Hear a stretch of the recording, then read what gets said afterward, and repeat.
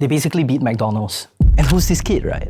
This kid, Tony, is the guy who actually starts Jollibee. So I mentioned that his father was a cook in China. He landed in Philippines, right? And he first started off as a cook. But guess for where? Chinese restaurant. Oh my god, quite close. But it's actually for a Oh. He borrows his parents' entire savings, 350,000 pesos. I wonder how the hell that conversation went. Hey, mom, dad, I want to borrow all your money.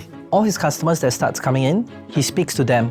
Something very incredible happens at this moment, right? He starts hearing a certain type of feedback coming in. And this feedback will again forever change the trajectory of their lives. Tony Tancaktiong wasn't a fast food tycoon when he opened his first doors. This is what they sell. When I tasted it, right? Amazing. I wouldn't say amazing, but would I eat it again? He was just a young chemical engineer betting his family's life savings on an ice cream parlor. And what we have over here right now is the Jollibee itself. This is my first time. Oh, the spicy got kick. They know why Asians want. But Tony was different. Jollibee founder Tony Tancaktiong is known for being one of the most low-key personalities in the world of business, and he prefers it that way. You tried KFC. How does it compare? Honestly, I think KFC has gone downhill a bit. This one doesn't taste like I can find it easily outside. Why would they go for that flavor? He had the humility to serve burgers even while selling ice cream, and a big obsession with American-sized service. I just want to show you his picture. Tony Tan. He looked like someone who's just gonna do the right thing. But he's a shark. Yeah. The right thing is you selling me your company. He's the Bakunawa. Yeah, he's a Bakunawa. Swallowing. Anaconda. That obsession would eventually turn his small shop into the global legend we know today as Jollibee. But his journey was never smooth sailing. The guy, right, that basically sends shivers down Tony Tan's spine is when I see this, right, I see clearly a guy, right, who is like he's a baller. Like he gives me a baller vibe. But it's crazy, right, that this is the same guy that was working as a McDonald's staff, right, in Hong Kong. I mean, if him and Tony got in a ring, I'll put my bets on this guy. He didn't become a fast food king overnight. It began with discipline and effort when he was a young boy. His grades are so good that he apparently got into this university called Santo Tomas University. Santo's Tomas University is really good. They call it the Big Four. In the whole of Asia, right, they're kind of known as the oldest university. Sorry to interrupt. Is this the 1611 Santos Tomas University? Yes. Bro, it predates Harvard University by 25 years. Crazy. That's crazy. Crazy. That's legit crazy. Right. This guy is clearly he's clearly smart. And before he tasted success, there was a turning point that defined his path. Something extraordinary happens. The school requires him to go on a field trip. Okay. And guess where does he go? This will forever change his trajectory in his life. So let's start this story, right? Okay. The story of Jollibee starts off in, let's say, late 1950s. So late 1950s, right, in the Tan family, the smell of Chinese cooking is in the air. Everyone is basically starting to assemble to eat, right? And they're all rushing down. The kids are there. And then comes this young kid, right? His name is Tony. Tony just runs up, sits down. And when the mother feeds everyone, right, Tony does this thing where he basically moves the food around the plate and then maybe takes a bit and then kind of like rinses his face and then moves it a bit. So what happens is that the mother is, oh God, this is happening again. Basically, Tony is such a picky eater that the mother is like, why can't you be like your brothers? Like, why can't you eat food like a normal kid does? And food is hard to come by during the late 1950s. You should be happy, right, what we have. And look, their food is not bad. It's not like how some of our home food might be a bit of a experimental thing, right? His father is a cook. So they have this kind of experience cooking stuff. What happened is that actually at a young age, this boy, when he eats the food, right, he wasn't able to articulate then, but in the future, right, he will actually explain that he has a really sharp ability to taste the components of the food to the point that in kind of tests where he eats food, he can kind of tell you what are the herbs that's placed inside. And who's this kid, right? This kid, Tony, full name, Tony Tancaktiong, is the guy who actually starts Jollibee. He is the legend that based off his taste, eventually is able to R&D something that is going to dominate in not just the Philippines, but then expand into the rest of the world. So Jollibee is one of the largest fast food companies in Asia, if not the world. It has 10,000 outlets, about 7 to 8 billion in system-wide sales, Yeah. about 5 billion USD in revenue. It's present in 33 countries. 33? 33 countries. I mean, a lot of them are smaller tail end, but it's 33 But still countries. nuts though. And it has a lot of household brands that you might not originally associate with Jollibee lah. So things like Tim Ho Wan, Yeah. Smashburger, Coffee Bean Tea Leaf, Highlands Coffee. So Tiong Bahru? Tiong Bahru Bakery, yes, back home. Nuts, man. Yes. Okay. It's really, if you think about it, a portfolio of companies today, and it's really one of the largest Asian enterprises that we have in this part of the world lah. Yeah. Right. So, just to put things a little bit in perspective, the largest two fast food brands in the world, McDonald's, Yum Brands, right? McDonald's has around 40K or so outlets, 42K outlets. Yum Brands has 60K. So by store count, Yum Brands is the largest. But under them, there's KFC, Taco Bell, a whole bunch of other sub-brands. Yeah. Right? They are multi-brand operators, similar to Jollibee. In terms of overall system-wide sales, McDonald's is the by and far King. the mammoth Goliath there, right? It has 130 billion in system-wide sales. It's like one of those numbers that you hear, right? Yeah. Then you're like, what the heck, man? Can I get 130 1% billion. of the 130 Yeah, billion? it's just crazy Yeah. lah. Yeah. But then you kind of push it down to revenue, you realize that the structure of the businesses are very different, lah, right? Yum Brands, McDonald's versus Jollibee. Jollibee is very much a F&B operator, and it's very interesting, and we'll go into more detail there. But basically, all of their revenue, or a lot of their revenue, 90% comes from actually doing the service, selling the food. Only like 8 to 10% comes from franchisee fee. Yeah. Someone like Yum Brands, almost everything, the bulk of it is from franchise fee, right? They are truly like a royalty collector. Yeah. And then McDonald's is, I think this has come out a lot, it's like a rent collector. Because in the franchise itself, they actually own a lot of the land and they charge rent as part of the franchise fee. So McDonald's, 130B in system-wide sales, 27B in revenue. It's mad lah. Huge drop from system-wide sales to revenue. Yeah. But then their operating margin is insane. Yeah. Yeah. It's mad lah. Also the fact that McDonald's makes it so easy just because they also have the land component. Yeah. For Jollibee first, let's look at some pictures. This is what they sell. Chickenjoy, Yes. peach mango pie, Yes. spaghetti, what do I call it, spaghetti? Spaghetti special. Spaghetti special. The only thing I'm not showing you here, right, is the Yumburger. Yumburger, yeah. But I'll show you later. Okay. The spaghetti doesn't look great, Yeah, but but when I tasted it, right? amazing. Okay, wait. I wouldn't say amazing. Yeah. But would I eat it again? Yeah. Yeah. Oh, you wouldn't mind paying for it, Yeah, like I wouldn't mind. Like I wouldn't mind having a spaghetti with like some Chickenjoy. Yeah. But I mean, my favorite will always be Chickenjoy and fries. But if there's spaghetti, I'm okay.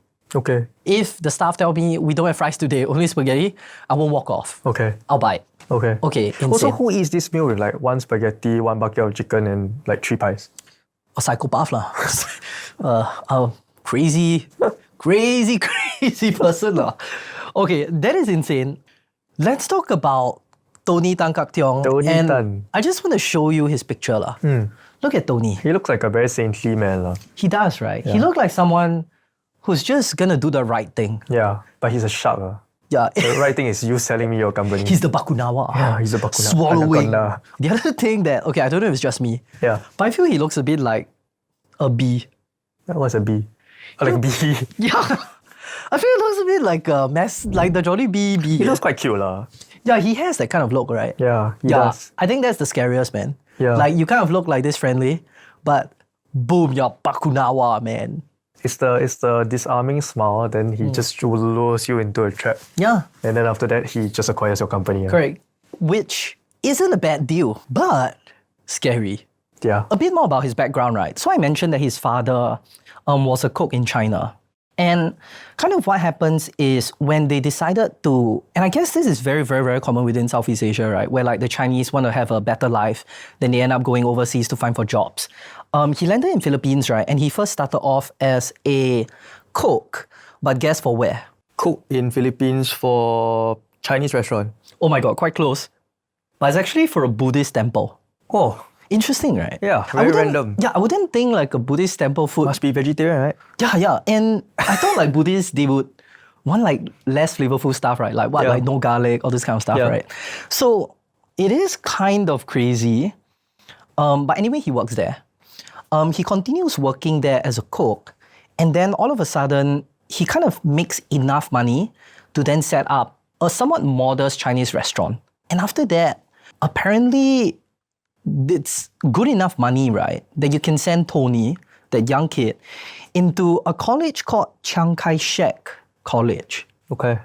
Do you think it's expensive? Sounds legit. Right. Right. Tankaki, Chiang Correct. Kai-shek. No. But like the name Chiang Kai-shek, right, is so legendary, Yeah. right? So it almost feels like this college must be prestigious. Yeah. But anyway, he kind of goes there. My bet is that I actually think it's quite expensive. And apparently, Tony says that he learns hard work and perseverance in that school. I'm guessing that means that it's probably a tough time, lah.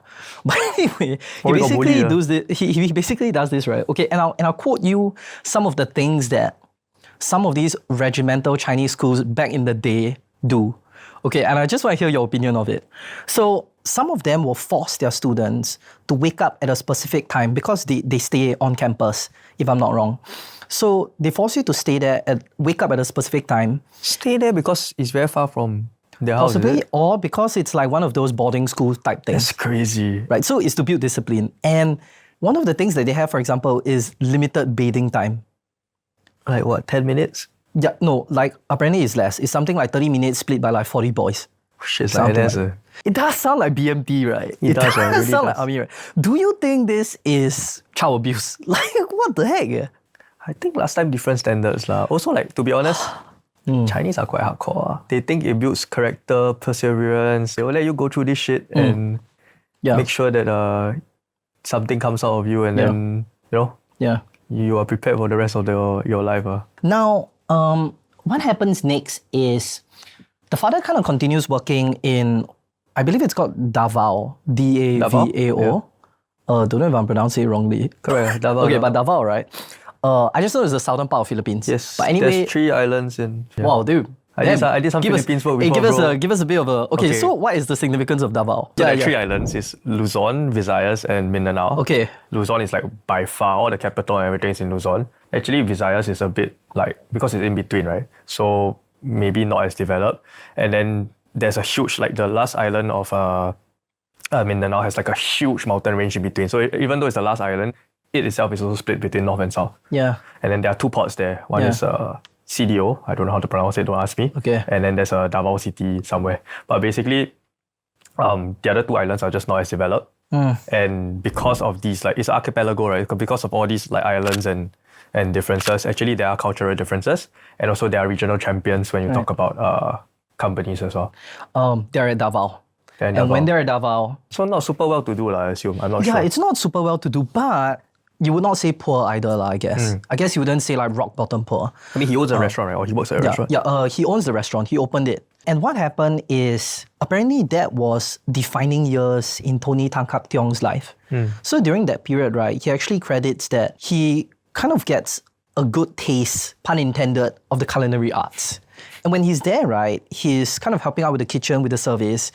And he actually said that he naturally had an inclination and joy towards the kitchen. Okay. Yeah, which is rare. Imagine that time, right? Because the perception of a man during that time, It's like a coolie. yeah, it's not in the kitchen, right? Yeah. And it's like learning cooking skills is not like important or precious. Yeah. But I guess since his father's a chef, so on and so forth, he probably thinks that this is kind of cool. He also records himself loving the smell and stuff like that. So this is his growing up years, right? And he kind of keeps on doing this. Around 1975, his grades are good. His grades are so good that he got into this university called Santo Tomas University. Doesn't Now- sound as legit as Chiang Kai-shek. See, I agree, right? So I did a bit of like sleuthing, right? I did a bit of sleuthing. And Santo Tomas University is Solid. really good. Solid. Yeah, it's like, okay, in Philippines, right, they call it the Big Four. And they are one of the Big Four universities.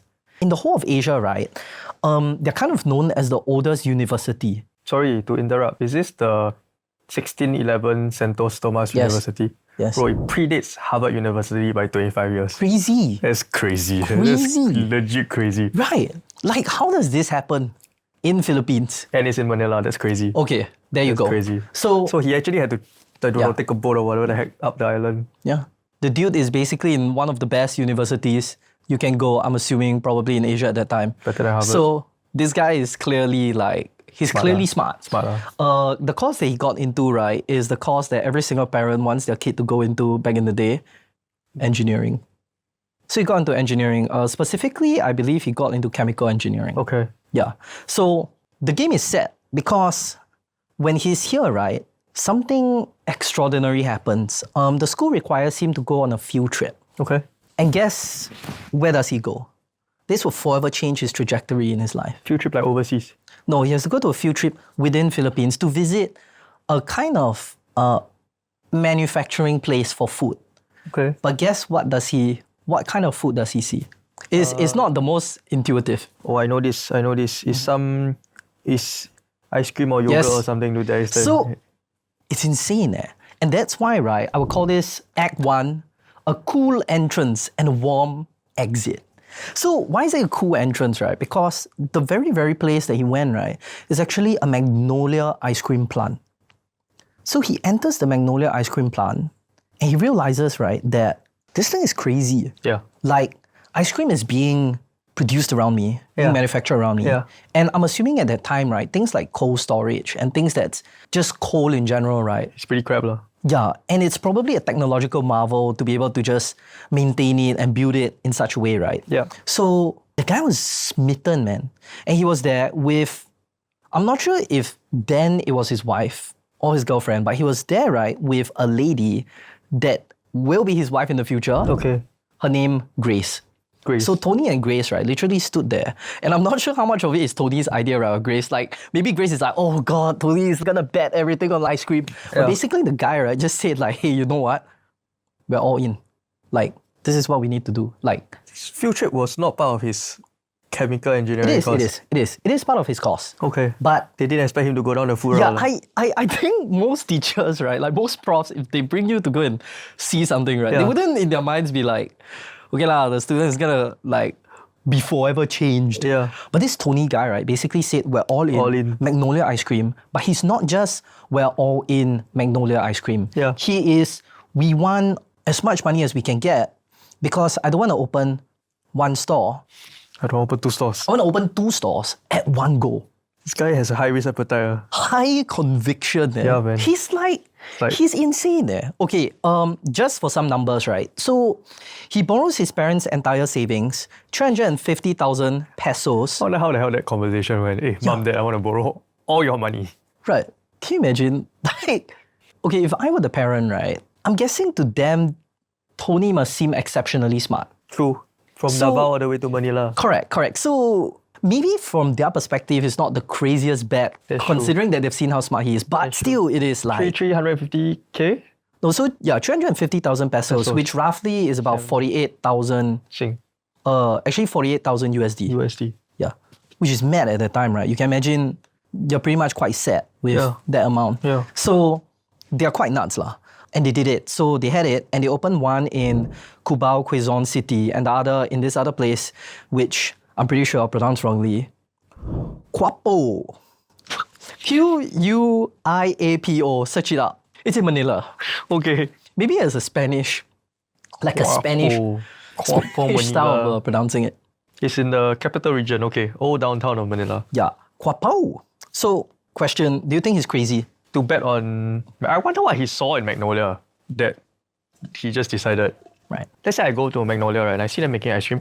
You must have seen like magic, right? At that During that time, right? I feel like suddenly you have something that emits cold and like probably from like liquid becomes some solid form. Yeah. You must have seen quite magical, and it's the thing that all kids like. Yeah. At that time, I must have seen like, wow, if I can really do this, is coupled with his food, his love for food, maybe. His ability to taste, right? Yeah. Maybe taste ice cream. He's like, wow, amazing. Oh, it's mint leaves from Valhalla. Okay, wait. But anyway, thing is, okay. I do think that that's one, like, probably it looks like technology that's pretty superior if I can franchise it. Yeah. I also think like this American perception, and I just imagine like, okay, we have to picture what is an American style diner, American diner. I can imagine a Sunday. Yeah. So I think like these trends, right, probably make him go like, okay, we can probably do quite well. Yeah. Is he insane? I'll still think he is lah. Yeah. Not Does his money, he- not his money. Yeah, wow, but it's the family's money, bro. He's insane lah. He's mad lah. Okay, then he continues lah, right?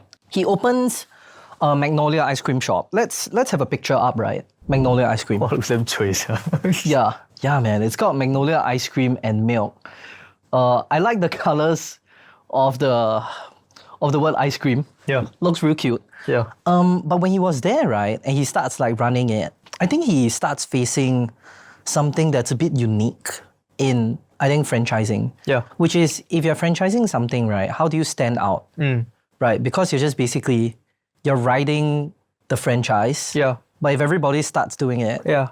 you're just one of many, and see footfall, see stuff like that lah. Correct lah. You're not supposed to differentiate lah, right? Yeah, franchise operations, you are supposed to let the franchisor, the brand build the strength, Yeah. and bring in customer demand, and then you just service, right? I mean, you can do some things to differentiate, but to be honest, they will limit you. Your menu is limited. Everything's limited. Your pricing is controlled. All you can do is choose your location, hope there's footfall, and hope their brand does the job lah. Do you know what does he do though? Like, these are the constraints, right? What he does is that he kind of starts instructing his staff, right? Okay, like what we need to do is Extra friendly. kind of. It's like Starbucks. Kind of. What he does, right, is that people come here pretty much for the American experience, right? So you should give them an American-sized experience. What does that mean? Ice cream, Yeah. he scoop a bit more for you. Oh. Floors and everywhere, Yeah. clean a bit until it's extra clean. But the bigger portion makes sense lah, right? The bigger portion, free ice cream, no? Cannot complain. Correct. But okay, why I think the cleaning thing makes sense is because probably during that time, right? Not so clean. I don't know, like, I'm just guessing, right? Like, What's the name? okay, like, you know when you see old photos of Singapore, for example? Yeah, And then the you see river. like Chinatown. Then they call it 牛车水. Then you see the buffaloes or whatever walking, right? Yeah. Would there be buffalo shit on the floor?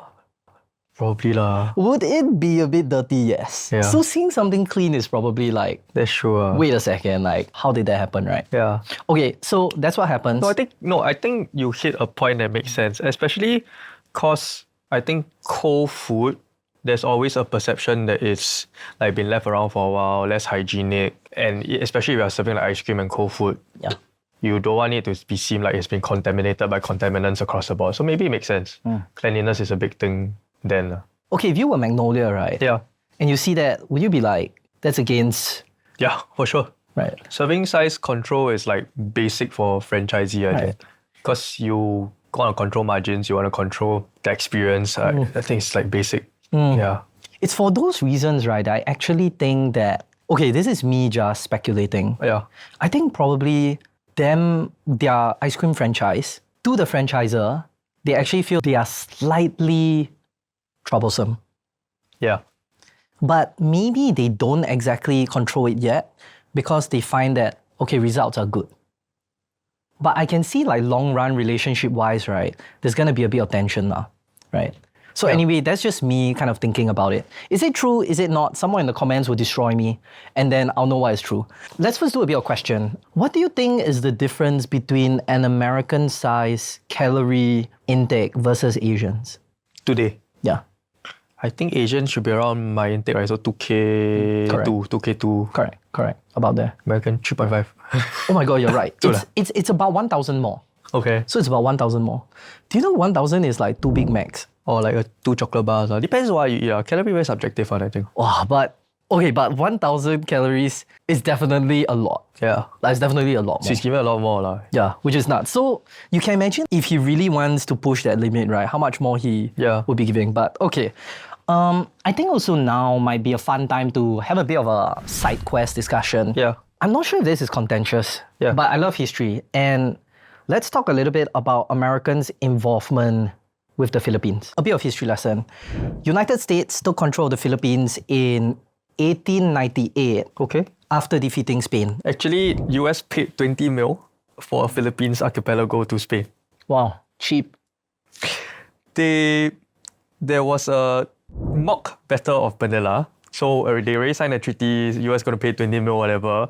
But Spain wanted to seem like they fought the war. So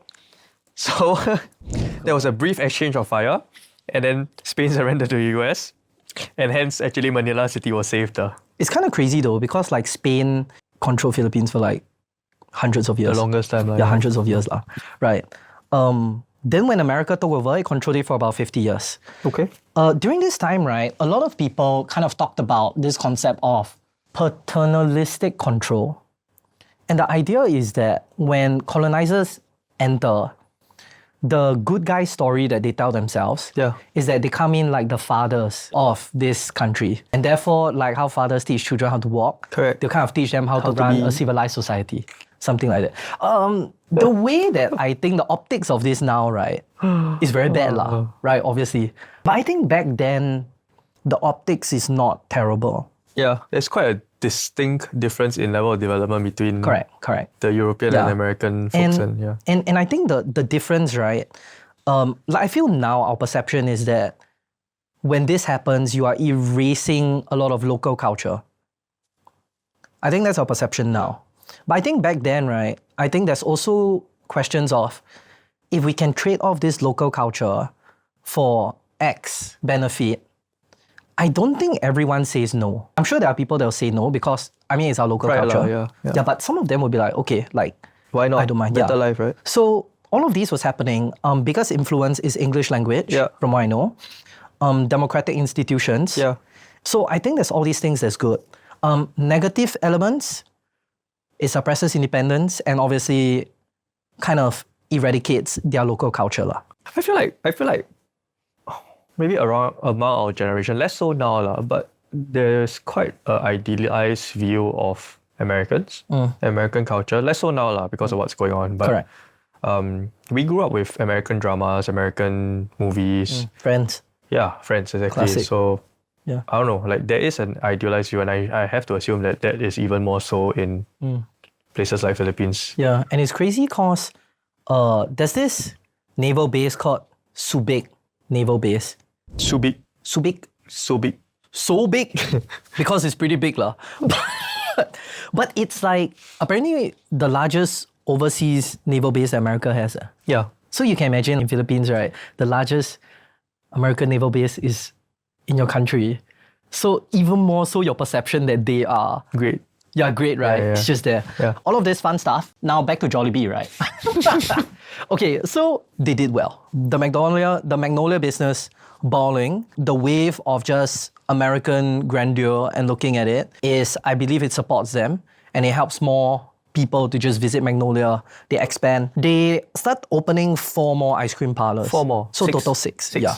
That seems pretty big, right? I mean, I don't imagine there's like a lot of ice cream stores back then. Yeah. So they kind of run this thing and here's what we know. Yeah. What we know is based on internet forums, sleuthing, we know that actually it's largely family owned. Okay. Like they'll just really get everyone in the family to just take part in it. And the hiring process that they have, right, is that they actually hire people who just love ice cream. I see. If you really, really love ice cream, come on down and work for us. Then we pay you in ice cream. Yeah. I don't think so, bro. Maybe within ice cream, right, to put like pesos. Okay, no. Okay, but so that's kind of what's happening. Yeah. But here's the part that I thought was very interesting. They actually start focusing on skilled supervisors Okay. and bringing in experienced managers. Feels very... What do they define as skilled supervisors? So they hire from... I presume, right, that it means finding people who have some industry experience I see. and then bringing them in. I see. Or someone who has basically claimed that they have Eaten a lot of ice cream. supervised a lot of people who have eaten a lot of ice cream. Don't you think that for a franchise of 6, do you think that is like this level of professionalization comes in, like 6 stores? I mean, I guess they do need to control a bit of operations and headcount, like who sits where, right? Yeah. I would assume a bit of it is also when you look back, you kind of make it sound nicer than it is. To what extent is as structured as he's saying? Probably not lah. Okay, true lah. Connect the dots backwards, right? Yeah, for sure. Next time when we do like 20 more of these podcasts, we can connect it backwards also. Wow, don't make me spit on this. Okay. Something very incredible happens at this moment, right? He starts speaking to his customers. He starts hearing a certain type of feedback coming in. And this feedback will again forever change the trajectory of their lives. What feedback? This I know. They want hot food. Yes. This I know. They want hot food. Crazy, right? It's like... Actually, the customers are a bit annoying, you know. They know I'm a Magnolia store. Correct. And they suddenly come and say, hey, bro, I want hot food. Yeah, So, who hot food, you go does down that? there. But his response is also quite interesting, right? Which is? I mean, the fact that he does it? Yeah, because like, Okay, he could have just been like, yeah, hot food, you go down like three doors down, there's hot food there. Yeah. But it's just so wild there. Like, if I go to any place and eat, right? If I go to Burger King, right? Yeah. I would not say my feedback is give me pasta. Yeah. But like, okay, Bowler, they really gave him those feedback. You're right. He responds by going like, you know what? Okay, even though I'm a Magnolia ice cream shop, I will start to sell a burger. So he created this, he kind of looks at the landscape. Yeah. And he notices that there is basically very, very Western style burger. Then there is also kind of heavily localized burgers. Yeah. But I think nothing that kind of sits in between. And the one thing that he felt needs to bridge it was basically it being sweet. Yeah. I don't know if you've eaten like Philippines cuisine. Yeah. Not, yeah. I went to Manila once, then visited one of my friends. He's actually from army lah. I remember eating like Filipino food then, right? And you know, like when you're 18, usually you can eat like stronger foods. You'll be like, stronger flavor is kind of nice. Yeah. But even then, right, I was like, wow, this is too strong. Like a lot of the food, the flavor is like really sweet, like really strong. Yeah. So I totally get it, right? That he says like a burger needs to be a little bit sweeter. He invents this thing called a yum burger. Yum burger. Cannot See, go we have wrong. a picture there. Jollibee Yum burger. So what he did is he takes a Western style beef burger, right? Yeah. Opens it. He adds sweet mayonnaise sauce. Boom, and there you go. Like that's what he invented. It was eventually positioned as the burger of the nation. Yeah. To me, it sounds so simple. Yeah. Like a bit too simple. Too simplistic. Yeah. I suspect that it's either the mayonnaise sauce, right? Yeah. Is proprietary. Okay. Right? Like literally, they are indeed this thing. Yeah. And then actually a sweet mayonnaise sauce is rare. Yeah. Yeah, it has to be that, right? What else can it be? Maybe before we go there, this yum burger that we have on the screen, do you know a name, Manuel C. Lamba? I'm probably getting that wrong, but Manuel C. Lamba in your Wait, research. go on. Tell me. Okay. So, this guy is a management consultant. This guy had a very big part to play in Jollibee 1 turning into the Jollibee that it is today. Okay. Naming of a lot of these yum burger. Oh, I know. He So he was very designed involved the in mascot, right? He was very involved in the marketing. So Tony Tan calls this guy Yes. his last mentor, his first and last mentor. Okay. So he was a management consultant that was engaged very early on by the family to actually give them inputs on their business. He is actually the one that came up with the name behind Yumburger, Chickenjoy, actually Jollibee itself. So I'm sure we'll get into the story of how Jollibee became Jollibee. But the original naming of Jollibee had one L. He's the one that says, we need a story behind it. We need that mascot. And hence, I'm going to change the name to a Jollibee. He's the guy, and so I'm sure you will talk about later on, that came up with a lot of the analysis and a lot of the work that went into copying McDonald's as well. I'm not sure if you have seen the advertisement, but the advertisement, right, is they claim that this burger comes from a fictitious place called Yumburg, a place between here and nowhere, populated by fairy tale characters. And it's basically a fantasy land. Yeah. Where the Yumburger comes from. Yeah. Right. How much was it worth back then? Or rather, how much did they sell it back then? Yeah. Peso, three pesos. 3 peso, That's insanely cheap. like cents. The thing though is that it's actually positioned as affordable luxury. Yeah. So here's the interesting thing. I think it's luxury because it's sweet. And I think sugar has always been a form of luxury Okay. back then. Yeah. So the idea of the sweet mayonnaise must be proprietary of a certain level such that it can taste sweet enough that it reminds them of expensive products that are sweet. Yeah. And yeah, it's probably cheap enough such that you can kind of like deploy it to a lot of people who buy the Yumburger. And there he goes. 1978, Yumburger was created. Even till today, apparently it's a baller product. Within a year, right, Hot Foods eclipsed ice cream. I'm pretty sure Magnolia is very pissed off at this point, right? Correct, correct. No, that's my whole underlying thesis. My whole underlying thesis is this, that he's probably a very hard franchisee to work with. When he starts doing all of this thing, that's probably in 1978 when he starts to see the hot food emerge, right? Yeah. Okay, wait. Like if we have to dial it back, I presume, right, that maybe he started it also because he knew that the franchising contract that he has with Magnolia might not last. Yeah. That's my own assumption. So, what I read is this Manuel C. Lumbar guy, he's actually the bugger that told them, hey, cancel your Magnolia contract. Probably at that time, I'm guessing that the franchisor-franchisee relationship is a bit frayed. With everything that you're hearing, right? Yeah, maybe it's just not worth the effort anymore. Yeah. I think he managed to get away with it because, to be honest, I feel like Magnolia is not really in the franchisor business. They probably are in the manufacturing business, right? I make my ice cream, I make my milk, I sell it to outlets. It can be grocery stores, it can be any like owned outlets, right? I'm sure at this point, refrigeration technology is getting better also. No need to build my own ice cream parlors. And they probably don't have to police all these franchisees, you probably need a direct sales force to go and look at them, check whether they put the thing properly, whether they're selling freaking Yumburgers or not. I'm pretty sure they don't have the ops chops to do that at that point in time. Yeah. Right? Which is why I think he got away with a lot of this shit. And then, I mean, at this point, Mr. Management Consultant was doing his leftover analysis and saying, hey, everything that's, people never ever leave the burgers behind or hot food behind. I'm sure at this point, they're like, okay lah, not worth this nonsense. Let's just focus on our own brand. Don't need to pay 20% margin or whatever they're paying to Magnolia anymore. And that's how the entire thing happened lah. I agree. Consultants. Consultants, man. They have a place in this history. In history, they have a place in this history. And so they kind of do this thing. Apparently the sales count, right, is 2 million pesos in sales. Okay. In 1 year, which I think is insane. Of hot food. Yeah.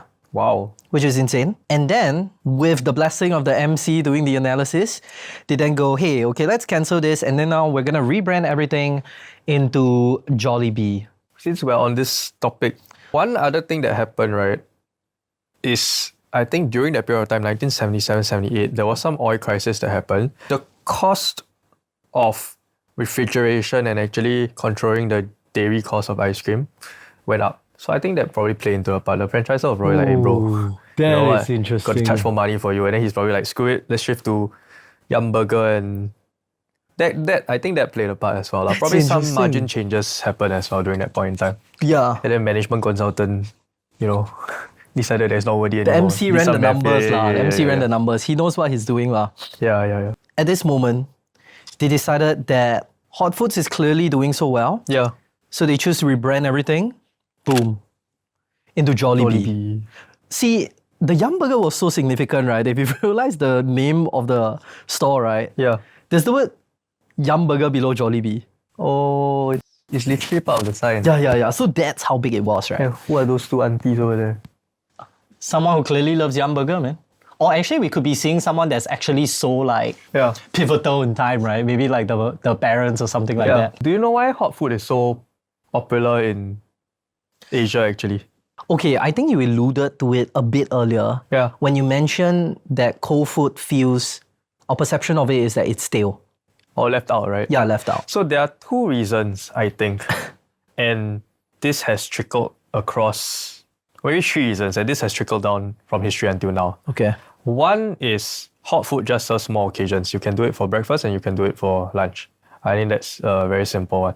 The second one is what you alluded to, which is the climate here tends to be very tropical. Yeah. So food tends to go back quickly. So actually, when the food is piping hot, you know that it's safe. Just made. Okay. Safe. No bacteria has formed. But then as it cools down, bacteria starts to form and it might not be safe in a tropical climate. I think in temperate regions is less of an issue right? The last one is actually more Chinese and TCM focused. TCM, It is, traditional Chinese medicine. It is. I'm going to read Chinese. Wow, let's go. No, but you from... Chiang Kai-shek University. No. So it's 脾胃喜暖而恶寒. It means your stomach and your spleen, 脾胃, Yeah. it likes warmth and it hates cold. And you can see the reasons why lah. Because if you eat too cold, like that's why your TCM practitioners always tell you don't drink ice kopi or kosong in the morning, right? Drink hot. But I cannot. I need to drink ice. Ice, because Singapore too hot. Yeah, my spleen needs it. Okay, but yeah. Because it slows down your digestion. Yeah. And when it slows down your digestion, things get stuck there longer and it causes a lot of like issues, lah, right? Because you get indigestion. Some they also say it causes like higher risk of like colon and whatever cancers. Yeah. But I mean, these are all the TCMs believe, lah, right? So there is some of that historical beliefs in like, hey, this part, the middle section is supposed to be like a heat energy. Yeah. And because of that, we just tend to have a lot of more hot food in our diets. Yeah. And a lot of cold food manufacturers, cereal manufacturers, find it very difficult to penetrate this region. Interesting. Yeah. So that could be a reason why suddenly hot food became such a big part of his menu. Yeah, I guess it makes sense for Southeast Asia. And a lot of these people originally originated from migrants from China, right? So I'm sure a lot of these TCM practices and beliefs followed them from China down to here. At this point, right, all of them are warming up their spleens and they're like ready to rock and roll, right? I guess we have to talk about this arc as we end up with the hot finish. Why are they called Jollibee? Yeah. So you mentioned about the naming, but the idea behind the name, like why Jolly and why Bee, here's what they say. Let's see how true is that. Okay. So Jolly, for them, obviously it means cheerful. And the idea is that they kind of want to have a warm and joyful eating experience. That's one. The second thing is the Bee. Bee has many reasons, but the one that seems to have the most cut through in terms of intention is that it signifies that it's hardworking and team work attitude, which is kind of like reflective of both Filipinos being hardworking, that's what they believe, and our own team having like teamwork. So then they kind of name it Jollibee. Yeah. I have a quote from Tony here. Yes, let's hear.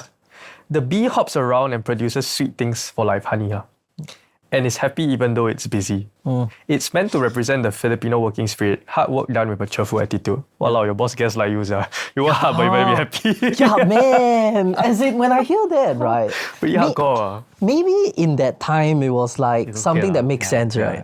But it's like now when you hear it, right? Like, it just leaves don't complain, work harder. Yeah, it leaves a bit of a Be glad you have a job. Yeah, like, oh God. I mean, I guess for their time, probably true. Yeah. As for the mascot, let's talk about mascot. Yeah. Quite scary actually. Yes. I find it quite scary. I feel the mascot is a bit... But then McDonald one also not any less scary. Freaking clown. Okay, thing is over the years, right, there's too much horror movies where they use kind of slightly cuter characters to kind of like mess up, right? Yeah. In this one, apparently they said the consultant took 2 years to iterate this. Because we needed to charge fee per hour. Yeah, cannot lah. You do it one day, then how to eat, yeah? Oh my God, that's so funny. Okay, take it from a management consultant. Shit, yeah, no, which gives you the right to say that, bro. Okay. So anyway, ex-management consultant, yes, not my life anymore. Yeah.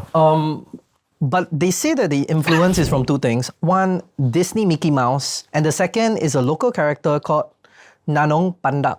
Danon Pandang. Yeah. At this point, right, now is the year 1978. They have officially gone from Magnolia into hot. And this is therefore the beginning of now Act 2, making honey. Sorry to interrupt. Did you know that most of our viewers are not subscribed to our channel now? Do us a huge favor. Hit the subscribe button below. That will really help us out. Now is 1979. 1979, Tony Tancaktiong goes and realize warm foods is the baller approach. Okay. If we want to succeed, is having just one Yumburger the way to go? Answer is probably not. So he starts kind of exploring this whole idea of we need more products, right? That is going to be a staple that everyone's gonna love. And the one thing that he starts to think about is spaghetti. Okay. And I think the one that encapsulates this is called a spaghetti special. Okay. So Spaghetti in the Philippines is just very different. It's a lot sweeter. And the reason why it's sweeter, right, is because of this thing called banana ketchup. Have you heard of it? No. Okay. This lady, boom. Who is this lady? Her name is Maria Oroza. Please correct Guangji in the comments. Yeah. So her name is Mario Oroza. Yeah. Now, I didn't see this, but apparently people know it as more of a street name in Philippines. But why is she significant? She's significant because she's a talented chemist. Look at her, man. She looks obviously smart. Look at her. She looks intelligent, man. And basically, in the late 1920s, she's a chemist. Firstly, ladies as a chemist in 1920s just sounds like you are clearly exceptional. These kind of things don't happen, right? I'm not sure if we're being a bit too backward in our times. It's 1920s, not so terrible. 1920s, I don't know. Doesn't it feel like male-female ratios in university for chemistry would be Probably not great. terrible versus now? Okay, but it doesn't discount the fact that she was so talented that the government basically went like, hey, Maria, you are pretty good. We're going to send you around the world Oh, wow. to learn all the different food manufacturing technique because Philippines, we might need it. Now, for context, right, Philippines had a population boom. There was actually a lot of conversation back then, right, that actually the next biggest problem that's going to face the world is actually mass starvation within Asia. I see. And they were talking about it because when they saw the population boom across Asia, Exponential. yeah, and they realized like rice yields, right, is just not matching up. So they knew that there'll be a year, right, where basically all of this will fail. Now, different people were therefore like paid scholarships relied on to try and solve all this. For her, actually, she was actually brought around, right, to learn food technology and preservation. Now, in her journey of pursuing this, right, World War II happened. So World War II happened, boom, hell on earth, and there was a shortage of tomatoes. Okay. Now, shortage of tomatoes, right? Yeah. This means you can't get ketchup. Ketchup. Yeah. And she's like, okay, wait. We need ketchup. Yeah. Why she feels that way, I have no idea. Right? I have no idea why at that time they were like, okay, this ketchup thing must be solved. Yeah. I'm guessing it's because it's under American rule Yeah. and they eat pasta. Yeah. In fact, I believe it was, Douglas MacArthur that wanted a spaghetti. So tomato somehow became a thing. Now, when they were all thinking, right, she just basically went, hey, you know what? I'm just going to use vinegar, spices, banana, and lots of sugar, and red coloring, and boom. Banana ketchup. Yeah, we're going to get ketchup. Now, does it taste like ketchup? When I tasted it, it does not. Like, it does not taste like Too ketchup. sweet. Yeah, it's just a really, really sweet tasting thing. But is it like a sauce that you can use? Yes. Yeah. Right. But they kind of made it, and then they started doing the pasta. And the Filipino chef at the time, right, that was gonna serve Douglas MacArthur, apparently, World War II, he ran out of like all the ingredients he has ran out. Yeah. He has tomato ketchup, and instead of sausages, all he had was like minced meat. So he made some meatballs. Yeah. And boom, that was the spaghetti that started to take hold. In Philippines. Yes, within Philippines. You know, Philippines actually has like really high per capita pasta consumption. Really? Yeah, it's like one of the highest, I think. Per capita pasta consumption. I think US is the highest, Italy is probably up there, but actually Philippines is one of the ones that's really up there also. Are you serious? Because I was doing I did some work for like pasta players before at work. They're actually the third or fourth highest consumption globally, I think. It's That's crazy. wild. The other one that is a bit out there is Turkey also. Wow. Because most of the pasta is produced in Turkey. Okay. Yeah. That's crazy. Yeah. Okay, I guess noodle culture as well, right? Yeah. Okay, anyway, 1979, they created the spaghetti special. But another thing happened in 1979 that was really, really good for them. They started experimenting with franchising. Oh. So the first franchise store, right, opened in this street whose name is Ronquillo. Am I correct? Like, am I accurate in my pronunciation? I don't know how you spell that, but ask the comments. I think out of 10, right? Like 7 out of 10, I should be accurate. Okay, Ronquillo. So Ronquillo Street in Santa Cruz, Manila. Okay. Here's the fascinating thing. When they set up the first franchise store, it was actually almost walking distance to their main other store, right? 15 minutes walking, apparently. Yep. Let's have a bit of a discussion. Sure. So, should franchisees open a shop so close? Or like when you have your first franchise store, should it be so close to your main outlet, right? Yeah. It just feels almost like, Cannibalization. like what's the Yeah. point? You know what I mean? Here's what I think. yeah. I think that there's a point if you are super unconfident about your supply chain and you just want to test it. So the fact that you have someone near, if there's any mess ups, you can immediately, I don't know, like carry some food over and then pangkang. Yeah. But I don't know, it just seems to be weird, right? It does, but I suppose it depends on the street and like the conditions at that time, right? If let's say demand is hugely much more than supply, meaning people just want to go to Jollibee, want to try, you want to avoid a queue because it will be fast food, right? Then perhaps it makes sense, right? And honestly, logistics-wise, you just save on one drop lah. Basically, you drop everything at one single drop point. Yeah.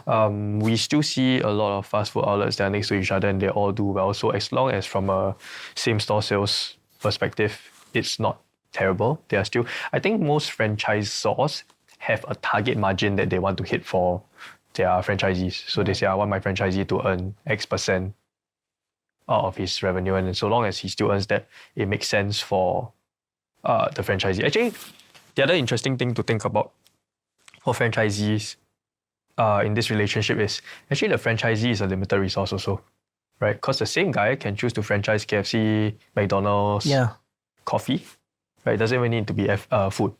The same guy is just an entrepreneur who wants to have financial independence and own his own. Right. So he just wants to like, passive income from it. But I think there's nothing passive about this income, by the way. I think it's damn hardcore. I also agree. But basically, it's the same group of limited entrepreneurs that get to choose which they really want to franchise.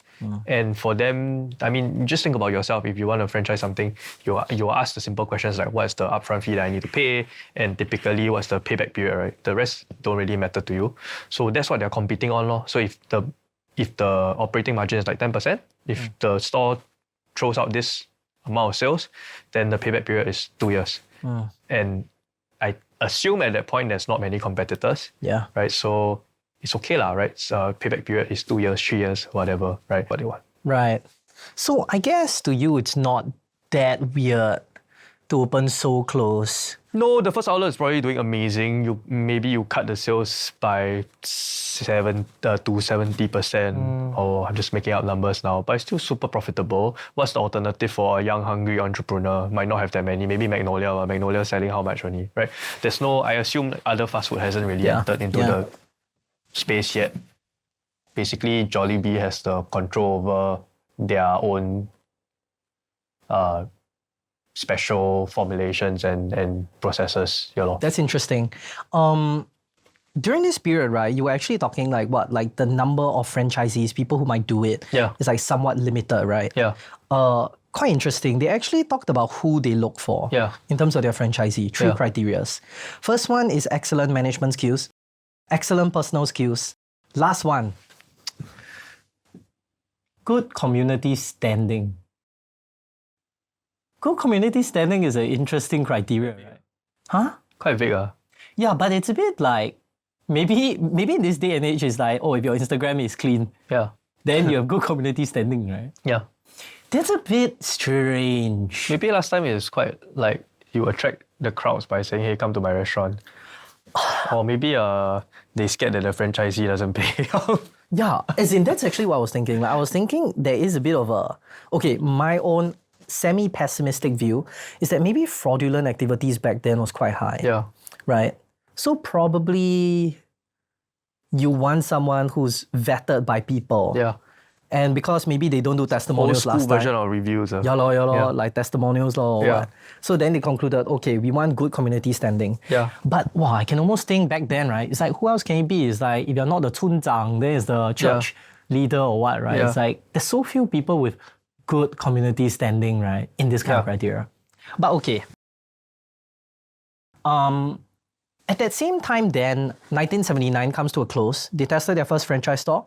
What happened then is that they realized, okay, we have the Yumburger, we have the spaghetti special. I think we just need one more to kind of really like seal the deal. So I have a bit of a theory here. Firstly, what's this product, right? This product that they're talking about is the Chickenjoy. So Chickenjoy is what you're gonna try later. I can't wait for you to try. I think it's amazing. But anyway, it is a fried chicken, crispy, seasoned skin, dipped in gravy, which is very different from KFC since there's no like gravy that you usually dip in lah. But first, let's take a look at some pictures of fried chicken. Boom.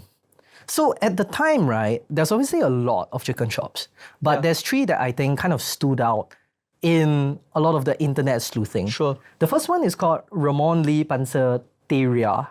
It's the RLP on it. Yes, exactly. Now, this one was founded in 1929. Okay. Okay, Filipino-Chinese person, or rather Filipino-Chinese restaurant. Yeah. Here, the fried chicken actually has flavors of Guangdong. Wait, this RLP is fried. Yeah. It looks- Same, like, fried in, but not like battered massively. Like 烧鸡, yeah. Yeah, 烧鸡 or 烧鸡. Okay. So they say that it has like Guangdong kind of flavors. So soy sauce, Chinese spice, star anise, clove, cinnamon, stuff like that. Okay, this is RLP. Now, Max is, it started in 1945. Basically during like World War II, right? Yeah. Okay, but Max started there. It offered extra salty, slightly saltier flavors. Yeah. And it's paired actually with a dipping sauce. Okay. Now KFC, Colonel Sanders, 1966 actually. Do you realize those other two is older than KFC, 1966? Yeah. Yeah, so Colonel Sanders, secret herbs and spices, right? And then heavily battered, crispy. If you look at all three, right? Here's my own theory. Don't know how true it is. Look at all these three, right? First one, a bit more Chinese spices. Yep. Second, dipping sauce. Third one, extra crispy. You know what do I think? I think that Jollibee at the time, right, look at all three and went, what if I mix all three? Dipping sauce. Slightly Chinese spice at the beginning Yeah. and then KFC fried. I'm just saying, right? Like, if these three chickens constantly appear with internet sleuthing, Yeah. and it happened before the Chickenjoy was invented, and now the Chickenjoy has all three characteristics. Yeah. I don't know. I'm just putting two and two together, right? So, He's a smart man. yeah, so my guess is he kind of uses all three, decides, hey, let's create this thing called the Chickenjoy. Okay. Now, from then onwards, right, it's almost like a nice, peaceful story. He has all these three products, Yumburger, Spaghetti Special, Chickenjoy. They just start scaling to the moon. Now, early 1981, Jolly was listed in Philippines' top 100 corporations, and they have ended the year with approximately 10 stores. Still a far cry from 10,000. True, but Not bad. pretty sick. And at that time, right, it was like, Jollibee is the local darling favorite. Yep. But none of it matters because 1981, something crazy was going to happen. What was it? It's entry of our good friend McDonald's. Oh, entry of McDonald's. Can you imagine what's it like for him? Yeah. Like, imagine you're him, right? And then you just heard, oh my God, 1981, McDonald's is going to come. Yeah. I'll be so depressed. We got a few options, right? Sell out. All right. I already got some footprint here. Take my shit. I stop. I mean, I won't get zero lah. Or you can say, screw it, I'll Fight. Would you fight though? Not sure. I'll go and do a bit more Really? work first. Need to go and understand what's going on. Like, can I really fight?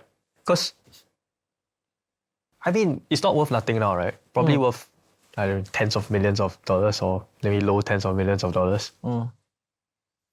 Okay, still comfortable, right? If you sell out. Yeah. Yeah. I almost feel, right, for myself, right, at this point, highly likely my company is valued at the point where if I sell, I'll cross the freedom line. Yeah. I'll more or less feel pretty happy.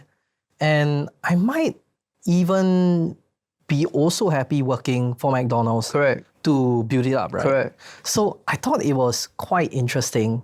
Yeah. We'll go into why he eventually decided to fight. Yeah. But 1981, right? What happened is McDonald's enters, but prior to 1981, right, it was actually doing a bit of research. Sure. And Philippines first appeared because of one thing, because of a letter. So, in the offices of McDonald's in America, they receive a letter. This letter is just come to Philippines, set things up, rock and roll. They are like, okay, we probably receive a lot of these random letters, Yeah. whatever. Years go by, Yeah. and okay, wait, not even years, like months go by, and they continue to receive letters. Sure. Now this letter inside has a newspaper cutout. Look at Philippines, it's advancing, market's doing well, population's booming, I think you should come.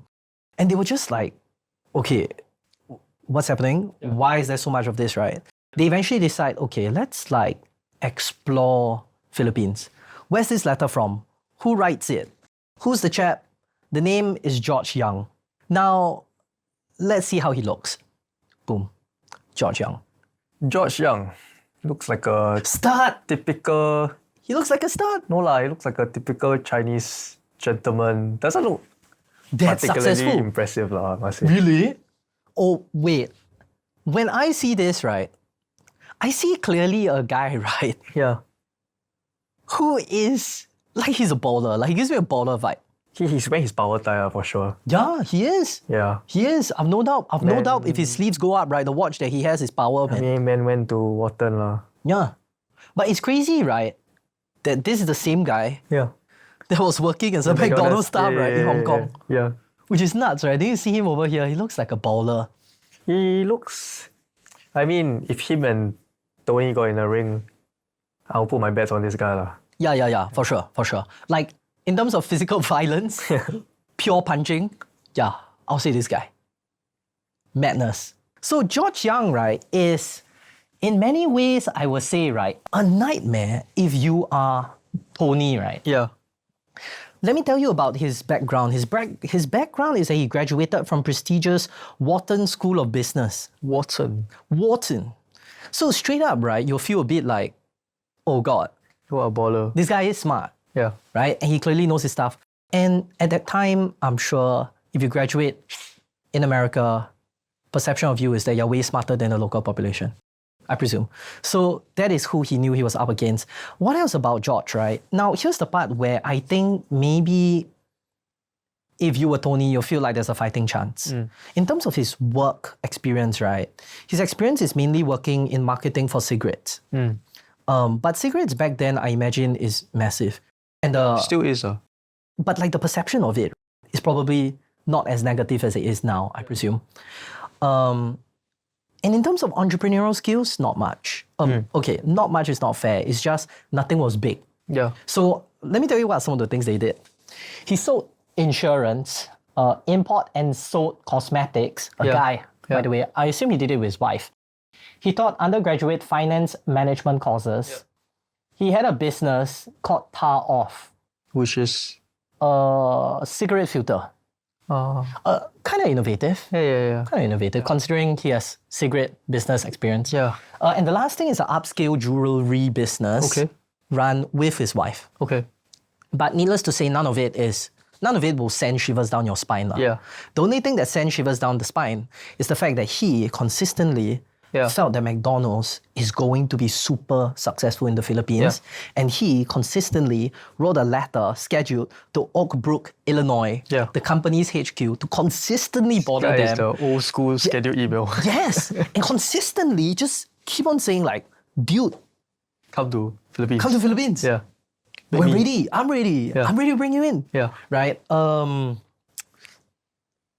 If I was him, right, I think after the third letter, I'll probably give up. Yeah. I wouldn't keep writing lah. Yeah. Would you like keep writing? Yeah, I mean persistence, right? If you truly believe. So I mean, bunch of companies that I helped list into like departmental stores and whatever, it's also just cold.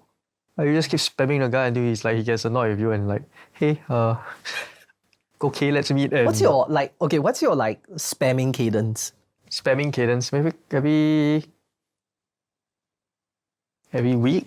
Wow, that's a Yeah. lot. I mean, That's a lot. It's more than email, right? Sometimes we go down and like Yeah. ask the store manager, hey, is the purchasing person here today? Can we talk to them?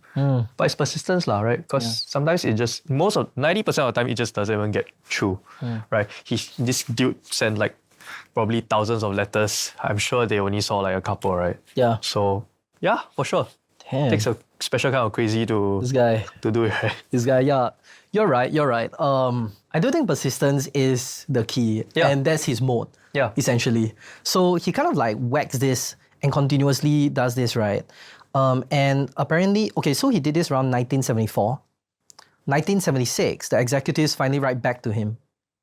And they said, okay, this is interesting. We'll just go and check it out. Yeah.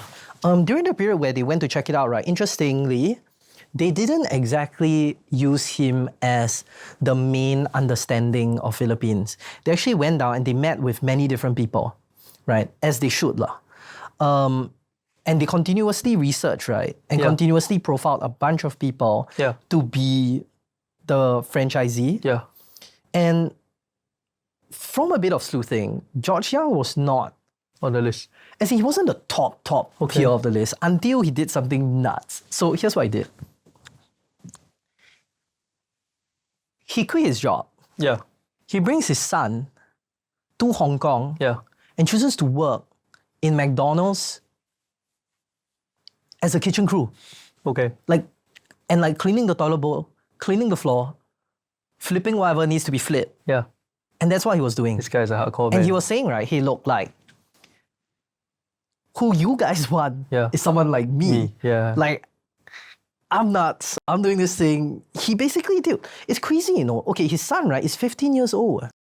So, can you imagine, like, 15 years old, like, secondary school, you're with all your friends, and all of a sudden you uproot to go Hong Kong. So, to me, it's quite crazy, lah.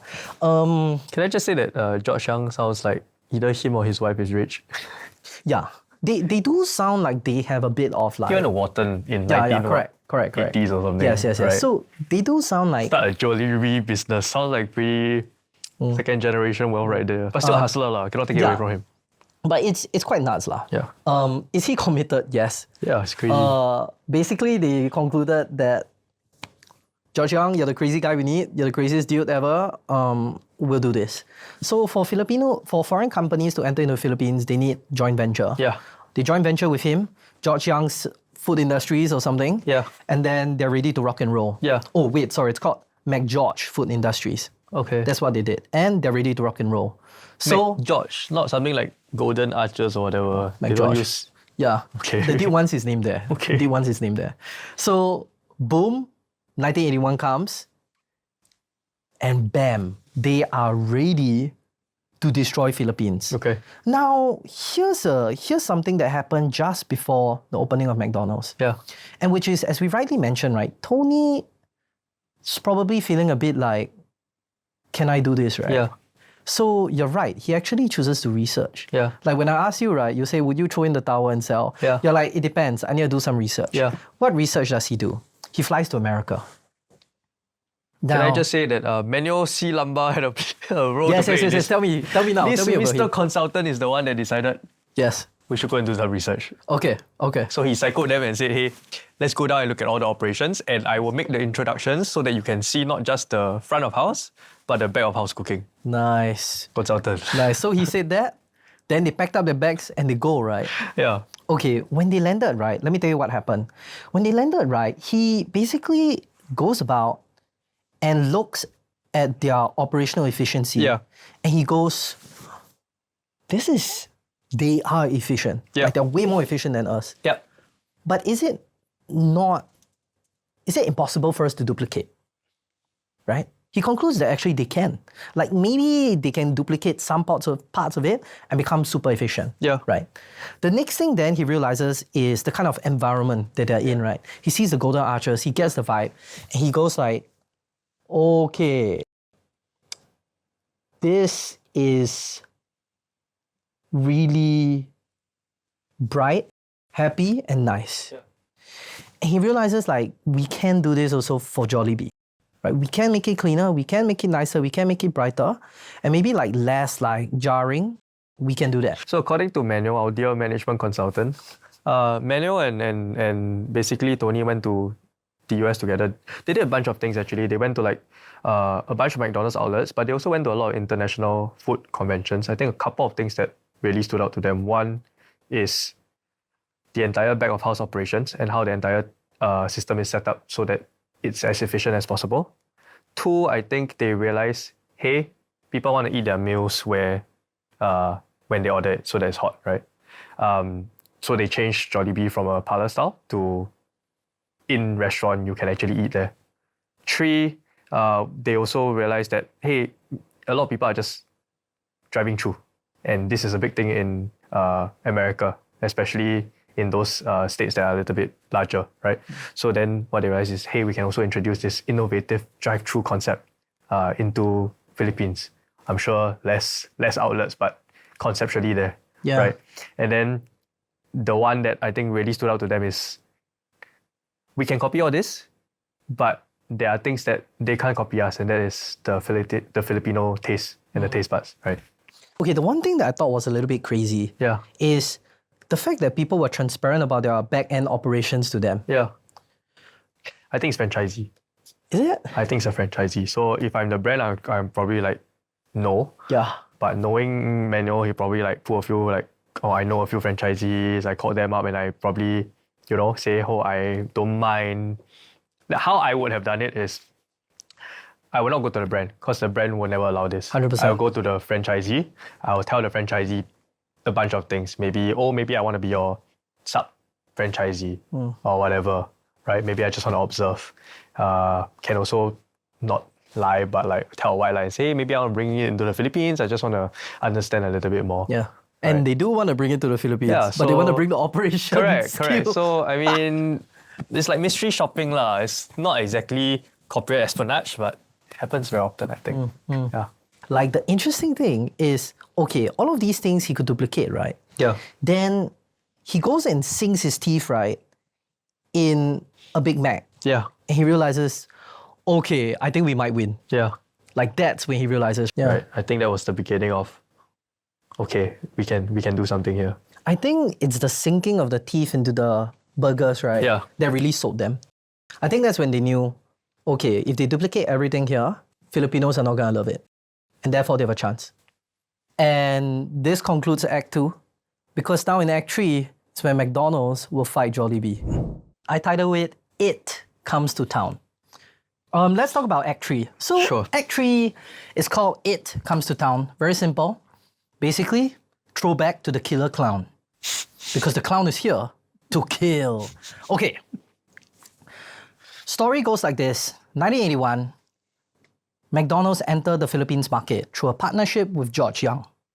George Young, who has backed, borrowed, steal, and persevered to eventually set up McGeorge Food Industries to bring McDonald's into Philippines, is ready to rock and roll. His first outlet, at the Metro Manila University Belt. Okay. Get them young. Yeah, like that kind of makes sense. Yep. The other thing is that I do think that university kids always have this vibe like they, Want to be modern. yeah, and they know what's the coolest thing, that's like what's the cool thing, right? So if they can get the university kids appeal for this shop, right? Sure. I wouldn't be surprised if like older people and even younger people like tweens would feel like, okay, this is interesting to go. Yeah. So they did that. They're successful. Here's what they say. Yeah. They say reportedly the lines were so long Yeah. that the McDonald's staff went outside and told them, don't come in anymore. That's it for the day. I'll be damn pissed off if it was the franchisee owner. Right. Like, what kind of stuff is that? Yeah, it feels a bit like you should continue. And I don't know, like see if you can import more frozen. Yeah, or like just say it in a nicer way, or like, give free burgers. Okay. I believe that they must have said it nicely. I'm sure I definitely. believe they must have said it nicely. And they probably can't give free burgers if they ran out with everything. That's true. It's just that I would presume probably there's a way to kind of like don't lose those people, right? Yeah. There has to be a way, like, I don't know, maybe you can give them vouchers so you can tell them like, Yeah. tomorrow if you come back, you Yeah. could get something, stuff like that, right? Yeah. Okay, but anyway, that's what happened. Very interesting. And I mean, kudos to them. Kind of happy for them that has all happened. Okay, so here's the thing, right? They did well. Obviously, queue's mad. Lining up is mad. They opened their second store almost immediately. But guess where do they open it now? This I know. There's some tourist district. Yeah. Isn't that weird? I don't think so. Okay, tell me. I think McDonald's, because you are a brand name that everyone knows, where you will have automatic footfall without needing to get new customers, is people that are traveling from overseas. Okay, I know where we differ. Where we differ. When I go overseas, I eat McDonald's sometimes. Yes, where we differ is this. When I go overseas, I avoid what I can find in my But you local can't find it. Germany has McRibs. Japan has, I don't know, some shrimp burger. It's slightly different everywhere. I want to try those That is very fascinating. new creations, and I'm sure they have like different items in Philippines, which we will talk about more later, right?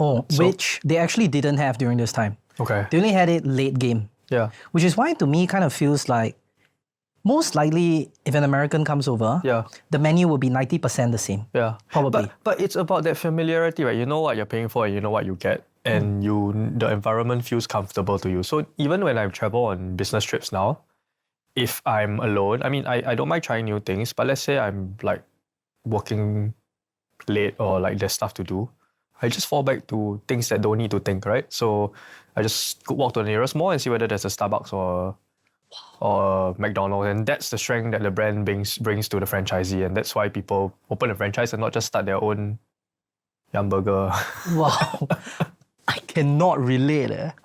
But if I'm a tourist, You want to try something new. Yeah, That's fair. that's what I'm saying. That's I'm fair. just saying that as a tourist, like generally, probabilistically, That's fair. you will want to try something new over something that's already common. Usually, fair. like That's fair. probabilistically.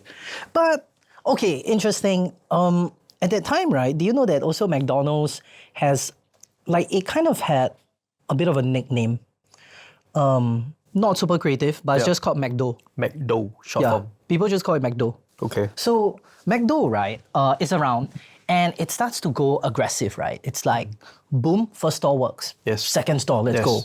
And Jollibee was like, if you are aggressive, right, I'll be more aggressive. I'll be more aggressive. So here's what I heard. From primary school. Yeah, apparently, right, they started opening 2 Jollibee outlets for every 1 McDonald's shop. Sure. How sustainable is that? The size of a Jollibee outlet versus a McDonald outlet Yeah, I presume it's smaller. probably is lah, right? Yeah, I presume it's smaller. So maybe it is, and then I mean, if we talk about if it's still growing, if the entire pie is still growing, people are still wanting to eat fast food, maybe. So long as I maintain my same-store sales of a certain amount, Yeah. sustainable for my franchisees, maybe it's okay. Maybe at that point, Jollibee decided that they would relax a little bit on the royalties and the margins. We also don't know. But yeah. You know what I think, right, is probably at that point in time, they definitely relaxed all the margins. Yeah. And they basically went like, this is an existential crisis. So, all out. Yeah. Like, I presume that's what they were thinking. Yeah. What I do know is their marketing budget, right? Yeah. They basically went so hard Yeah. that there are months and periods Yeah. where all of their profit is spent cleared off marketing. Yeah. So, to me, I feel like probably hardcore. Yeah. But they could also be benefiting from McDonald's own marketing, right? So earlier we were talking about like super long queues. I don't want to queue, then I go Jollibee lor. I agree. I agree. And someone else spend the marketing dollars, right? Not me. Yeah, I agree. I just think that probably this only happens near the early stage. Yeah. But once the distribution starts, right, which I presume is like Yeah. really rapid, right? Yeah. Then I think like this thing doesn't really play too much That's of a fair. part. That's fair. But okay, what happens then is McDonald's then does a drive-through, Okay. right? The first drive-through happened at Green Hills. Where's Green Hills? No idea. But I know in Metro Manila, it's apparently a rich place. That's what I heard. Must be, that's why I got big cars. Yeah. And then they can like pause there, drive through easy, and then chill, right? And then Yeah. leave. Okay, they did that. And at the same time, right, I think 1983 was an interesting time. Yeah. It was an interesting time because I think Philippines started to face the onslaught of new entrants coming in. Okay. So Wendy's opened its first outlet as well. And there were a lot of just rumors, right? If you see dated back rumors of people talking about the first Burger King going to open up at Robinson's Galleria. So I think this was during the time where basically fast food wars are heating up. Sure. Everyone's coming in. What year is this? Around 1983 to 1985, I would say. Okay, let's talk about taste and preference. Sure. Casual discussion time. Through to 1986, right? So 1983 to 1986, it is presumed that Jollibee had the upper hand in terms of local taste and preferences. Yep. Mostly because McDonald's they just didn't have the flexibility. Yeah. I assume George Young was like, hey, we need to make something local. We need to make the mango peach pie. Yeah. But I assume there was just a lot of blockers. Yeah. I read somewhere about this. I wonder what you think. Filipinos Yeah. don't consider a burger as a complete meal. Do you think that's true? Well, I can see Or why. Asians, do you think Asians... I can see why in Asia, because your staple is rice and noodles, right? And then if you suddenly are told to eat bread, which you might see as a snack or like a tea, yeah. So I guess in the Asia context, it's just bread as a staple seems less of a full meal. Yeah. I can see why Filipinos don't think it's complete, and maybe it's not as filling, right? Do you think now though, we see burgers as incomplete, as not a real meal? No lah, we are westernized enough, I think. Yeah. Yeah, I think we're westernized. In fact, I feel like if I get a fried chicken, Yeah. I want fries, Yeah. not rice. Yeah. If I have a burger, I want fries. yeah, maybe I still want fries. Yeah. You know what I mean? Agree. It seems a bit weird Interesting. to have rice. Yeah, interesting. How things have changed. Okay, my theory at this point, right, is that from 83 to 86, right, Yeah. they basically experienced this period where Yeah. local preferences seems to be winning, Jollibee seems to be doing well. I mean, they had 5-6 years of head start in shaping taste and preferences. Correct. Yeah. So at this point, I think all of a sudden, McDonald's HQ was like, okay, fine. I think maybe you're right, George Young. I think maybe you're right. Let's give you a chance to create something new. Sure. So what do they launch? 1986, McDonald launches Mac Spaghetti. Okay. I don't know if you recall, but in our childhood, there was Mac Spaghetti that's happened before. I see. Not a fan. No good, is it? I'm not a fan of it. Would I say Is it with it's... sausage? Yeah. I would not say it's not good. It's... Just not what you went to McDonald's for. Yeah, it's just weird, man. To go there and then Yeah. get a Mac Spaghetti. Jesus. Yeah. There's a feeling that it's just an incomplete thing. Yeah. But anyway, there was Mac Spaghetti, sweet tomato pasta with Frankfurter bits, which is basically similar to the spaghetti special. Correct. Then they also released Chicken McDo, Okay. which is Chicken McCrispy. Sure. Yeah. Chicken So- McCrispy. Yeah. Okay. So, which is to fight against Chickenjoy, Yeah. essentially. Yumburger lah. Yeah. Yumburger. No. So they really fight with Yumburger, with Big Mac, and whatever McDonald burgers they have. Oh, okay. What they were missing is what to fight against their spaghetti special and what to fight against their Chickenjoy. Okay. But now the game is afoot, right? Okay. They have the comparables. Here's the part that's interesting. So they are experiencing this thing. They realize, oh my God, McDonald's is no longer constrained Sure. by R&D and Yeah. HQ. Yeah. We need to step up. Yeah. So everyone in the room, right? Okay, am I over dramatizing? Maybe. Everyone in the room looks immediately to one lady. What's her name? Her name is Mary. Will I pronounce it correctly? Who Most knows? likely not. Marie Lourdes Santos. Who is this? So Marie Lourdes Santos, let's see. Okay.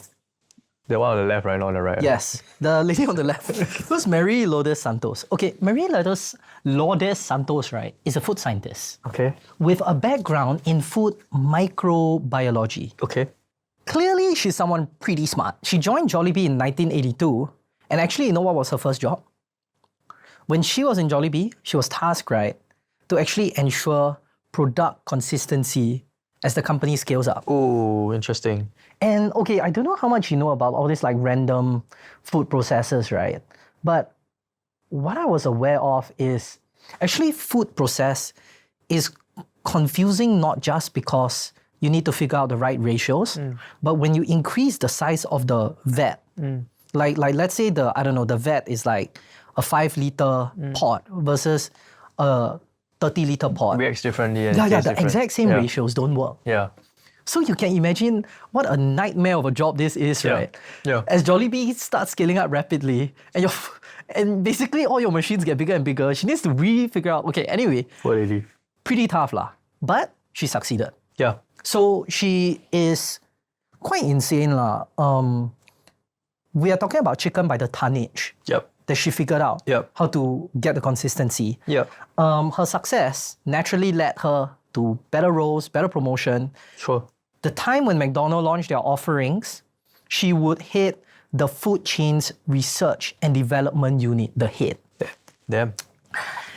And they were like, okay, here's your specific task. Beat McDonald in product offering. Okay. She was tasked to look at it lah. And they found out that there was one thing they were missing. What was it? Versus McDonald's. Yes.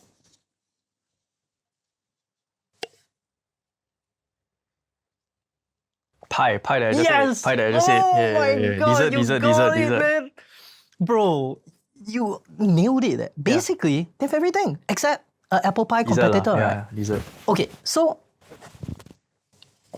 they were thinking long and hard. Okay, we basically have to beat this.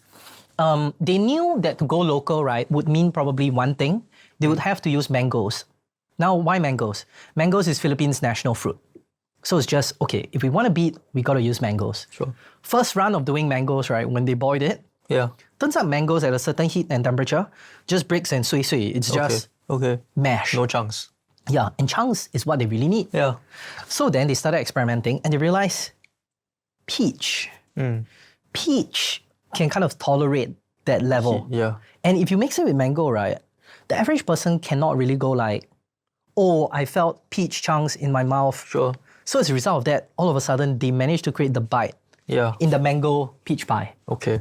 So pretty cool. Eventually, this took a while, by the way. This took it was only launched around 1995. Yeah. So it's a decent amount of time of R&D. Sounds like something very simple, but No, what I think is the problem, right, really, right, is figuring out, firstly, all the bite. okay. I presume they must have tried a lot of fruits. Okay. And I imagine a lot of fruits, right, under that level of heat and commercialization just breaks. And they eventually stumbled, okay, peach works. Sure. They also released another flavor that's really awesome. It's called banana jackfruit. Okay. Sounds Sounds like I good wouldn't to like me it. though. lah. Really? I don't think I would like it. jackfruit taste though. Do you like jackfruit? I'm okay with jackfruit. The Banana? smell after you eat it on your hands. Oh. Yeah. So you hate durian? No, I like durian. Interesting. Some people say jackfruit has a somewhat similar, I just like jackfruit as well. It's just I don't like the smell of the. the residue smell. Yeah. Okay. That's fine. Right? So banana jackfruit pie, super awesome. This is 95. Yeah, 95. Okay. Other than that, right, after that, she was basically on a spree lah. Okay. This Marie, lady. massive baller. She made 3 things. These are all on the menu. No, so these 3 things, right, is not the actual product itself. Sure. But I wanted to show exactly What it was inspired by. what is it inspired by. I lah. see. And they would actually call it various things lah. Okay. But they created all of these things. So tapa, T-A-P-A. Yeah. This thing is a marinated. Okay, wait. Actually, you should guess what meat is it. Look like basil pork. Oh, close. Beef. Yes, beef. Marinated beef dish. Yeah. Second one, what do you think it is? Kulu yo. Actually, it is pork lah. Sweet It's sour pork. sweet cured pork. See how close it up. And last one, right? How do you pronounce that? I've no idea. How about you try? Longanisa. Has to be, right? Longanisa. It's such a cute sausage, right? Yeah. But they actually produce the longanisa to compete against McDonald's McMuffin and egg. There's not gonna be McMuffin and egg, lah, bro. Oh, really? Yeah. I think McMuffin maybe is- to the locals it does. McMuffin is the champ of breakfast. Okay, so I actually agree lah. I do crave McMuffin. At this point, right, data and information gets a bit messy. Yeah. I mean, all along it's been pretty messy. But in 1980s, right, because McDonald's and Jollibee was in such furious Close competition, competition, right, yeah. they basically started claiming a lot of things lah. Yeah. So for example, like McDonald's claimed that they have more stores than Jollibee at Yeah. one point in time. Yeah. I don't know how true that is. It feels not possible, Yeah. but that's what they claim. The other thing is then Jollibee started to do some calculations called like revenue per square meter. Yeah. And they're like, oh, we're more than McDonald's. Yeah. So you kind of see all this random jabbing at each other. Now, 1989. 1989, they start to get people to do a lot more celebrity marketing. Okay. So why am I taking out my phone? You go play a video for me. There is... So firstly, McDonald's got this accomplished Filipino singer. Okay. His name is called Martin... Is this some like jingle walls or some shit? Yeah, it feels like it. Martin Rivera. Every company does this jingle walls. Martin Rivera. Now, Martin Rivera, right, this is his most famous song ever.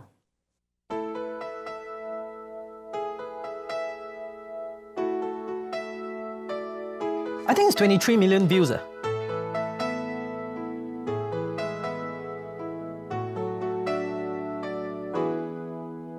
We've come so far. He has a pretty good voice, I must say.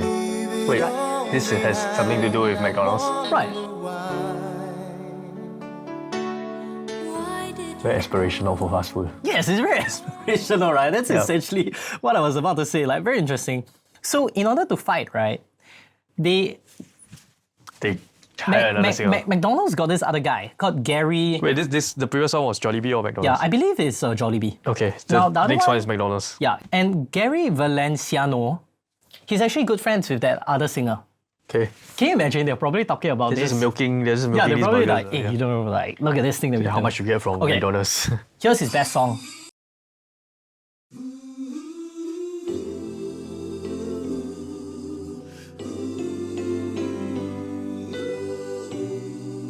That one nicer, I think.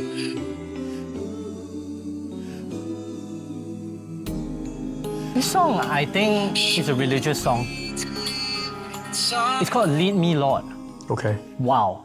Okay, these two people basically are the ones creating like, there's some music and also advertisements on them Sure. as they were piloting this whole thing. I'm pretty sure at the back, right, they're probably talking, right? Yeah. Probably like, 赚到了. this war is awesome. Yeah, amazing Right? for the... Okay, they're basically fighting this 1989. And other than that, I think 1989 is interesting because it's a period where I think they have a lot of media, TV copy testing, and stuff like that they're launching. This is the Mad Men era. I'll share with you what I heard about basically what McDonald was doing versus Jollibee. Okay. So McDonald, the early strategy, right, is actually they use pre-tested US advertisement copies. Okay. Then they just cut it up and assume that they can localize As it. with lah. any MNC lah, right? Yeah lah. Does it work? I'm Probably guessing not as not well really. as, yeah. Not really. But they feel that they're able to achieve, quote unquote, Consistency. yes, and the homes that they cut, they apparently are able to show like more Filipino-based homes. I see. So I think that's what they believe. Okay. For Jollibee, they actually focus less on this whole feeling of people just eating together. It's a lot more like food appeal and taste. Yep. So here's their tagline. Jollibee langhap sarap. What does that mean? Emphasizing irresistible aroma, Jollibee is delicious even from the smell alone. Now, am I pronouncing it wrongly? I think it's okay. Yeah. Sounds right. I think it's decent. Okay, McDonald's then kind of releases this other campaign called Sure. Good Times, Great Taste, McDonald's. Okay. So you can kind of see like how Direct McDonald's switch. response, Yeah, yeah. like direct response, right? And then after that, Jollibee launches another one, which is all the good things you hunger for. It's jolly good. It's Jollibee good. And back with another jingle. Okay. So, as you hear all this, right, do you feel like these things are effective? Right. It's just a lot of noise lah, right? But I'm sure it appears in people's, like, last time no fee lah, so billboard and appears in people's billboards and minds along the way lah. I think it does create a, hey, maybe we should try. Hey, maybe we should go this weekend. I do think it creates some level of hype. Whether or not it's like return on ad spend positive, it's a whole other story. Actually, that's the hardest thing that we had to like quantify. The idea of like long-term ROI Yeah, of media spend. yeah, There is something like this. yeah, Indian, I think some research, forgot where, Yeah. basically showed that long-term ROI for branding media stuff Yeah. is something like 2. okay, So it's apparently very, very decent Yeah. if you keep it up. Lah. yeah, The thing though is that I think this is interesting because it's all about taste, right? yeah, It's like you hear them both just trying to hammer that their taste is better than the Yeah. other. yeah, But surely you will just know when you eat, lah. correct, Right? correct, I don't know. It sounds like something that I would do if I'm trying to get new users. yeah. But I think the moment you taste it once, right, is Yeah, and it needs No, to, right? I mean, the ads and branding need to change to suit and drive new occasions. If not, there's no incrementality and it's Yeah. just zero-sum game. Lah. Oh, one, I'm not sure whether you know this, but one of the moves that they did was they actually bought advertising space during a basketball game. ooh. Basketball is pretty big in the Yeah, Philippines yeah, also, yeah, yeah. right? Because I think flow down from Americans.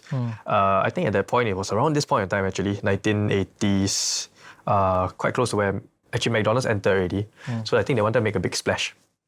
So what they did is they basically used like the entire marketing budget to buy televised spots on this basketball games. Just This to is talk about Jollibee buying. yes, Jollibee, man, crazy, Wow. right? Like you're thinking like this.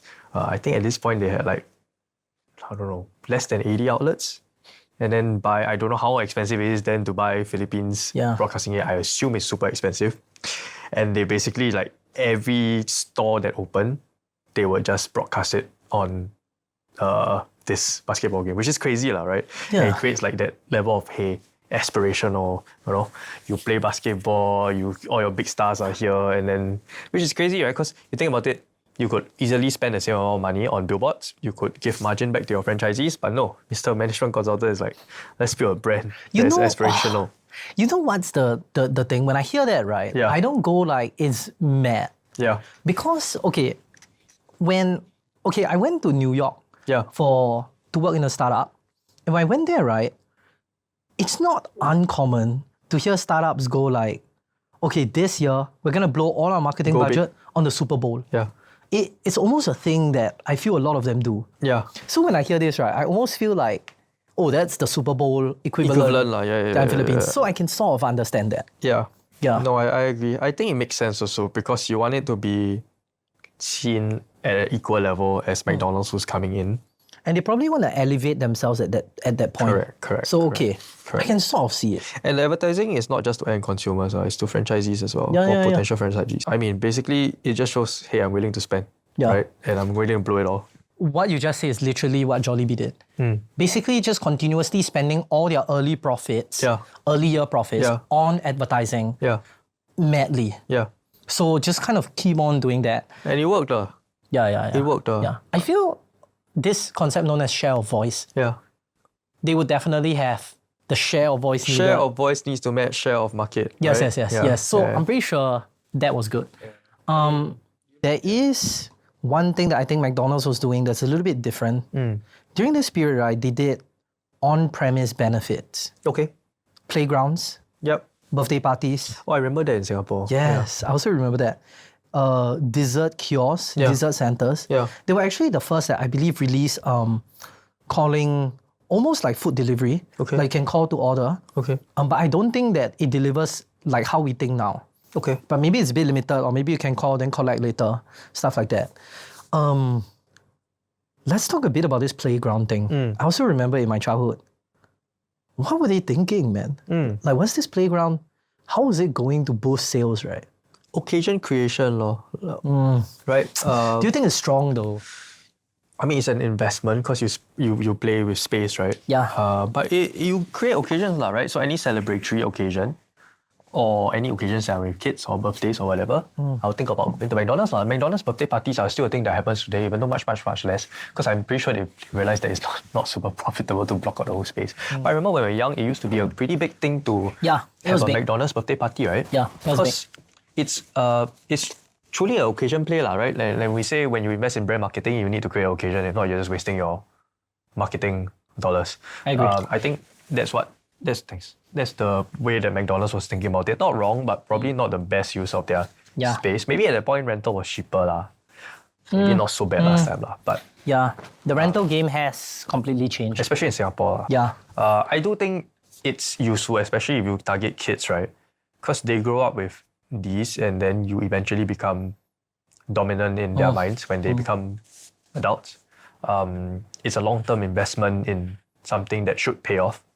But I mean, they lost the battle in Philippines, so I guess it already pay off.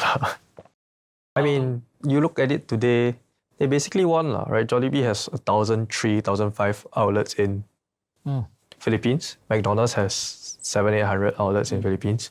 This doesn't include all the other acquisitions that we'll talk about later. Yeah. But with all the other acquisitions counted in, I think Jollibee has something like 80% market share in fast food in Jesus. in Philippines, both by revenue and store count. 80% is nuts. I mean, including all like of its other acquisitions lah. Yeah, no, but it's even mad. without, it's at least 1.5 to 2 times the size of McDonald's. Wow. Yeah, Holy. which is crazy, right? Like you beat McDonald's so hard Yeah. that you are now, just with your one single brand alone, you are double their size. Yeah. If you add in all the other stuff, you are 4 times their size. Yeah. That's crazy. Actually, that's so true.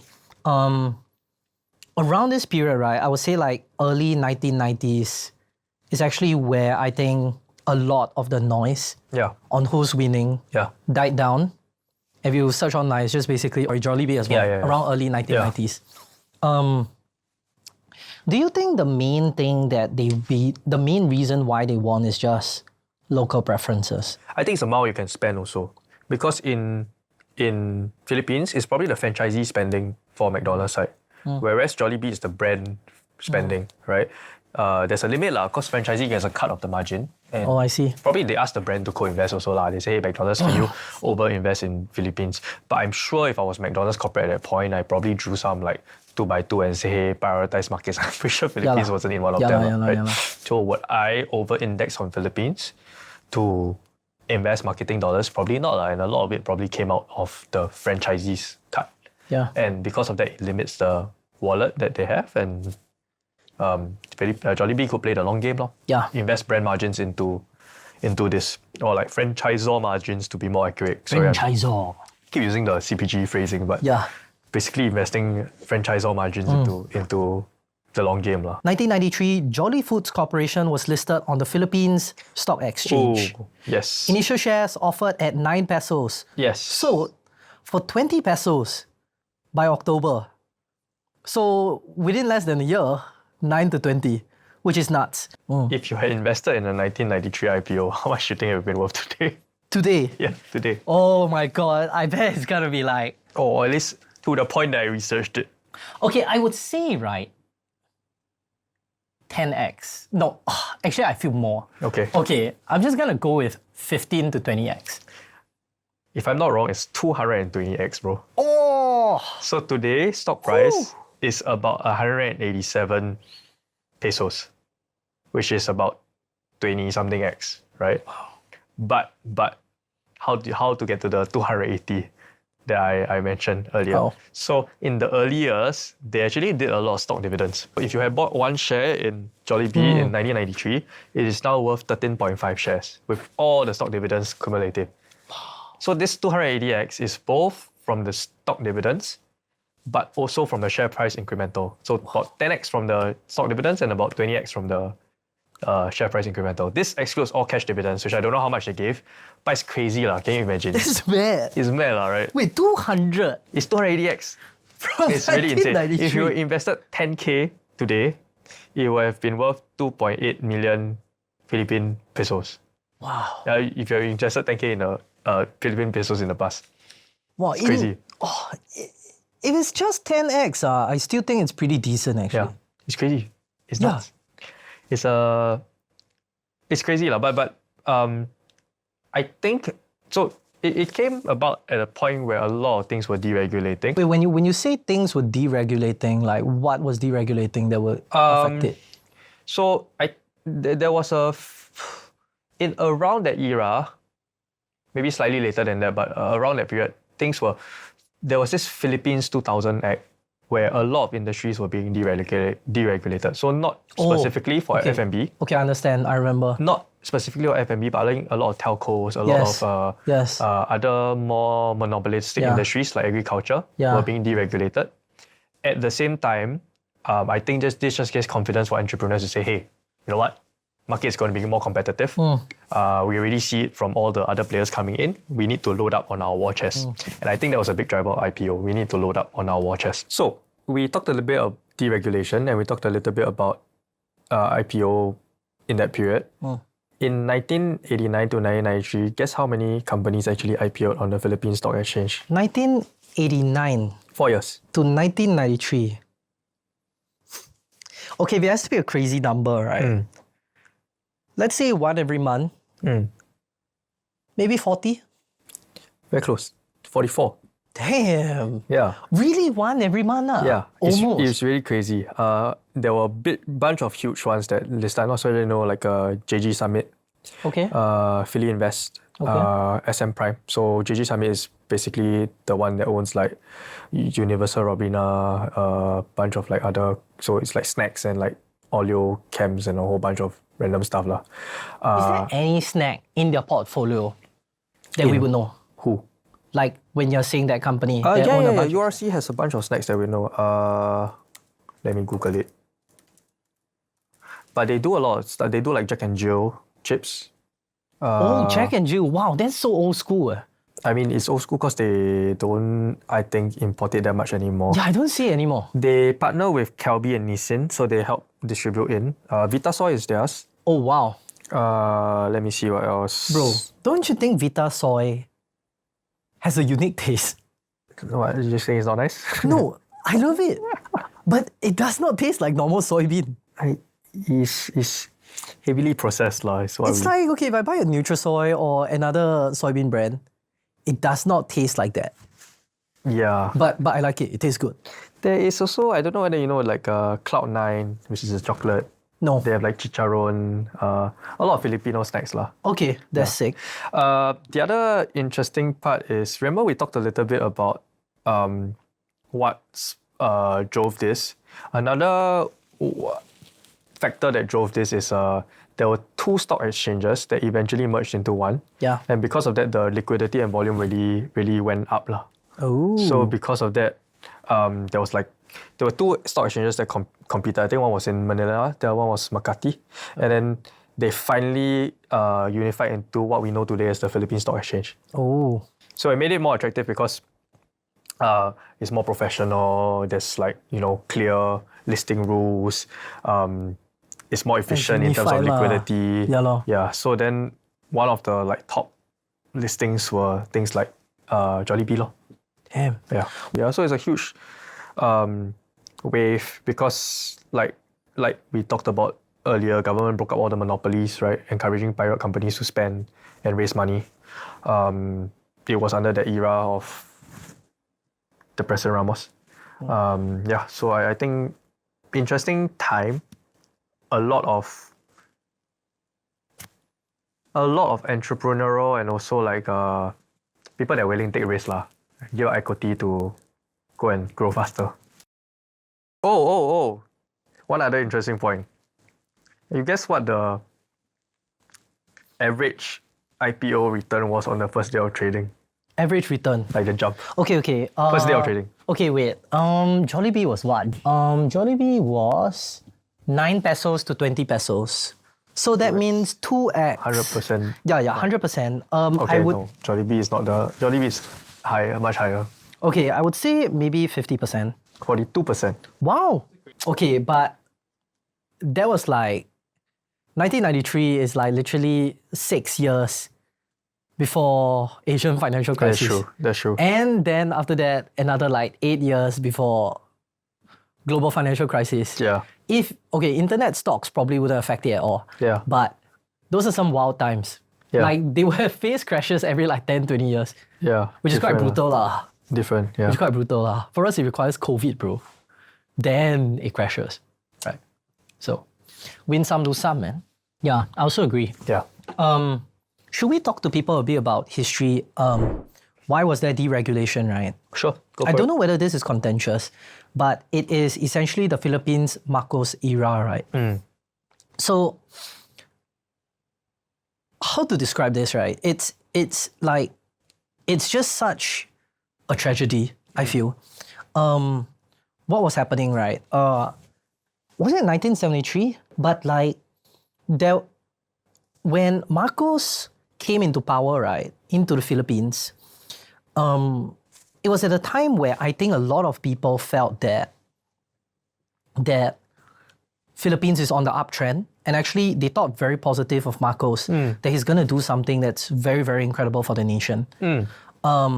Did he do all those things? Yes, to some extent, but a lot of the issues happened, right, when they started to account for where the government money was going to.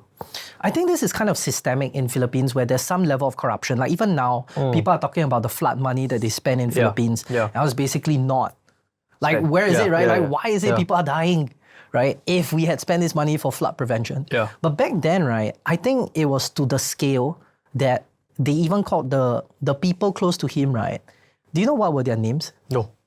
I think it was something like the Rolex 5 or the Rolex 6. Like, can you imagine that title?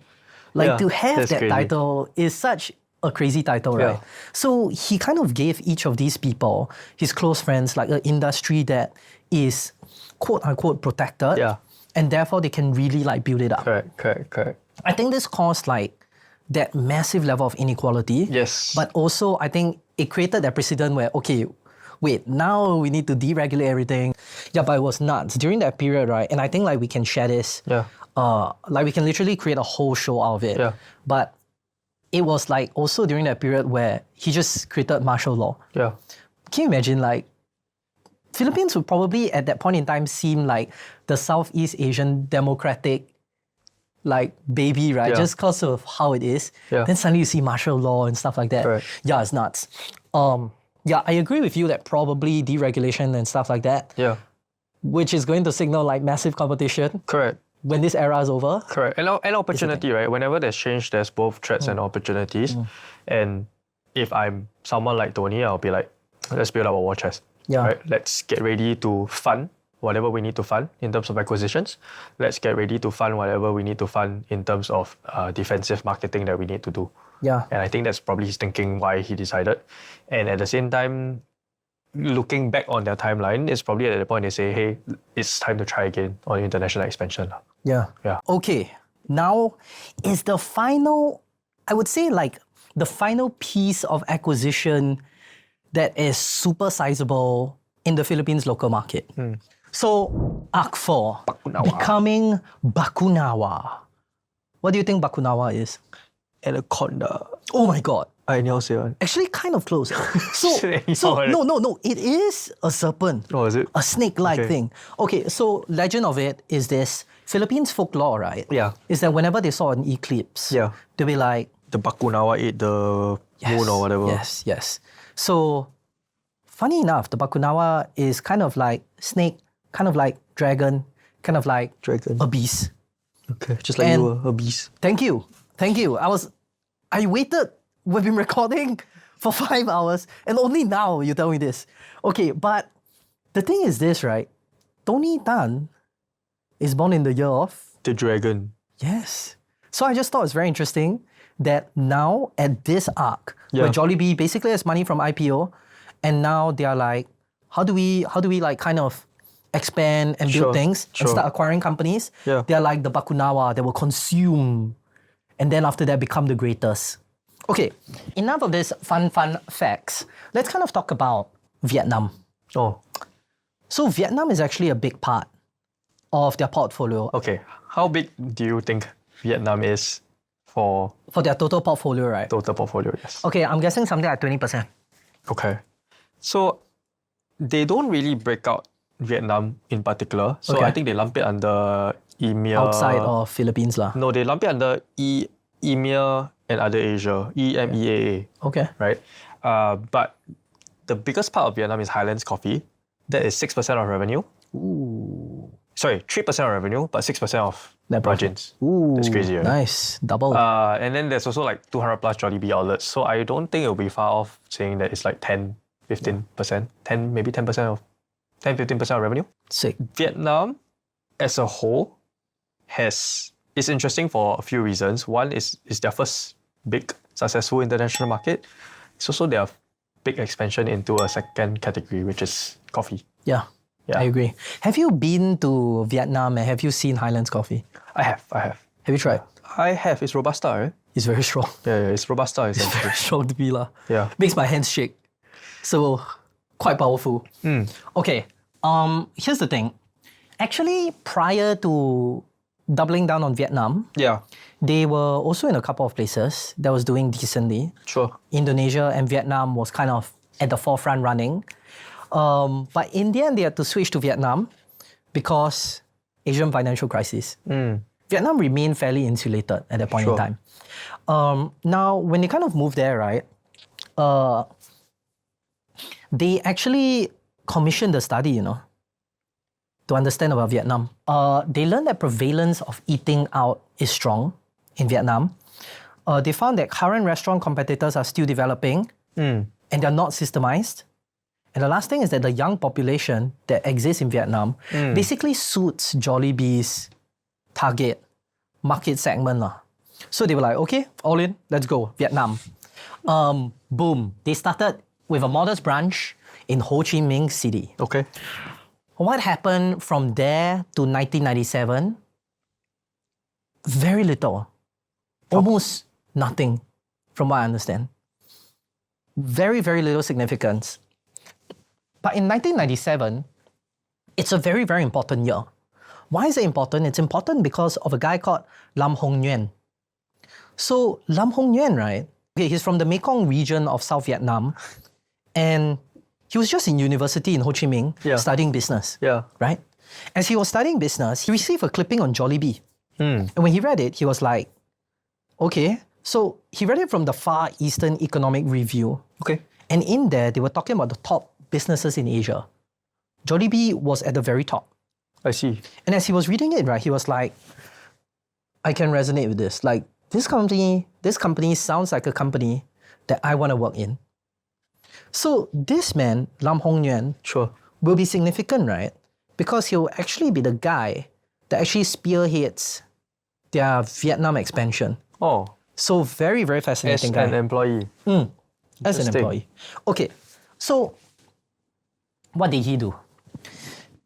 I mean, kudos to him.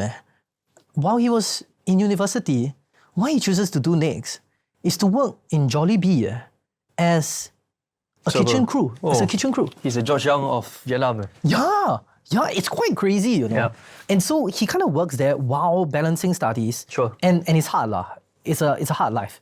So he does that, and when he graduates from uni, Jollibee had the no-brainer move of hiring him lah. Yeah.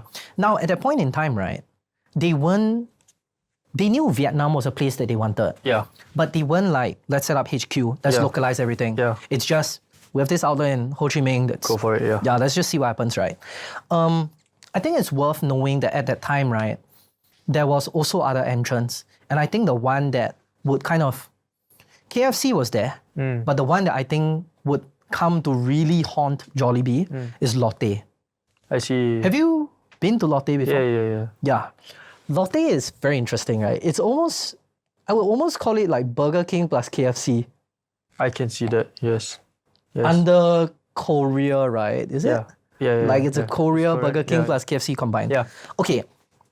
During that time, right, what Nguyen did is that he worked in a company, but I believed he went to Philippines. He worked in Jollibee. In Jollibee. Okay. And I believe he went to Philippines because he was working at the company's central production and distribution facility, Sure. doing a bit more supply chain stuff. Okay. Those that support the restaurants. So there's no way that would be happening in Vietnam. I believe he went to Philippines. Over there, right, he actually did well, He became the commissionary manager. And he actually spent, okay, how many years was this? 1999 to 2005. So 6 years. Yes, yeah. For that 6 years, right, not only did he work in that supply chain, Yeah. he worked 1 year in network development. Okay. So you can tell that actually Jollibee, like they really care about media. Yeah, They have a yeah, network yeah. development team, right? And he also kind of did other roles within supply. Sure. So this guy, quite all in into Jollibee. Yeah. 2005 comes. What did he study? Sounds pretty crazy. Business admin Okay. in Ho Chi Minh. But he decided that fast food is the way that he wants to go. Yeah. Interesting. It's quite fascinating, to be honest. He really felt something when he read Yeah. that article, right? 2005 comes, and then Jollibee is now like, strategy-wise, we're going to pull back from all the markets that didn't succeed. Yeah. And we're going to double Focus. down on those that do. Yeah. Vietnam was one of them. Interesting. So they're like, okay, let's open up an office. Sure. 2005 comes along, and naturally they're like, who wants to go to Vietnam? And who wants to make an impact? Yeah. Nguyen was like, me, yo. Yeah. So that guy went there, and he's gonna bring all of his kind of supply experience, right? Yeah. And he lands there. When he lands there, right, actually, one of the first few things that he really does implement and really helps is the standardization. And they call it what? Quality, safety, and something, right? It's basically a protocol to ensure that Sure. now we're not like haphazardly handling everything. Yes, yes. There's a protocol so that when we expand, right, there's a certain quality. That's the first thing that he did. Next thing that he did is then he started focusing on driving localization in Vietnam. Okay. Have you seen Jollibee's menu in Vietnam? No. What's inside? Pho. Yeah, no, it's like so different. Oh, they have really? like Noodles? They have like banh mi. Oh, wow. Okay, let's see. By the way, This the guy? Handsome yes, man. this guy. He looks like he knows things, right? He looks like he might scam you. No, man. Look. This guy looks like someone, right? Who's basically Going like, places. yeah. If I ask you, what does a successful Vietnamese look like? This guy. And if you show me a picture like this, I'll be like, yeah, okay. Must be this guy. He's within range. He's within range of what I assume. Okay. He kind of works there, and he starts to push for localization. Sure. Okay. This is 2005. I think numbers wise, Vietnam is pretty huge a market for Jollibee. They have like 220 or so outlets there. It's mad, right? But the surprising thing is that's not even their main driver in Vietnam anymore, right? Is the Highlands coffee. It's really the Highlands coffee. Yes. Highlands coffee is really madness for them in Vietnam. Okay. Yeah. Okay. That's very exciting. I mean, top line numbers, I think Highlands coffee is like 250 mil. 250 mil USD. And that easily fights with their Yeah. Chowking second tier brands. It is way more profitable. I think Wow. EBITDA margins wise is 20% compared to 6 to 7% of Jollibee overall. And I can really see why, because it's a lot less heavy in terms of operations. Right? All you need is like the espresso machine. Everything is pre-made in some facility otherwise. Is the payback period, and why so many firms end up going down the beverage route is that the payback period for the franchisees is a lot lower. You attract new franchisees. There's also I think it's also their investment thesis behind things like compost coffee. I'm not sure whether you know Coca-Cola also invested in Costa Coffee, right? I think it's the same concept because beverage outlets can be a lot smaller and there's a lot less kitchen outfitting needed. So the franchisee payback is a lot lower. But this freaking acquisition of Viet Thai International, they paid 25 million for 49% stake in 2011, I think, something like that. 25 million, that means they're valuing it at say 50 million USD. Dude, this company now churns 50 million in EBITDA a year. That's crazy. That's mad. It's really insane. What a ROI story, man. So Highlands Coffee, they bought it 56 outlets in 2012. There's 920 outlets today. Wow. So, wow. 920 outlets, that's insane. Wait, they bought when it was 50 something at when? 2011 or something like that, I think. And 900 now. 2012. That's crazy. 920 outlets, That's yes. crazy. Yes. It's one of the ones that really scaled like crazy. One of their best acquisitions, I think, to date. Wow, that's madness. Yeah. Okay. It's quite interesting because, okay, leading up to 2011, right? So this is now 2005, still Yeah. at 2005. 2005, the conviction towards Vietnam, right, for Jollibee, I would say is fairly high. Yeah. It's high because they allowed Nguyen, right, to really localize it. And we say localize, right? I mean like banh mi. Like, look, okay, that's banh mi. If people don't know what is Yeah. it, right? Banh mi is like, I don't know, like you could say a super pork sandwich. Yeah. Right? And they allowed him to basically sell these things when Jollibee had the Yumburger, the Jolly Hot Dog, right? They allowed him to do this, which I think is quite Like you are really betting on localization. Yeah. Right. Yeah. So they kind of did this. I think they didn't replace it fully. Sure. But what happened is that this is clearly what's promoted lah. It's clearly like on the big pictures, that's what it is. Okay. The other thing that they did, right, is that, oh my lord, their chicken joy, right? Yeah. And you ate their chicken joy, that gravy, right, is almost consistent everywhere. Yeah. But in Vietnam, right, you get chili sauce. Oh, is it? Yeah. Dude, McDonald's will never allow this shit. Yeah. Yeah. You get chili sauce. Yeah. Okay, and their pasta is not as sweet. When the whole thesis of your Philippines pasta is to be sweet. Yeah. So, It begs the question, right? Is Jollibee just not as scalable overseas as it is in whoa, that's an interesting Philippines, right? conversation. I mean, we can. If I have to do so much change to my menu, I need to redesign my menu every single location that I go to. Then how scalable am I truly? And how consistent is my brand across the world? At least I can find a Big Mac in every outlet in McDonald's across the world, right? So I don't know. Okay, you can definitely find a chicken joy no matter where you go. Sure, I'm sure you can find a Yumburger no matter where you go. sure. I'm sure you can find, okay, the pasta is open-ended. Yeah, I think they might change the flavoring. yeah. But the question of it being scalable, I think yes, given that, okay, personal bias, yes, because the thing that I like the most from them is fried chicken. And fried chicken is scalable. Yep. And they're That's only fair. changing the sauce. That's fair.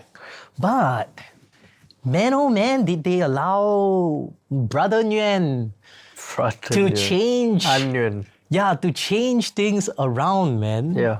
So I was quite impressed. Their banh mi, right, had local ingredients. Thai basil, cucumber, special lighter bread Okay. that they sauce in order to Okay. do it. It's quite a thing. It's quite a thing. What happened after that, right, is almost a story of very little competition. It's just them In Vietnam. exploding. Yeah, it's just them exploding. Yeah.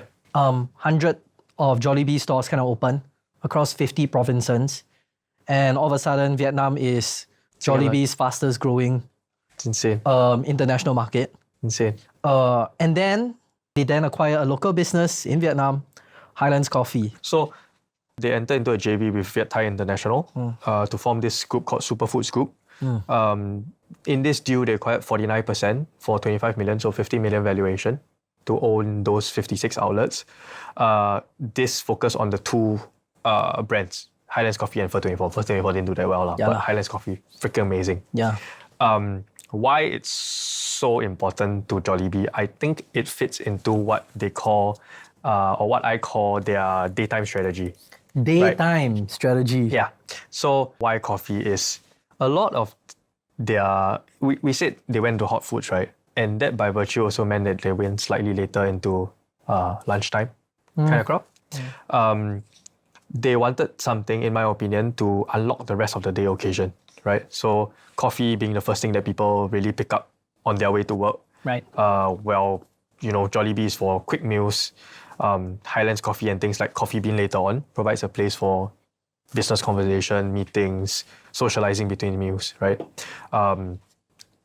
At that point when they acquired, actually Highlands was already heavily franchised, right? So it fit well, I think, at this point of time into their asset-light model, where they say, I want to grow, I want to expand, but I want it to be franchisee-owned.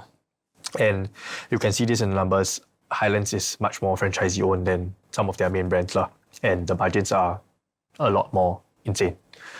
This partnership later goes on. So they only did like 49%. Later on, they increased the stake to something like 60%, I think. Interesting. There is rumor in the market that they are going for Highlands Coffee IPO in 2026. Ooh. I think that would be pretty interesting, right? Would you I mean, buy? it's so profitable. It's dominant in Vietnam. 20% EBITDA margins. Yeah, I don't see why not. Damn. And then I think the other thing that it unlocked for them, it also allowed them to buy the Coffee Bean Tea Leaf franchise. So CBTL was a US brand owned by a Korean PE firm, I believe. They bought that franchise from the Korean PE firm. And actually what they did is quite interesting. They I don't know whether they knew, but they felt that they couldn't compete in US. They brought CBTL to Asia. Actually, CBTL is a lot more focused in Asia now. And they actually shifted CBTL's HQ from US to Asia. So a lot of cost cutting, but also a lot of focus on Asia markets. And actually, CBTL has turned positive cash generating. Wow. So actually, it opened quite a lot of opportunities for them, right? They realized that if I'm just in fast food, I'm missing out on an entire occasion. Let me bring up another occasion which is early on in the day and new like business-friendly meetings. Add to the fact that this is SLI, this is EBITDA accretive, no-brainer deal. And then it allowed them to also, I mean, Highlands is not say cheap. I will argue a little bit on the premium side despite being Robusta. But it allowed them to also, hey, maybe we can buy CBTL after this because we know how to run our operations. I don't know whether they actually combine the back end, but it's quite interesting to see how they went up the market into coffee and went up the market into CBTL also. Yeah. Yeah. If I have to place a bet, they combine their back end. I don't know. Don't you think? Well, procurement would be separate because they are made in different regions, the beans. Maybe roasting is together, I'm not sure. Okay, interesting. Interesting question to talk about, Yeah. which is, do you think Jollibee, when they expand overseas, they want to serve the locals or want to serve the overseas foreign workers? You mean the brand Jollibee itself, the Yeah. chicken itself? Yeah. I think they probably started with serving Filipinos overseas. There's quite a big Filipino population that are in the US, actually in Singapore. I agree with US, Singapore, Hong Kong. The thing is Vietnam though. I'm pretty sure there I'm isn't. pretty sure there isn't. Which was very interesting to me. Maybe that's why the menu had to change so much also. Yeah. It was very interesting though, like the fact that they're willing to go this local. When obviously there isn't that seed audience of overseas foreign workers, unlike Singapore or US. Yeah. That always just makes me go like, was like did all they had, was it really just the macroeconomic factors of young population and Yeah. they'll go in first? Going first is micro, I guess, right? No competition. Okay, true. Might be lah.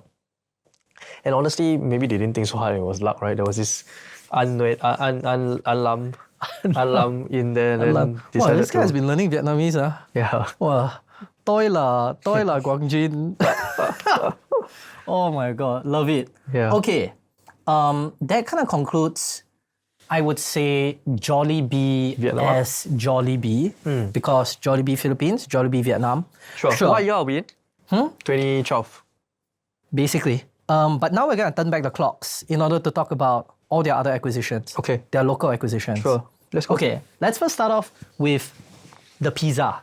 The pizza, Greenwich. Oh, how do you pronounce it? Greenwich. Okay, here's what I heard. I heard, right, even though it's spelled like Greenwich, Uh-huh. it should be pronounced as Greenwich. Greenwich. Okay, and I do believe them because they said, right, that the name, right, the inception of the name, I'll tell you the full story of the inception of the name, but one of the reasons why they name it as Greenwich Yep. is because they felt that it sounded like it's from New York.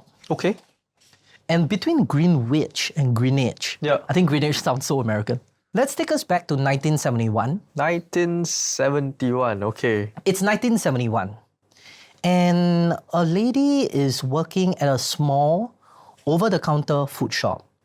She's situated at a place, right, called Green Hills Commercial Center. They were back to Green Hills. Ooh, okay, correct. So Green Hills Commercial Center. And there, she somehow became very popular beside a school that's called LaSalle Green Hills. Okay. When the students come up, right, wearing green clothes, green is like such a thing there, Yeah. but green clothes, right, and they come over there, Yeah. they seem to be ordering one thing from her over and over again. Her custom-made small-size pizza. Pizza. They just keep ordering that from her. So she realizes like, okay, this pizza thing seems pretty decent. By late 1971, she kind of doubled down a little bit more. She started to kind of creatively source for ingredients. What does that mean? She finds the ingredients that's kind of like the cheapest combination Sure. that would still create a flavor that's good enough. Sure.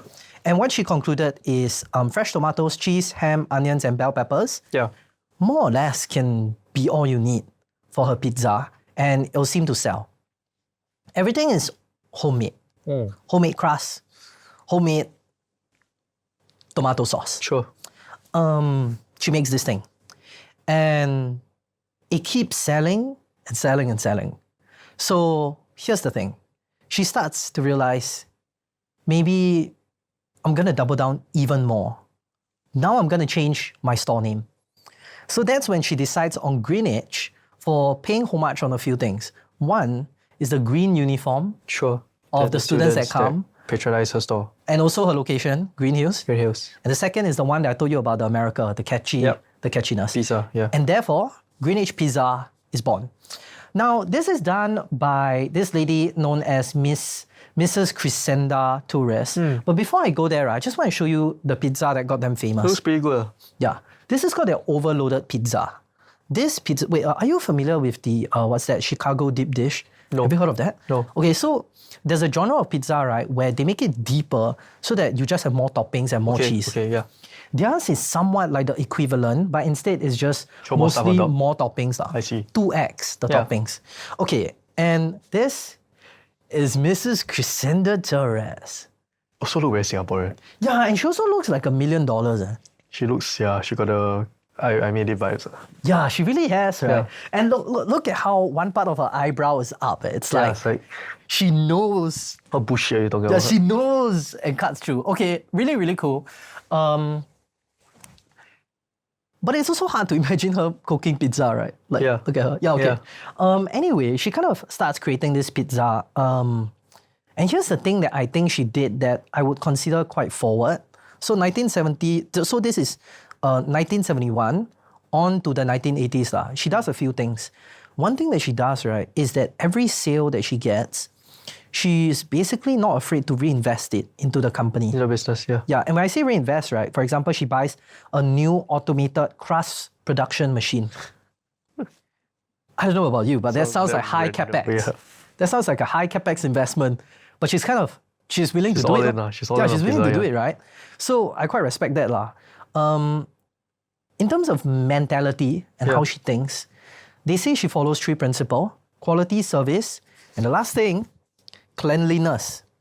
Back to cleanliness. Yeah, I was telling you, right? I was Yeah. telling you that I think cleanliness really has a part to play. Yeah. But that's also what she did lah. She did well, and then around 1984, 1984.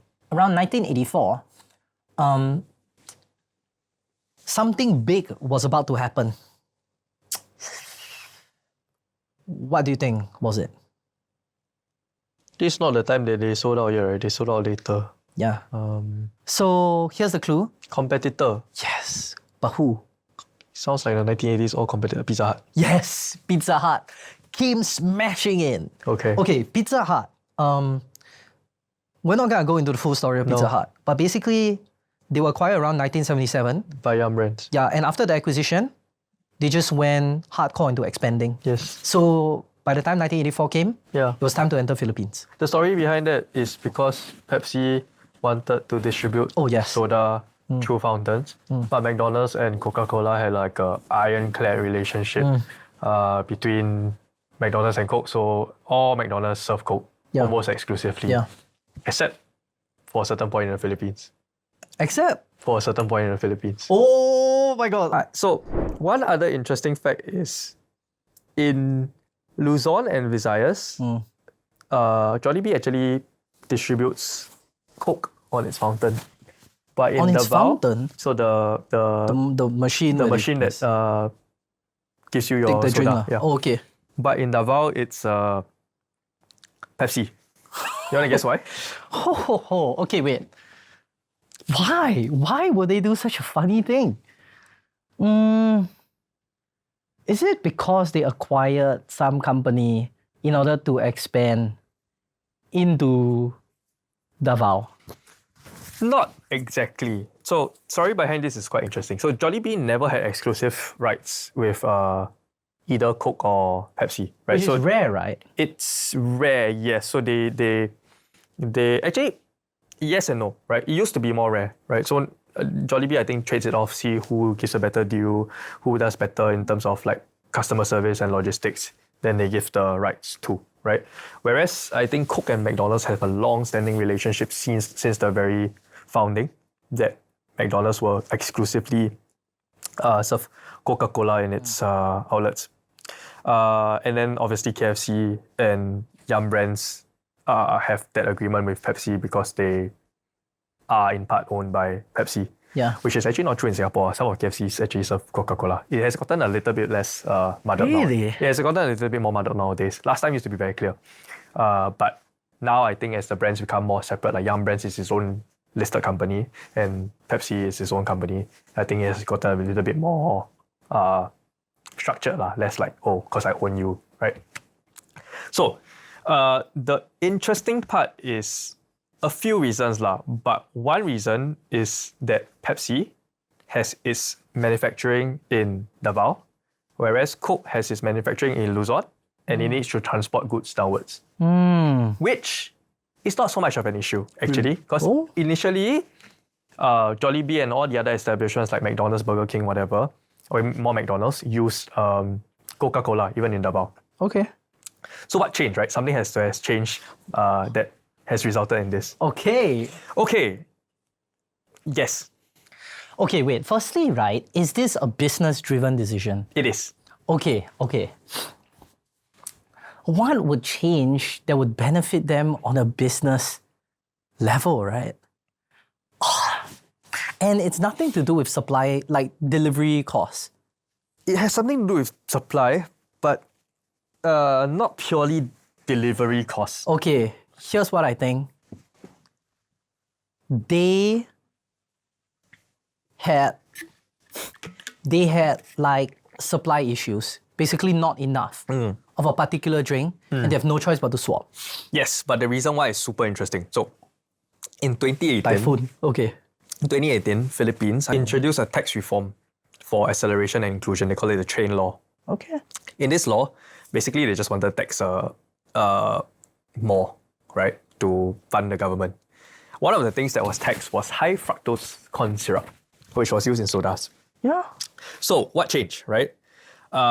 Coke and Pepsi and whatever changed to refined sugars. Because, okay, you go and tax my high fructose corn syrup, I don't want to waste my margin on you, I'm going to change to refined sugars. This resulted in like a huge search for refined sugars, and there was just not enough. Coke, being the dominant player in Philippines, had run out first, right? Because, I mean, I cannot acquire enough, I run out. And obviously, it supplied the easier to supply regions of Luzon and Visayas. Right?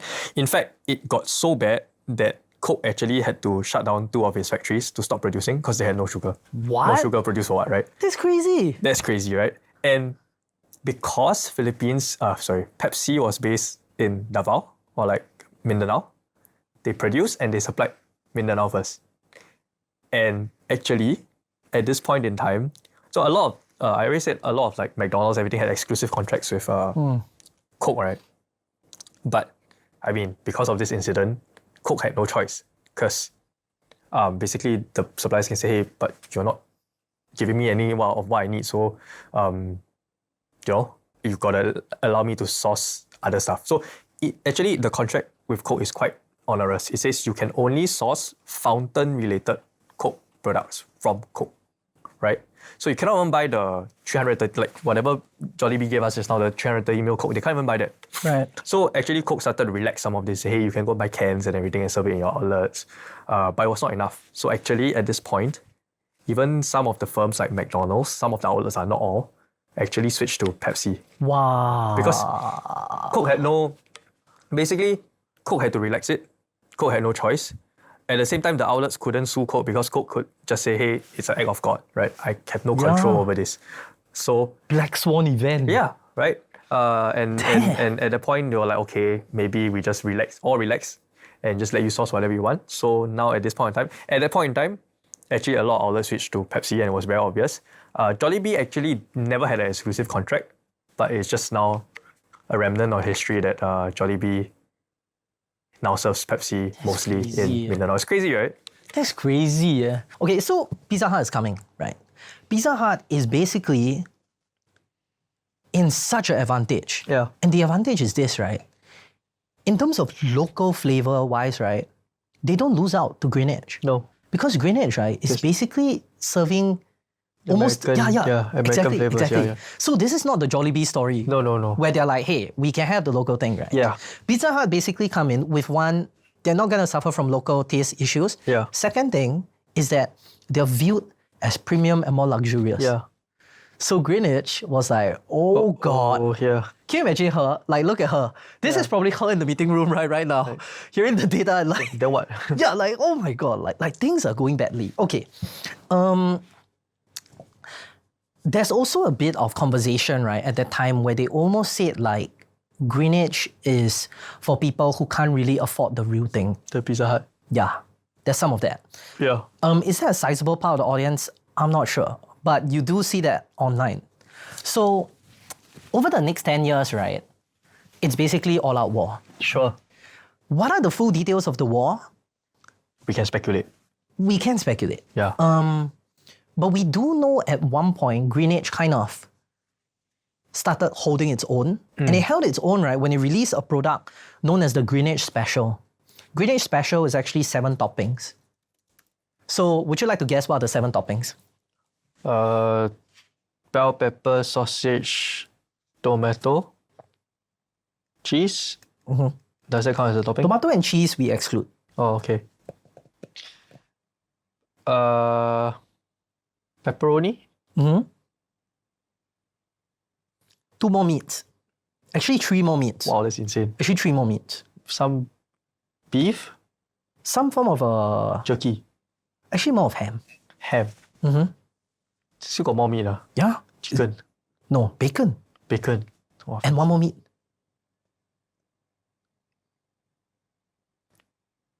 Some pork? Actually correct, Italian sausage. Oh, It's quite generous, right? yeah, it's crazy. Other than that, mushrooms and onions. Okay, So, Greenwich Special 7. sure. It sounds good. Yeah, it does. And obviously, they start to kind of like go, like they start holding their own. Yeah. Greenwich at that point, come 1994, is about 50 outlets. Yep. But still, they struggle to shake Pizza Hut's dominance, obviously, in the premium segment. Yeah. And here's the other bad news. There's this company called Shakey's. Shakies. I don't know if you have seen it appear. Another in any- pizza, is it? Yeah, it's a pizza. And actually, right? it's a- Cheap. yeah. Oh, they're getting cut from both ends of the market. Yes! They are so... Shaky just sounds cheap. I don't know why. Yeah. It's from Sacramento, California. Okay. So, I guess you would think that it coming from America is like, Expensive. yeah, but actually it wasn't. It was playing purely at the segment, right? That's see. totally gonna destroy Greenwich. Squeeze lah. from both ends. Yeah, so Greenwich was, they didn't have a good time. Okay. Now here's the thing. Around 1994, right? Yeah. People were talking about co-branding Yeah. as really like something that's emerging. Okay. And the idea is that, you know, KFC and Pizza Hut, if they're together, they can sell more, right? So here's my own theory. My own theory is that when people start talking about co-branding, and if I was Jollibee and I saw KFC and Pizza Hut opening up together now, Yeah. if I'm Jollibee, I'm gonna look for a pizza shop. Yes. I don't know if you agree with me. Yes. Right, so you kind of start looking for a pizza shop. And then they stumble on Greenwich, Greenwich. right? Yep. 1997, they decided, you know what? We're going to go pretty all in on this. Okay. And what does that mean? They own 80%. Yeah. They didn't just 97 go... or 94? This is 1997 now. Okay.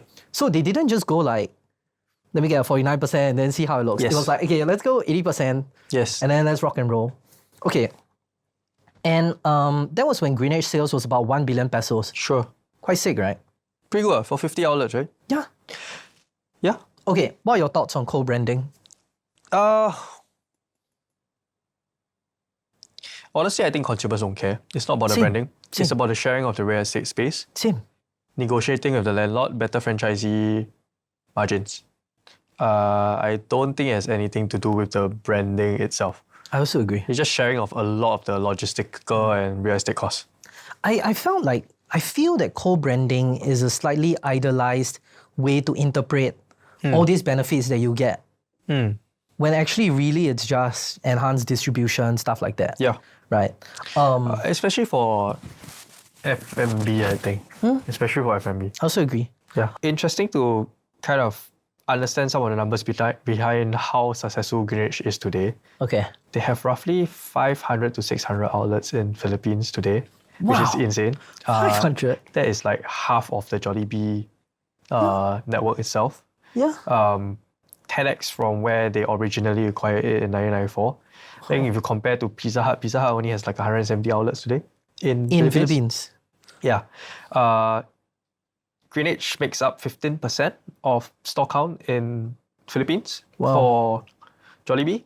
Wow. If you look at it from a revenue perspective, we will never know the exact numbers, but I think Greenwich probably looks around 300 mil USD in Wow. revenue. Wow. So whatever they paid for it, I think there's a pretty sick ROI on their return, right?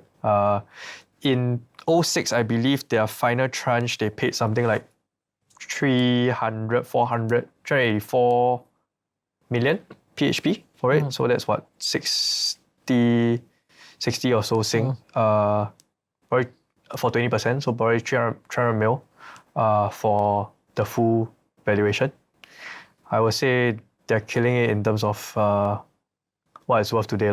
Yeah, Greenwich is clearly a success story. It is a success story. Clearly a success story. They managed to, I mean, in all honesty, they probably just managed to leverage whatever real estate connections and logistical synergies that they had.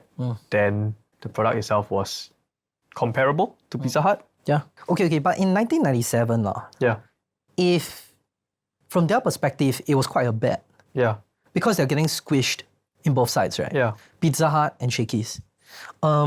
Here's the thing. 1997 to 2007 Yeah, or 2006. yeah, It's almost 2 decades worth of just kind of constantly bouncing around without clarity on who would win, yeah, basically. yeah, And then something incredible happens. 2 decades have passed. yeah. When 2 decades pass, right, a whole new generation has emerged from I see. Philippines. And so all of a sudden, right, Greenwich is now asking themselves the question again, with this new generation, what do they want? Yeah. Like, what do they care about? Can Yeah. we make what they need? Yeah. They commissioned a study. The study lasted 2 to 3 years. It's not like now, No, 3 but the months. consultant is milking them. It's mad, okay? So they kind of did it and they realized that the young Filipinos that's entering the workforce now, what they want to do is that they have a strong desire to spend money to treat friends and to bring their family out for a good meal. Okay. And what's a good meal at that time? A good meal at that time is a meal that makes everyone feel full. Full and good. So guess what? They realize, okay, feeling full is a driver that they need. What's the issue? When you go out and you buy anything to feel full, it costs way too much. Sure. So then they realize, we need to give them an offer that everyone feels full and they can afford. Yeah. So they choose to increase the topping count Okay. of the pizza, and they increase and increase and increase it until they realize that this is the product. They start selling the overloaded pizza that I showed you. I see. The overloaded pizza. They concluded, okay, this is what we're going to do. So the pizza approximately has like 2 times more topping, approximately. And they launched it, right, with a young actor, John Lloyd Cruz. I've seen how he looks. The man looks good. The man looks good. He looks like he can sell those pizzas. He looks like he can. So then they started selling it, right? Yeah. And it started to like you know that you've done something good, right? Yeah. When immediately, right, Pizza Hut copies you. To also launch an overloaded. Yes. That's when you know, Wow. okay, like you are finally beating them. I see. Right? So they launched that. Pizza Hut tries to compete. Yeah. And they basically released their same version. Sure. So then Greenwich is like, okay, no, we cannot Loose. rest now, right? Yeah. So we need to one-up Pizza Hut. Let's talk about the things that we need to improve. Yeah. That maybe Pizza Hut, right, has limits on. So they did another study and they found out this. They found out that beyond just the premiumness, right, of what Pizza Hut's branding is, it's that Pizza Hut has quote unquote what they feel the perfect crust. Okay. But the perfect crust, right, has a time limit, right? Imagine if you leave it outside for a while. It's not so perfect anymore. Yes. So they realized we need to create a crust that even if you leave it outside, can essentially last for a while. Yeah. So they started to R&D that thing. Okay, to me that's smart. It's smart, right? Because I don't think Pizza Hut is allowed to change how their crust is made. Right? I'm pretty sure HQ will be like, Controls, this is pizza. So they R&D'd that and they really managed to make apparently the crust that can stay out for a while. And all of a sudden people are like, okay, this is better. This is the better crust. And so all of a sudden, people started buying more and more Greenwich and boom, they started exploding. Now, here's the part that I wonder. I wonder why didn't they do the crusting earlier? I mean, 2 decades, right? Yeah. Surely there'll be something that they asked themselves at one point, right? When did they do this crusting? 2007. Right before they got acquired. The full stake got acquired. Yeah, right before. Maybe, I mean, I guess there's perks of being part of a Jollibee conglomerate and enterprise. Some of the folks that we saw earlier probably come into play to help with some of these R&D versus being just a small enterprise struggling to survive. So as we talk about all these acquisitions, it's also good to understand how Jollibee eventually made it so that they could turn some of these around. I know a lot of the acquisitions happened around the 1990s period, but to truly serve all of these corporations, they actually made a pretty big bet on a central kitchen, or what I call a central kitchen. And then they created this new entity called Zenith Food Corporation. So they spent 1.5 billion pesos, which I think is something like 30 mil or something, to build this basically shared services standardized kitchen, giving them like scale and cost advantages, right? So basically this kitchen, all of Jollibee outlets as well as most of their franchisees and other acquired outlets could use this shared service to actually bulk cook their food before distributing it to the outlets. So really you save on all the logistics costs, you really build huge scale. This shared service corporation was built to extend a growth of up to 1,000 stores. So obviously today they are way past that point, but at that point it was a pretty huge investment, I would say 1,000 stores is mad lah. At that point it was a really huge investment, right?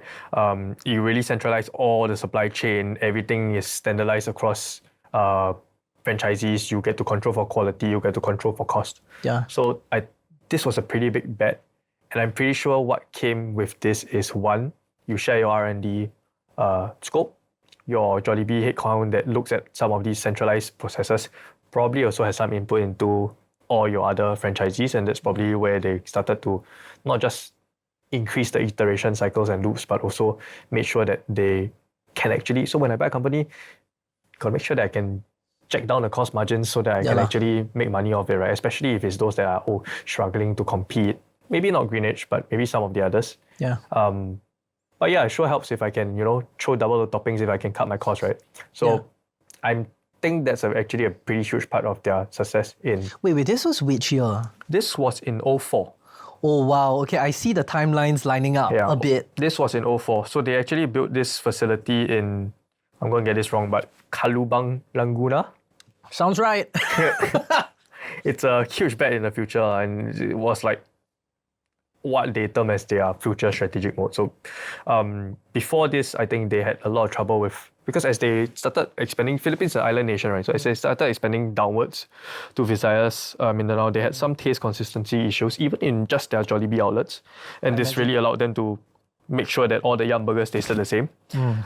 As they moved to that conglomerate mode, this also helped them to make sure that I can run all these businesses together while bringing the cost margin down, while ensuring that we're not making so many logistical trips. Yeah. And it just future-proofs them for the next 800-900 stores to come. And crazy thing though is like when we hear 1,000 stores, right? They probably blew it within 5 years or something. They probably did, but at the point that you centralize everything under Zenith, I'm pretty sure they move procurement under this function as well, right? So you go and buy all the flour, whatever that's needed for all my outlets, and it just brings down the cost margin even more. So I mean, basically, genius move, right? I also agree. One quote that I found is that they had this bun production line that can produce 450,000 buns a day. I don't know how many buns that is. 150. I don't know which. Do you say tons? Buns. Buns. I don't know which bun they're gonna. I don't know which meal they need so many buns for, but But that's pretty crazy, That's a lot of Yumburgers. Yeah. That's a lot of Yumburgers, man. Yeah. Oh my. Yeah, but yeah, I think big part of their strategy that is behind the scenes. I mean, the M&A was enabled essentially by the pre-work, which was the IPO, and the post-work, which was this shared service center. Yeah. Right, everything that we are going to talk about shortly and have talked about so far is the fancier side of things. Right, I'm going to do the deal and buy the company and make it happen, but all Consumer insight. Yeah, but all enabled by the dirty work behind the scenes, lah. Yeah. Respect, man. Yeah. The next story that we're gonna go is Chowking. Chowking. Oh, Chowking's interesting. So the first thing that I'll lead with, right, is that Chowking emerged from revenge. Do you know what I'm talking about? No. Yes, it's damn exciting.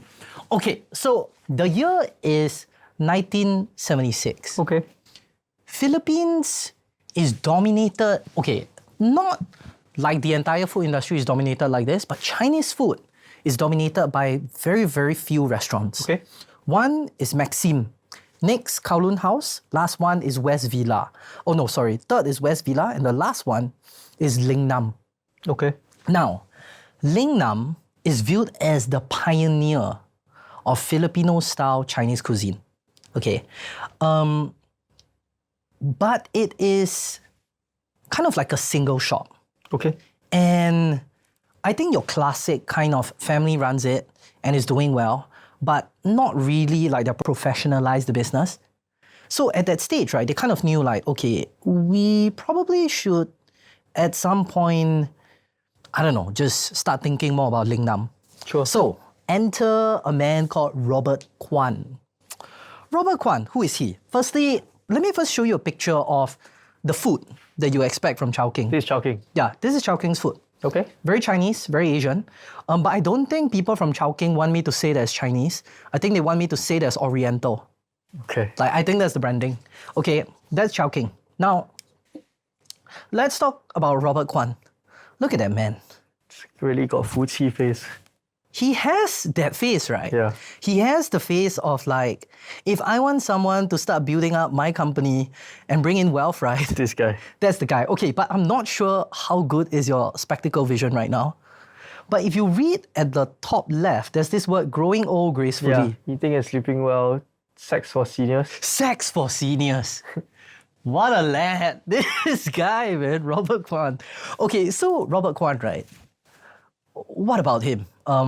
It's the Asian dragon indeed. Exactly. See, Robert Kwan has a kind of background, right, that I think you would queue for Okay. if you are someone running like a casual SME and then you find out someone in your family has that background. He basically graduates with an MBA Okay. and in 1976 wants to professionalize the business. So you're like, MBA, guy's passionate, he looks like he'll full tea, right? Why not?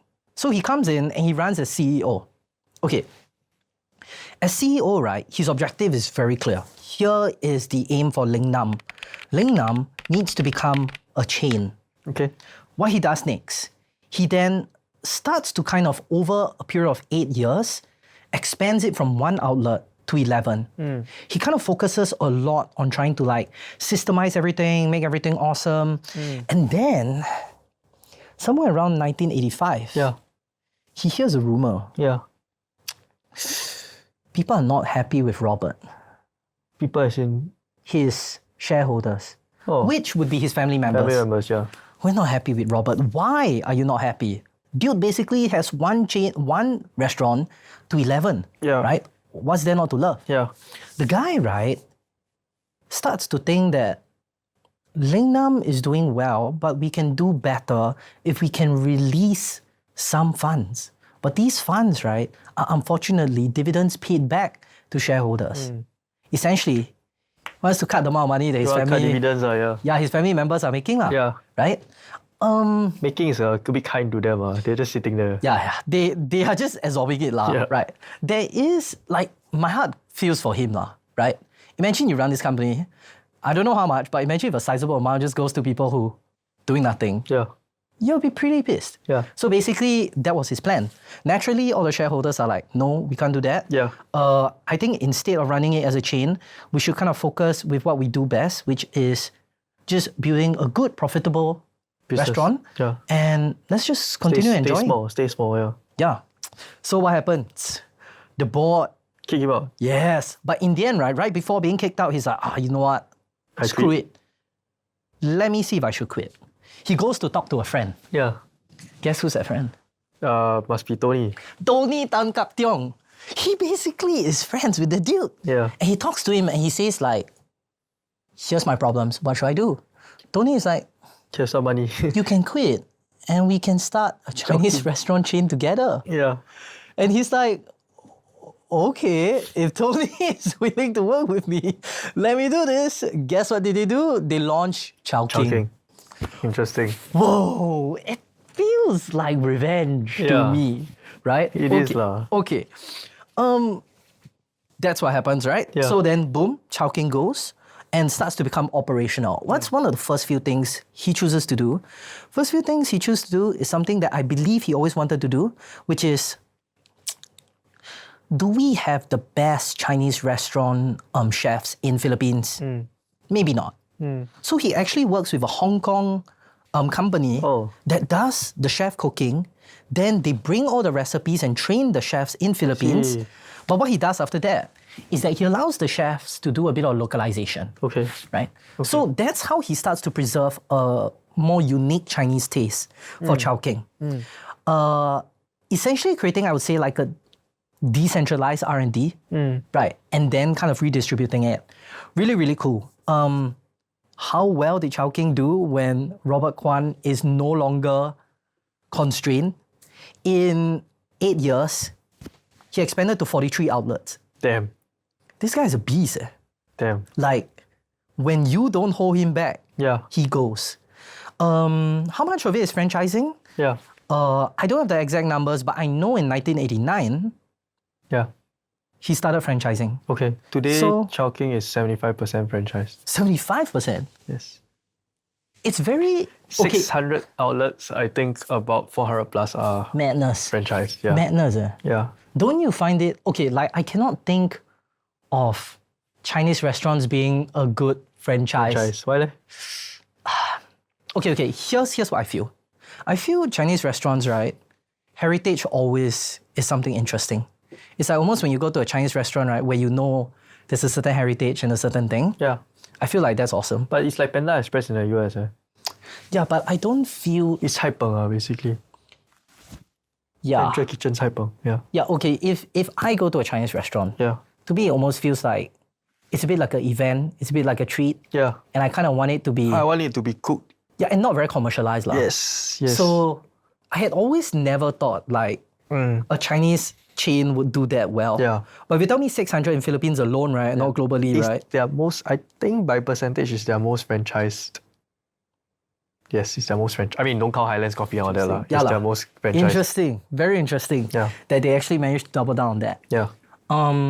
Thing is this: do you think that people enjoy a franchise Chinese restaurant? I wouldn't lah. But, Yeah, I also wouldn't. But I feel like, I mean, Panda Express is doing so well in America. I feel like there's a group of people that just, are okay with that level of Chinese food. Okay lah, fine. I guess you're right in the sense that if, for example, I want to eat a mee pok, Yeah. I will just kind of go to any mee pok shop. Yeah, but mee pok 现场做 is made in. Okay, true, true. It's cai fan lah. It's basically Yeah, cai fan. yes. And it's okay also. You will eat a cai fan, but it's just like you don't feel like it's a treat lah. It's just like Yeah. okay lah. I just need to check off the meal and Okay. Personally, I wouldn't eat it, but maybe after I try it, I'm a convert, right? But anyway, they start franchising and going hardcore. 1994 comes along, October 1994 comes along. Guess what does he say? what? He says, with a projected sales of about 4 billion pesos. That's a lot. Yeah. And he says, we're gonna go public. Dude, okay, firstly, does he sound like that? Who knows? but next is the guy really thinks that it's going hardcore. and okay, are there signs that this works, right? I think yes, the number of stores is high. Second, is that actually Chowking, right, became quite significant in the space because of their xiu baos. So what's a xiu bao?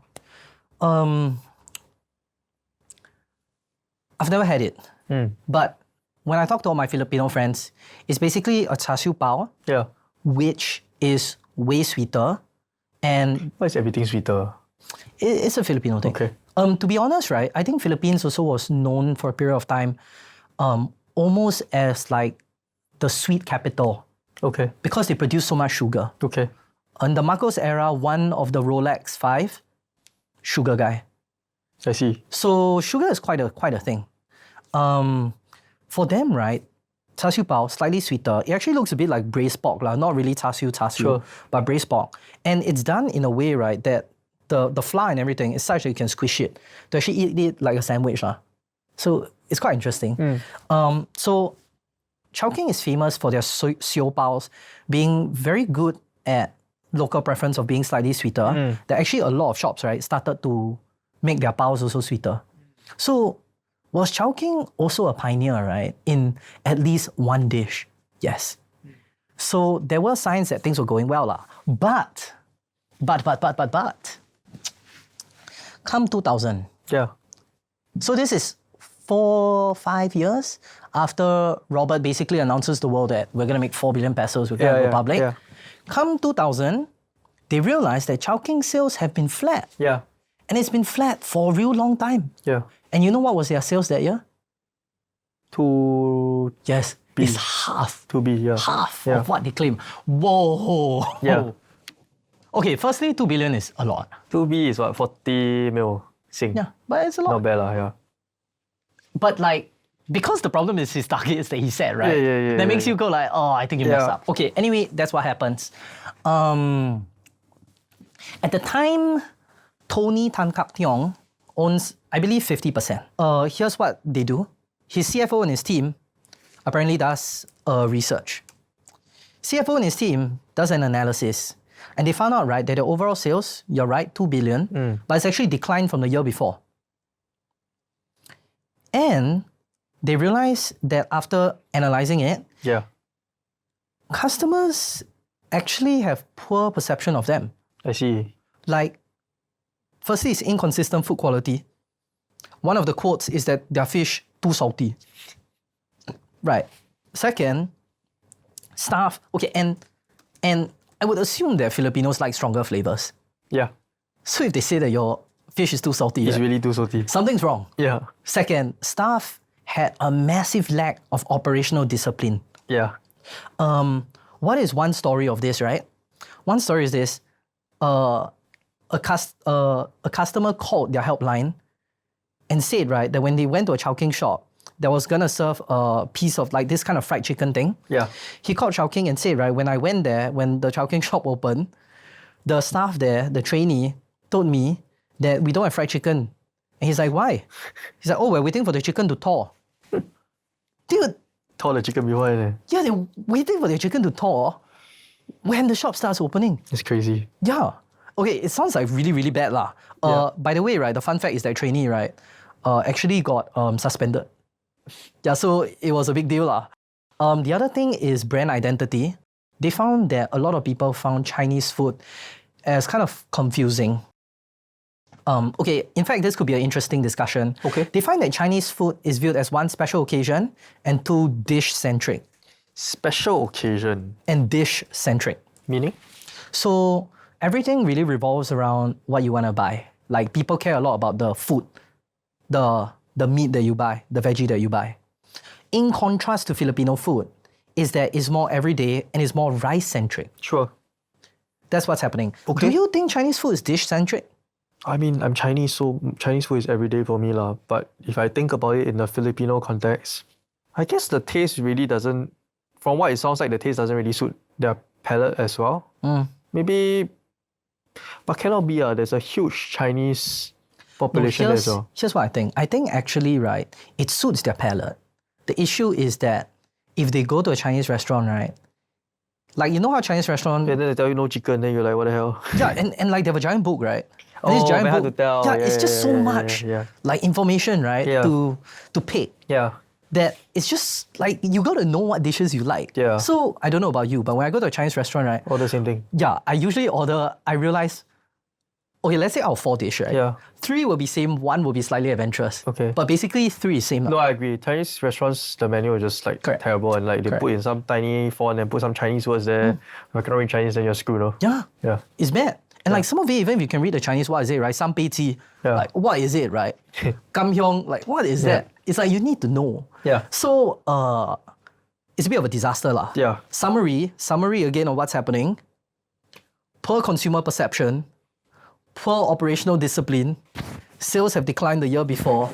They are half the sales off target. And then now Jollibee is like, I guess we don't mind spending he offered 600 million pesos. 50%. So 1.2B valuation. Actually, he damn cheapo because the revenue was 2B. Wow, but with all his problems though, That's true. and these problems are not small. Also, probably this guy is like, Tony gave me money to start it. Yeah, but he offered like basically 60% of revenue or something. 0.6x revenue. Yeah. Considering all these problems and considering you missed target by 50%. That's true lah. He probably didn't want to do it anyway. Yeah. Okay, firstly, would you buy it if you are Tony? At 0.6x revenue, yeah, probably will. Really? Yeah, because let's say, But okay, I this point I assume- haven't built my central kitchen yet. But I have a plan to do all that stuff. I'm pretty sure I am confident of turning it around. 2B revenue is not nothing, right? It's like 40 mil. There was like, at that point, I think there was 160 or so outlets. So it's pretty sizable. And I do have a plan to centralize all the operations and kind of turn things around. Like, yes, some of the menu needs to be fixed, some of the operational lapses need to be fixed, but I'm pretty confident that I've spent enough time in the F&B world that I know how to get things done. Wow, very interesting. Yeah. Okay. Interesting thing though is Jollibee acquires. Yeah. And when they acquire, they put this guy in charge. Who? The same dude. No, they put their CFO. Oh, Rufino Della Rosa. okay. Sounds Now, legit. yes. Now, how often do you see a CFO transferred from CFO to turning a business like Chowking around? Well, I'm not saying that I think it's common, but I don't think it's so much of a surprise for Chowking, right? Because what is it? It's less of, yes, you need to turn around the menu and everything, but it's actually a lot of it's franchisee ops. Because if you think about it, if it's mostly franchise, basically it's about Playing with governance the margins and now. it's about governance and control, right? Oh. So I need to put all these controls in place, which maybe not a CFO, but a financial controller should have the practice to put it in place.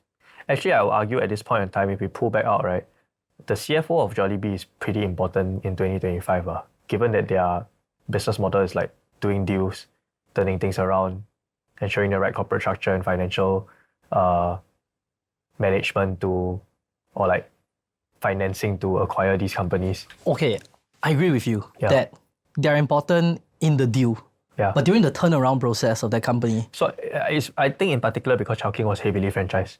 Oh, okay. Can make sense because Okay. it's about controls, SOPs, governance, which is very in the CFO wheelhouse, Interesting. right? Obviously, maybe this guy's also good at like some executional levers as well, so maybe they put him there. But I would say it's probably situation specific, and Chowking's franchise nature had to be a big part to do with it, lah. Right. Yeah. Okay, the interesting thing is when you said he might have some experience, Yeah. he actually has. Yes. So here's the interesting thing. Okay, does he have direct franchisee experience? No, but he's actually a bit of an entrepreneur. Like he owns a bakery and a construction business. So Random. yeah, but I think in terms of business owner thinking, Yeah. he probably has some. Probably does, lah. He Yeah. probably has some. So that's really, really cool. What does he do? Yeah. In order to turn around with how many stores did we say this was? 160. 160, right? In order to turn around these stores, right? He picked 4 managers, 4 managers and him, 5 people. Boiler. And they're like, let's go, we're the A team. Yeah. That's a pretty small team. I think, as in, wow, kudos to them. Yeah. Man. Okay, I hope what they mean, right, is he picks 4 people and those 4 people pick 4 each. And then they have a bigger team. But doesn't sound like it. Yeah. Okay, First thing he did, right, is here's something that's interesting. I don't know if you know, but Philippines was a bit of a text messaging country. Okay. It's so much so a text messaging country, right, that I think the volume of text messages back then, right, is if not one of the highest in the world. Okay. So they are heavily text-driven company. Okay. What they did is that they actually set up a text messaging system I see. to centralize text, like communication, right, to all the shops to fix things that they can immediately fix. Like salty fish, what did they do? Give smaller portions. Please fix. Like quickly, everyone, you give 30 grams less. Then the lower volume of fish made it less salty. I see. I don't know lah, as a consumer, I'd rather you still give me the same amount of fish. Yeah. But then make it, I don't know, pour some water over it lah. Yeah. Yeah, but anyway, that's kind of what they did lah. Yeah. I thought it was kind of smart that they did that, and then they immediately went to the long-term decision of like the Hong Kong central office and like fix it. Makes sense, right? Kind of doing these two things. The other thing that they did is a customer ratings card. So they basically asked the customer like, How well do you think? yeah lor. You know what did they realize from the card? What? Everything was bad. As in like when I say everything was bad, right? Yeah. It starts off literally from the ordering experience. Oh shit. They found out that from the ordering experience, right, they're literally looking at the like menu and they're like, oh my God, there's too much information. Like, there's too much, which is kind of what we alluded to, right? Chinese restaurants, huge menu, it's just too much information. What did they do lah? They started cutting down the menu. I think they made it something like only 8 dishes in front of you. Okay. And then after that, right, they just basically started like toning down how the shop looks. What the shop used to look like. Massively red. They found out that Chinese restaurants that have this, right, works because they have a server Yeah. that directs the person to the seat, then 有什么好介绍, then you give, right? But they don't have lah. Yeah. So they immediately started fixing all this lah. Yeah. They changed the color scheme, made it super simple, the menu. And here's the crazy thing, after doing all of this, right? In the first year of acquisition, Yeah. so remember sales was 2 billion. Yes. You know what was their sales after that? Just the first year after acquisition. Did they hit the 4? No. 3. But it was 2.4 though. Oh. I mean, it's decent. Okay lah. That's like 20%, right? growth, yeah. Considering that you were in the gutters, Yeah. Not too bad you're growing now. yeah, not too bad, right? But was it enough for them to hit the 4? No lah. So what did they do next, right? They started to implement like pretty hardcore targets lah Sure. to their franchisee. There's this concept known as what? Breakthrough 55 plus 10. What does that mean, right? Sound like some 996 shit. Yeah lor. But basically what they do is that hit minimum daily sales of 55,000 pesos, Yeah. which is a lot, right? Yeah. 55,000 pesos, and aim for a total 50% increase. Like, as in based on those numbers, they were aiming for a 50% increase in total sales. So this means they're aiming for about 3.6 billion, which is nuts. But respect, apparently they hit it. They hit it doing a few things. But one of it, right, is that once again, right, they kind of let the stores chill a bit and run their own thing. Okay. One of it is, for example, delivery. Okay. So delivery, They're quite forward thinking, food delivery. yeah, as in, and to the point, right, that they're like, okay, in this shop, you cannot deliver to them. Is it because you don't have like transport equipment? They're like, yeah, so we cannot do motorbike delivery. Then they, okay, we'll let you do whatever delivery you want. So they offered delivery by foot. By foot. So they walk to your house, no. Then they give you. I'll feel guilty, yeah. For the guy to come to your house by foot. Yeah. Actually, no, he tracked 2 km carrying what? 1 kg worth of food in his hand. Yeah. And this is before they have those nice food packets, right, for delivery drivers. I'm sure they're holding it with their hands. It's terrible. Okay. I think this is quite interesting that they allow it. Do you think this is kind of normal To do food for delivery. franchisees? Like to allow all this level of flexibility for... So I think if we roll back on franchisee model, usually what happens is when you start doing franchisees is when you have figured out a model that has worked already, right? And then you just need people to scale it out so that you don't need to hold all the assets on your balance sheet and you can gain like high operating margin while scaling at an infinitely faster pace, right? At that point in time, I think they were still trying to figure out a model that works, right? So they allow a little bit of iteration, they allow a little bit of trial and error before they scale it out. Whether or not they decided to reacquire their franchisees to do this work, we wouldn't know. But actually, it's quite common to say, hey, I need to fix things, I need to turn things around, margins are not working, let me buy back all my rights, own back all the stores, revamp the operations, and then I'll refranchise it out later. Yeah. I think that's what they're doing now with some of the operations for like things like Smashburger and everything. They're actually doing this exercise. Yeah. Actually, I think even things like Coffee Bean, they are. But once you reach that point and you fix the operations already, then you go back to the model of, okay, let's scale it out in an asset-light way. So at that point, I think it's brand-driven. So the brand has a little bit more say and say, hey, I don't mind changing a little bit of the operations and how the brand is perceived. But it's not a long-term thing. At the end of the day, the franchisee should just be the executor. The franchisor will be the one that decides. But if it's not working and margins are not working for the franchisee, then they need to fix something. Yeah. Okay, sick. So for them, right, at this point, I think turnaround story's coming. Yeah. Target is pretty high. Yeah. But then one thing kind of hits them. 1 year goes by, and then they suddenly realize, right, my rice quality not that good. So what's this, right? Yeah. Turns up seasonality, 1 year, Yeah. rice sourcing kind of changes a bit. Okay, the rice quality. Yeah. And for those reasons, right, actually the water and proportion that you do, right, Yeah. actually changes. Sure. So what's one thing that they did? They realized, what can we do, right? I don't think rice can be done in a central kitchen and then brought to all of them. Small batch, sure. Yeah, so they were like, okay, if it has to be small batch between each of the stores, how do we make everything consistent, right? Everyone get an Asian rice cooker. Yes, a small, cute Asian rice cooker. Cannot go wrong, an Asian must use rice cooker. Correct, and it's like small and cute. Apparently, it's like perfect for one person size. Yeah. So they're using it, right, to calculate like what they believe as water-rice ratio. Then once it's kind of approved, right, then the head chef will then tell all the other chefs what is the rice Sure. and water proportion. That's crazy. I Then think- they scale it up then. Yeah, lor. And That's I think crazy. from there, it's basically rock and roll. I think when Chowking was successful, they basically went like, okay, let's acquire some Asian restaurants. Yeah. I think it's just crazy that Tim Ho Wan is there. Yeah. I just always keep thinking like Tim Ho Wan is just so not Jollibee. Yeah. Tim Ho Wan, I think is mostly 50-50. Wow. Own and franchise. Wow. Yeah. Wonder how but do Chowking is a, I mean, if we just round back on Chowking numbers, I think Chowking is a, I mean, huge success, right? Started at 160 outlets, they bought it for 1.2 B pesos in valuation. I think now is what, 500 plus, 600 outlets, Yeah. right? 4x the number of outlets, 3 to 4x the number of outlets in, 25 years? Revenue-wise, we don't have the number again, but I think it's 15% of stores, this one, right? So 600 out of the 4K stores.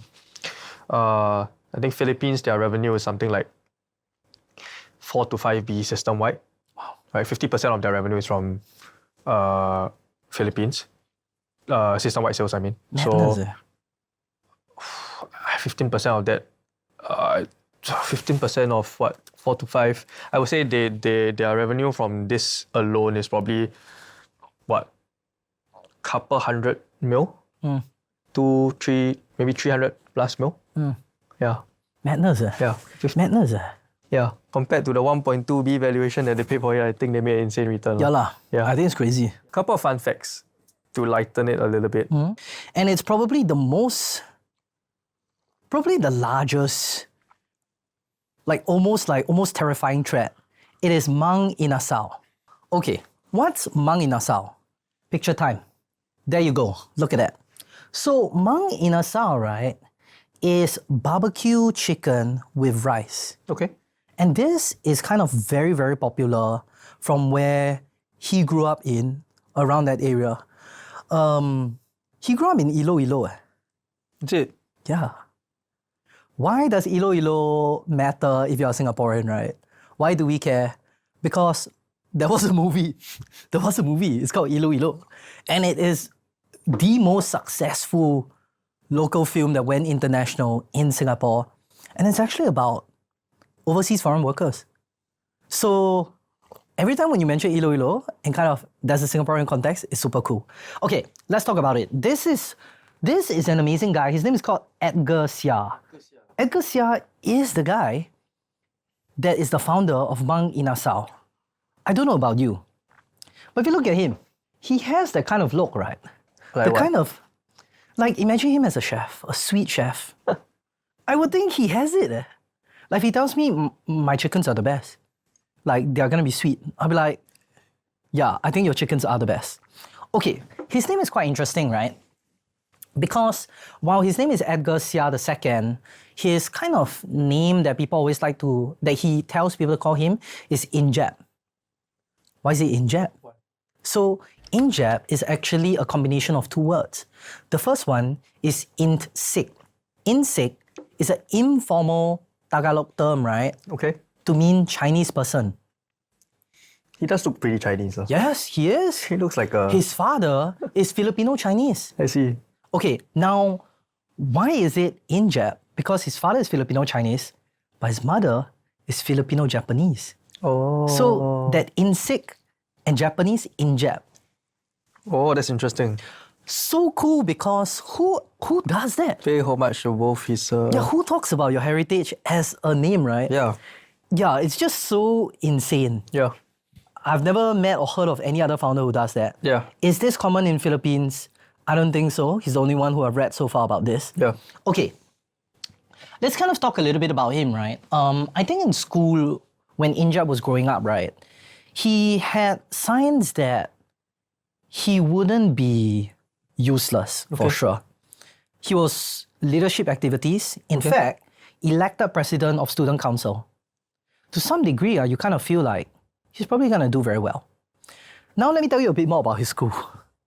His school, right, is very interesting. It's called Hua Xiong High School. Hua Xiong High School, right, has a reputation for parents sending their children to learn hard discipline. This is what happened. This sounds like a common trend. Yeah? No mattress. No mattress. Where he's at, no mattress. One pillow each person. I don't know how big the room is, but it's 70 people in one room, filled with double-decker and triple-decker beds. No air conditioning. 6 showers shared by 70 people, and everyone only has 5 minutes to take a bath. That's crazy. This is even more hardcore than Mr. Tony. Is it abuse? I don't know. I know that we like to think back in the day, right, this builds character. But I don't know, man. This sounds pretty hardcore to me. Anyway, he experiences this, and then one day he got punished, you know. During his punishment, do you know what did they make him do? Oh, he's here. Oh no, like he was caught, right, eating in bed. Yeah. So they told him, squat on top of this chair Yeah. throughout the whole night. That's your punishment. It's crazy. Who's tracking him though? Who's tracking him though? I'm pretty sure, like, in those days, they have... Better follow the rules. No, how should I say? They have, like, guard duty. I'm pretty sure. If not, how do they even know that he's eating in bed, right? Yeah. I'm sure there's some guard duty thing. Yeah. And that's how they kind of conclude it. Okay, that's what happens. And for him, right, everything about him, I think, seems to signal that he'll definitely do something with his life. Yeah. Here's where the story gets crazy. Okay, I'm gonna tell you a few incidents of his life, right, growing up. Yeah. That it's a bit like hard to believe. So, since 8 years old, right, he was actually helping out in his parents' store. Now, this guy did not grow up rich. The family store is really like a mama shop. It's literally, that's how they describe it. What was his job? His job in the shop at 8 years old is to repack sugar. What does that mean, right? They have like a bag of like a huge bag. I don't know, 2 kgs, 5 kg bag. Yeah. He needs to split them to, for example, 250 gram bags. Okay. To resell lah. Yeah, that's a pretty tiring job lah, Yeah. if you ask me. Yeah. Brain dead feeling. Yeah. Okay, but here's the part that makes it hard to believe. the dude at 8 years old says that at 8 years old, he cared a lot about improving operational efficiency.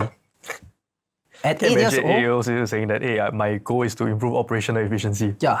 At 8 years old, he says, I recommended to buy an electric sealer for plastic bags because it just makes it faster Yeah. in order to do the sugar. He pit himself with a veteran cashier just to show that, just to compete to see who can do faster Yeah. and to make people do faster. Yeah. At 8 years old. Yeah. Now, did he use the term operational efficiency? Probably not. Maybe not. Yeah. But all that behavior is pretty nuts. Yeah. Like, can you imagine having a kid like that? It's quite crazy. At 8 years old, Yeah. that's what the kid is doing. Okay, now I'll tell you another crazy story. 14 years old, Yeah. right? 14 years old, what did he do? His dad says like, hey, can you please help me take care of the store? Sure. Right? I'm gonna head off. And when the dad says I'm gonna head off, he's not saying like, I'm gonna head off today. Yeah. I'm gonna be gone for days. Okay. So he's like, okay, sure. He stays at the store, looks outside the store, and then sees construction. Yeah. He's like, oh wow, construction's happening. Goes out, looks around, and he's like, oh, it's not just one construction, it's a few. You know what did the guy do? He's like, I'm gonna buy construction equipment. Look, you're a mama shop, right? Yeah. He's like, I'm gonna buy raw materials that construction people need because they're gonna come to me. Yeah. And then after that, he changed the entire layout of the shop, right? When the Yeah. father came back, he realized, right, that the shop has changed. Yeah. It's like the layouts is putting the cement in front Yeah. of people. Yeah. And it's the best sold. Yeah. So he's right. Yeah. He's right that people are buying the cement from him. Yeah. At 14 years old. Yeah.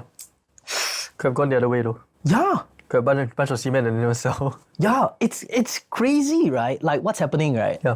Okay. Another crazy story. By the time he became a teenager, right, he had opened a baking shop, a laundry shop, and a photo developing studio. By teenagehood.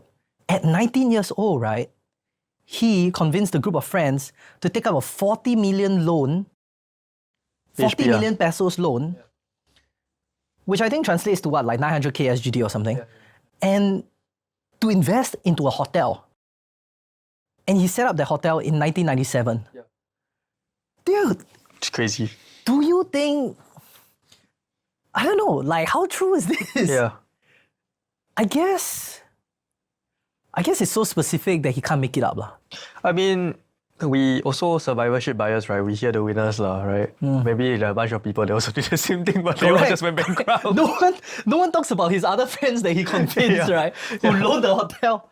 Maybe he just saddled God. them with a bunch of debt. Yeah, Jesus Christ. But anyway, right, this guy, right, like, look, he is impressive. Yeah. If I was the parent, right, I would be like, okay, this guy is amazing. Yeah. My son is gonna do so well. I don't have to worry. Except he does something crazy. He does something that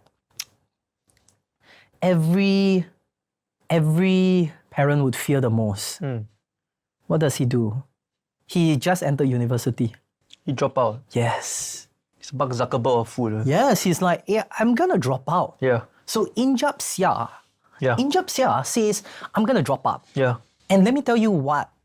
Okay, one incident was a contributing factor. Sure. Along with another. But this one incident, right, is when he was in university, he actually saw an advert for a newspaper. Sure. And this advert for a newspaper, right, is for a texting competition. You basically text, if you can text the most number of reply to a survey, you will win a brand new car. How does that work out? How does that benefit don't whoever know. issued that, right?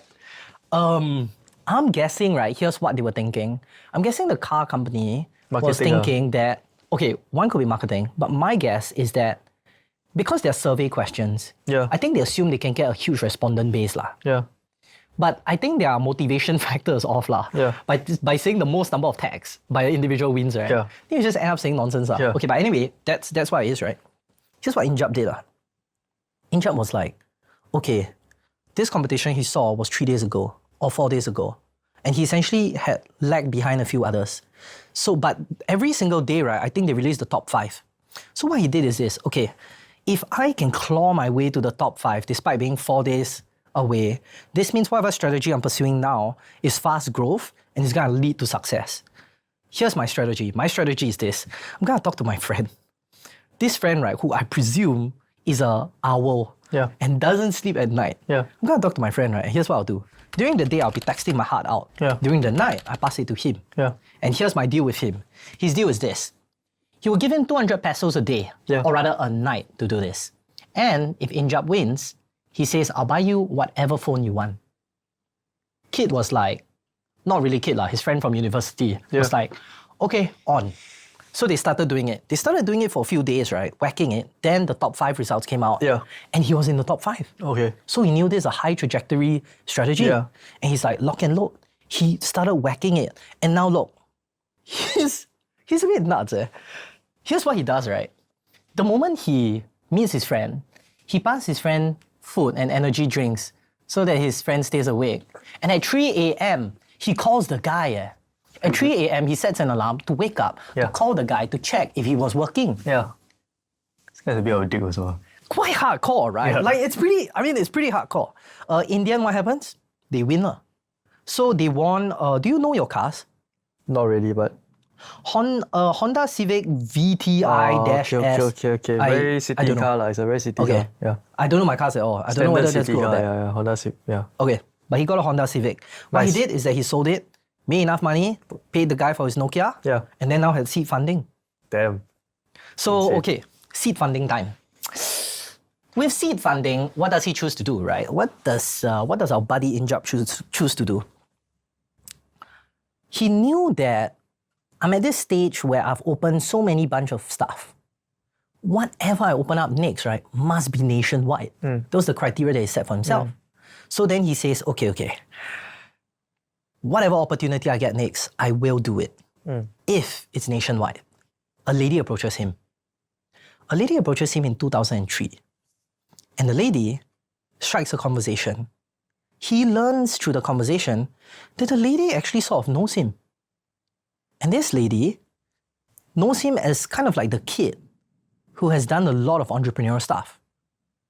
He has run a photo shop, hotel, and he's 19 years old. High potential.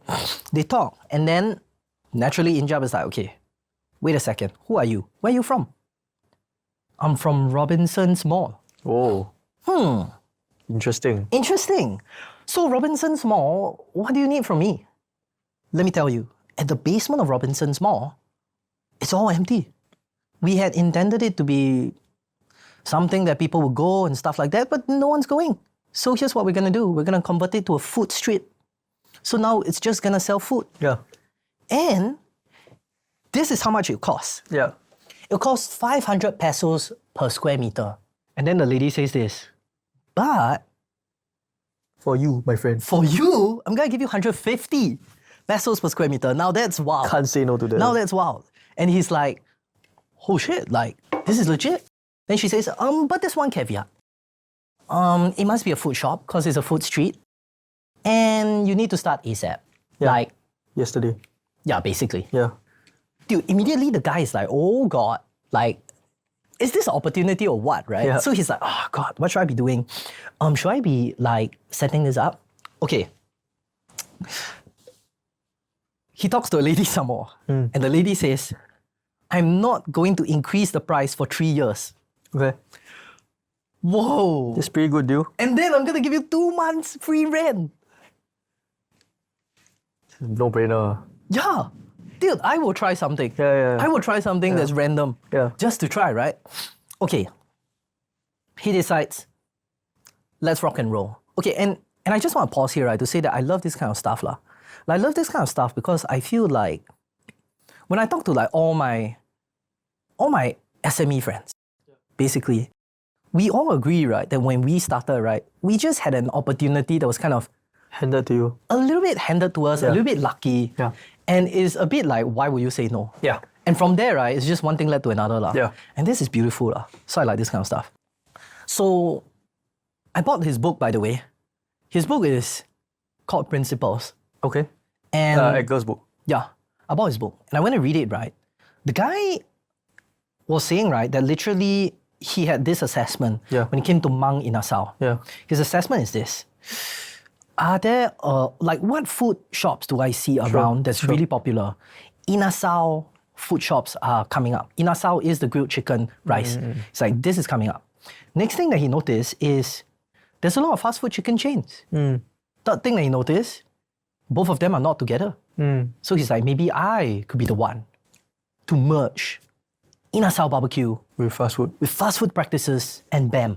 Interesting. Lovely story. Crazy execution though. Yeah. So anyway, rock and roll. He spoke to his father, right? And his father was like, okay, sure, I'm gonna give you 2.4 million pesos. Damn. Not And bad. and by the way, like his family it's not well to do. 2.4 million is not easy money. 500k. Yeah, it's not easy money for them lah. So anyway, he got 2.4 million. Yeah. And then he opens up his first store. Here, This is your store. Mang Inasal, 250 square meter. Let's talk about the name. What's Mang Inasal? Mang is a way to make a friendly invitation. Yeah. It's a bit like, I don't know if there's a Chinese word equivalent, Yeah. but it's a bit like please or something like that, Okay. right? It's almost it's a word that you use, right? And then when you pair it with Inasal, Yeah. it almost just means like, please eat Inasal to your satisfaction. Okay. Like, be happy eating Inasal. So it's a very like welcoming kind of name lah. You can immediately tell like the angle is very like democratized, Yeah. right? Yeah. Mang Inasal started 2003, Okay. December 12th. So his original 50k sing or 2.4 mil capital, he opened one store. Okay. One store. Conservative man. Yeah, Not like he our is. dear Tony. Yeah, dude, Tony is nuts lah. Yeah. Who opens two straight up? Yeah. But anyway, this guy starts it at Iloilo City, offers grilled chicken and traditional Filipino dishes in a casual fast food style. I see. Okay, did this guy hustle? This guy hustled. Here's a story, right? At that time, he was married. Can you imagine his wife and him wakes up early Yeah. making Inasal sauce? Damn. I think It's a that's pretty dedication. hardcore, yeah. It's a dedication, right? Yeah. It's quite hardcore. Like, very few people in this world is gonna do it lah. But Yeah. basically, she was all in with him lah. That's Yeah. the whole idea lah. So let me tell you, right? The store opens from 8 a.m. to 10 p.m. They prepare marinade for the next day, the moment the store closes, from 10 p.m. until finally 2 a.m. So they're finally done at 2 a.m. and they open their store at 8 a.m.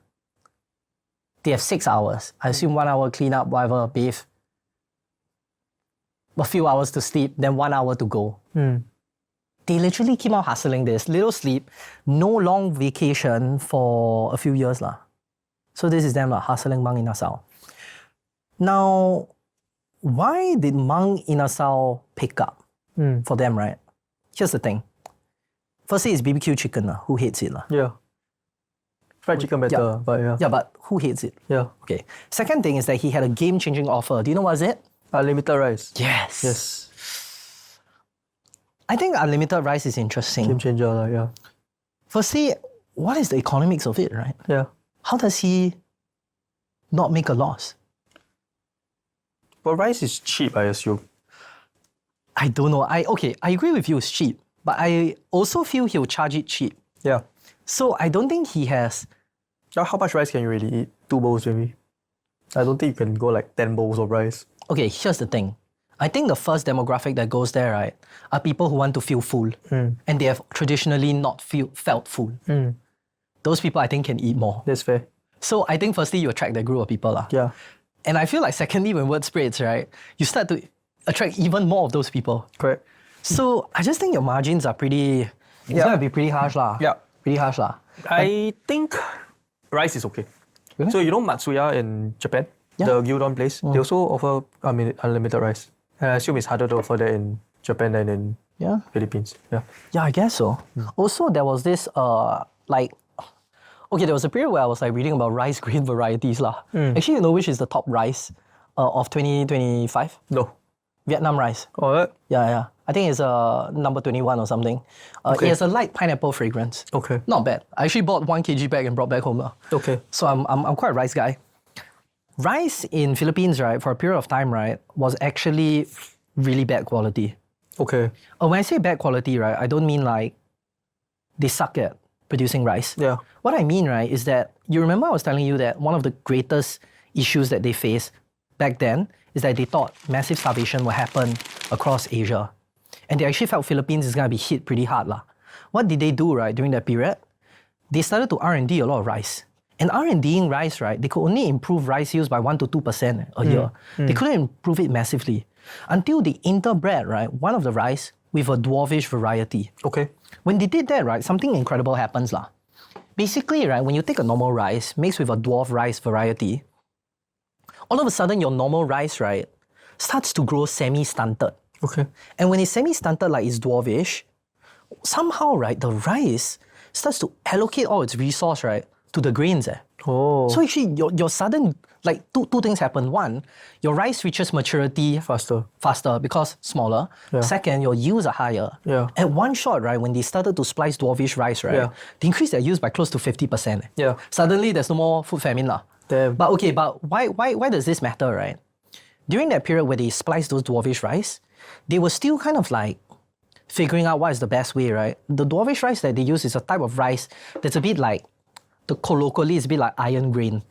So it's not nice lah. It's quite hard lah, basically. Yeah. Solves the food crisis, Doesn't taste good. but doesn't taste like home lah. Okay? Anyway, they did that. Unlimited rice, Yeah. game-changing. Yeah. First year, they actually managed to have 2 stores. Okay. So halfway through, he was like, all in, 1 more store. Second year, plus 6. Total 8 store. Yeah. Third year, plus 20. Wow. How many stores? What year is this already? So third year from 2003, that's about 2006. Are you impressed? Damn. Not I'm bad. impressed. Yeah. I'm very impressed. Yeah. I think this guy is balling, man. He's Yeah. good. Okay, so Mang Inasal, right, from 2004 to 2010, basically there's a parabolic, is parabolic the correct? Okay, it has an exponential. Go with. It has an exponential growth, right? Yeah. And the exponential growth net them at about 300 stores. Sure. At about 2.6 billion pesos. That's crazy. Mad. Yeah? That's crazy. That growth is only possible through franchising. When franchising started, how it managed to explode, and then why? Wow, I think the bigger story is why Jollibee didn't manage to spot Mang Inasal creeping in earlier. I think that's the big story that we should talk about. Actually, I think that's nuts lah. So, a couple of things. Facts out there, and then we can talk about, I think, the second story, which is more interesting to me. One is they started franchising in 2005, right after the rice concept that you talked about earlier. Between 2005 and 2008, like you mentioned, franchising was focused on Visayas and Mindanao, so the southern islands. I think they just didn't want to focus there. Okay. Fun fact, it's also because the Inasal food is popular there. It was from there. Okay, Yeah, okay. yeah. That's why So it made started, practical sense. Makes sense. Yeah. So at that point, I think 2005 to 2008, about half the outlets, not a lot of outlets, like 20, 30 outlets in total, half of them were franchised. Oh. So about 10 out of 25 outlets were franchised. Okay. And then in 2009, suddenly there was exponential growth, 100 stores. Damn. I think that's where you see. And then if we look at the acquisition timeline, 2010 is where Jollibee acquired. So I think the bigger question to answer is how come Jollibee spotted this so late? Right. No, to me it's nuts. There was an article actually in 2010. Yeah. And the article, right, actually said that a new Jollibee was in town. And they meant Mang Inasal. So to me, it's kind of nuts. So, I mean, if we look at the acquisition history, right? Mang Inasal, when Jollibee acquired, they already had 300 outlets. They acquired it for something like 4B, I think, pesos. Today, I think what it's doing is like 600 stores. It's worth, again, 15% of stores of 4-5 billion system-wide sales, around 600 mil system-wide sales, which is around 30B Philippine pesos, basically same as Chowking, right? 30B or so in system-wide sales. So, question is, in all the other outlets, right, or all the other brands, they seem to have spotted it early. Here, they only acquired it where you had 300 stores. Mad, It's right? quite surprising, right? Yeah. Okay. Do I have theories on this? Yeah. Here's one theory first. Yeah. First theory is this. When I read his book, Principles, right, he actually mentioned, right, that in his HQ, he would always put pictures of Filipino entrepreneurs that he respected a lot. And he wants to meet them, learn from them. Would he put Tony's picture there? I think he would. Okay. So what am I trying to say? I'm trying to say, I think he did talk to Tony Tancaktiong early. And I think Tony probably also talked to him early. I see. But if I was Tony, right, and I'm thinking barbecue chicken, Yeah. Cannot scale. yeah, like as in how, like, is it going to be a massive price? Yeah. And plus, it's only popular around the south of Philippines. Yeah. Maybe not. Yeah. So I suspect they actually did have an early conversation. Yeah. But he just presumed that this thing is not going to explode massively. Okay. So I think you're right. Geography played a part, in my opinion. Actually, you're right. Iloilo is in Visayas, so it's in the middle of Philippines, so I stand corrected. He probably just didn't spot it, right? Because most of the fast food wars were going on in Manila. In the big cities, I in presume. Luzon, in the north of Philippines. So he probably, like this grilled chicken is probably like, in the middle island, he didn't think it's something that can be scaled. It's maybe he thinks it's a taste that is more unique to just the middle island. The other one, I think it's also, I was reading some articles while doing this research. Apparently they felt that the free rice, like you thought earlier, is basically corporate suicide. Right? They're just going to drive themselves bankrupt. Yeah. But then, 100 stores later, it's a bit hard to ignore this beast. That they're doing something legit lah. Okay, Yeah. okay. Here's one of my theories on why they could have missed it. I think they could have missed it because by then, right, senior leadership team, they have all grown up with that kind of idea that Americanism is strong, and therefore people are interested in all this American style food. I don't think they realize that actually among the younger, like 20s, maybe even younger than 20s, there's a return towards like idealizing localism. And I think they probably just didn't have the people surrounding them that convinced them that's the case. But for us, I think it would have been clear that localism is getting attractive. Right? That's one. The second, right, is I also think that all those people in power, they also presume that people can kind of afford Fried chicken.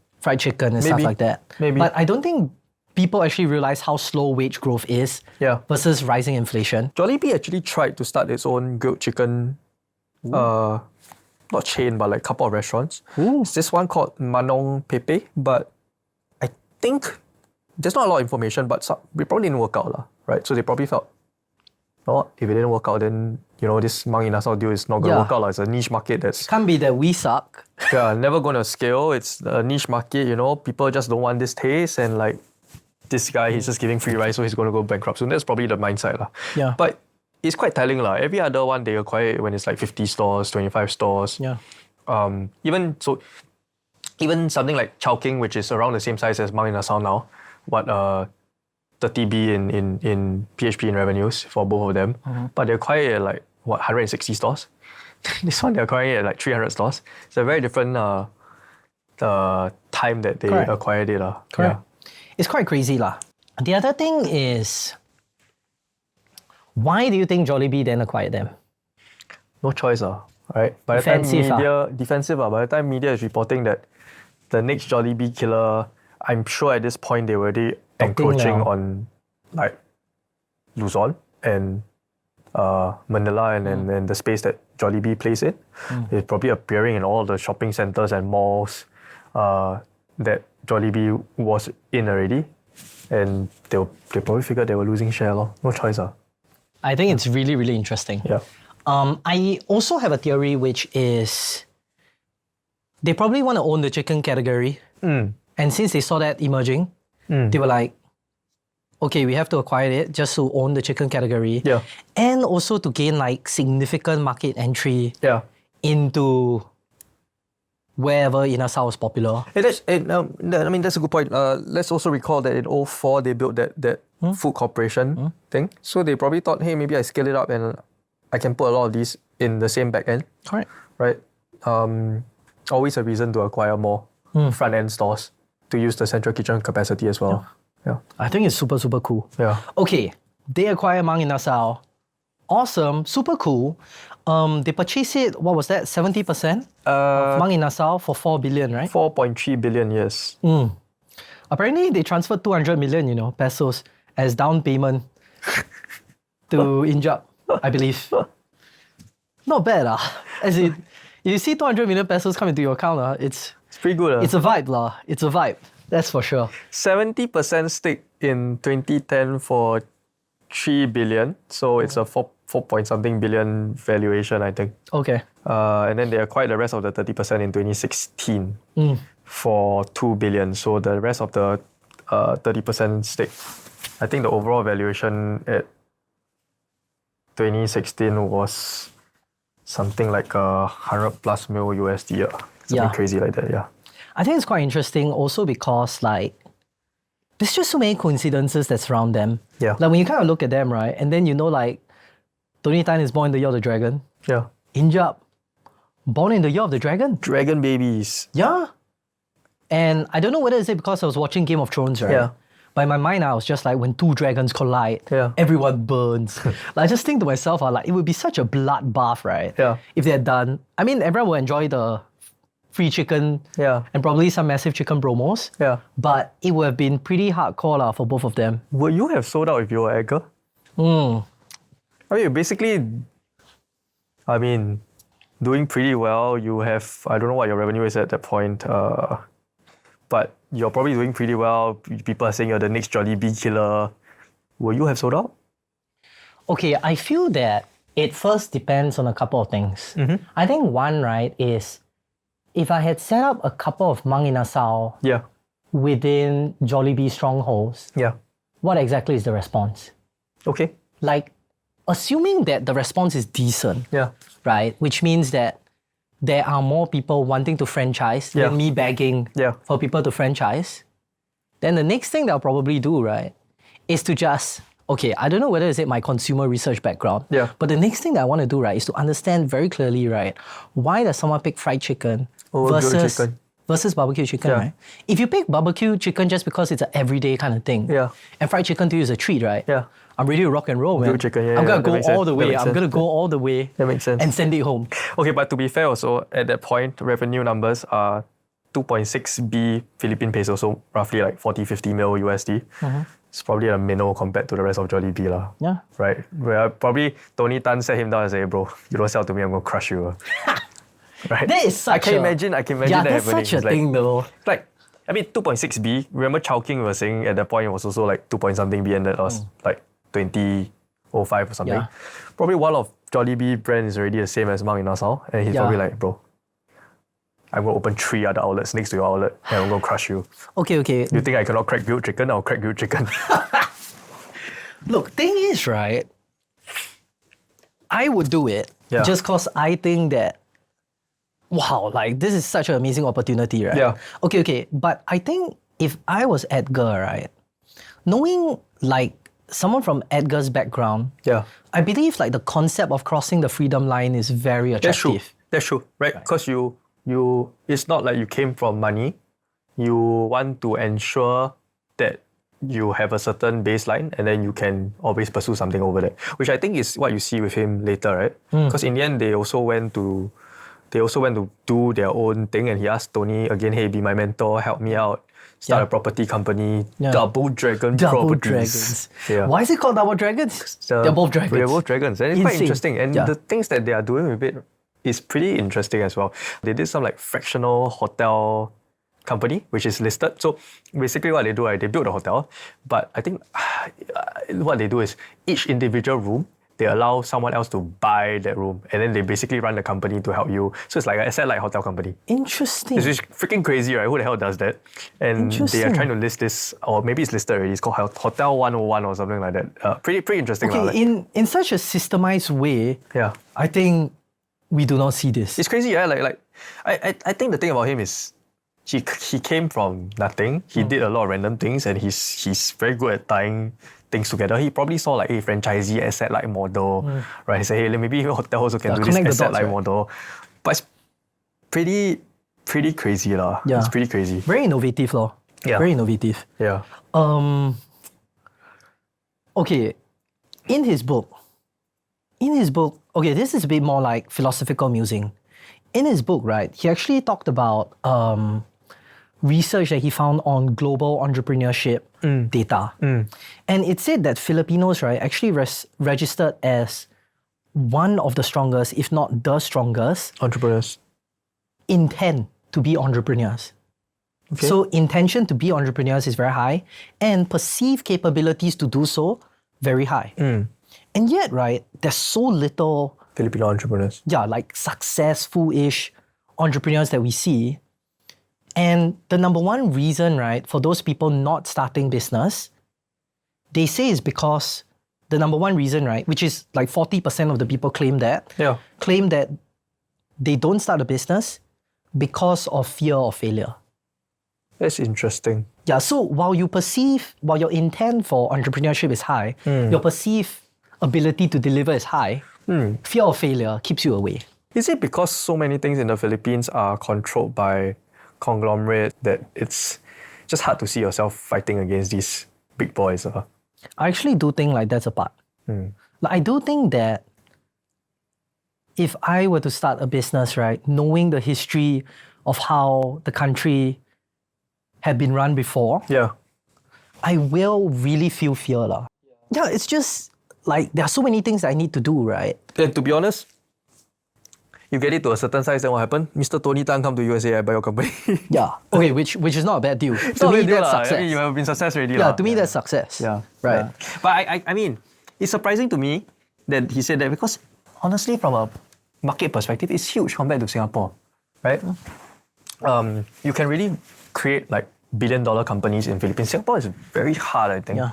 Just we're so resource constrained and like not resource constrained, but like domestic market constrained. Yeah. By the Population. time you lor. get to a certain size, you need to export already, and exporting is such a difficult business. You need to get everything that you do like simply locally. Yeah. You need to get all sorts of licenses. Sometimes you need to JB some guy. It's just a pain. Yeah. Yeah. I agree. I was like talking to my friend, right? And I Yeah. was like, can you think about what it takes to be a billion-dollar company just serving Singaporeans? Yeah. Let's say, I don't know, 3 million Singaporeans. Yeah. How much revenue must you extract out of 3 million Singaporeans, right? I don't know. You need to extract a lot, right? Yeah. It's so hard for that to happen. Yeah, but anyway, I think Philippines is very fascinating just cause the kind of companies that you see, right? There's this conversation which is people were actually talking about why Philippines does not have massive unicorn startups just emerging everywhere. I think now there is with like Globe Telecoms, Gcash and PayMaya. Or now I think they rebranded Maya. There are a few startups now, but like kind of back then, right? They were wondering why didn't that happen? So the reason, like people were wondering why, because firstly, they do not have a knowledge gap disadvantage in the sense that they know English. Actually, English unlocks That's true. basically 90% of all the business knowledge you need to know. And most of them is quite free and attainable. Right, so that's one. The second thing, right, that they were saying is, what's that? In terms of population size, Yeah. it's decent, Yeah. right? The reason why people say that could be the case is because when everyone looks at Asia, they just went, okay, highest ROI money, throw into China. Then after China saturated, where's the next populous? Throw into Indonesia. Then after you throw into Indonesia, right? Okay, I mean excluding Korea and Japan that had their amazing moments. Maybe what you said makes sense, right? Because they can speak English, and because of that, a lot of globalized jobs are available to them, even if it's like not super high-end jobs, like all those like BPO cost center jobs.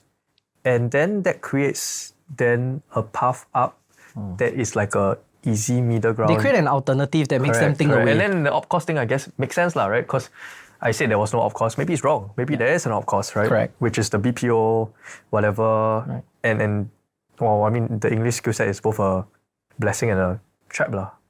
Blessing and a curse, blessing and a curse. Yeah. Okay, very fascinating. Let's talk about a couple of things. Let's talk about, as a whole, their overseas acquisitions, Right. what they are trying to do. All speculation again. I love it. Bunch of things that they have acquired, right? I think you probably know CBTL, Coffee Bean Tea Leaf, Smashburger, Compost Coffee, What else? I mean, Vietnam International, we talked already about that before. Tim Ho Wan. I think they're trying to do a couple of things. One, for the coffee segment, which we talked about a bit earlier, is to expand into a segment that would have challenged their limited pool of franchisees, which is coffee has a smaller store footprint, smaller capex, it's a faster payback. We need this to continue to expand in an asset-light way and ensure that we capture these people who want to only do beverages, right? Yeah. I think that's one. Two, if you notice, they are kind of adopting a value plus premium coverage.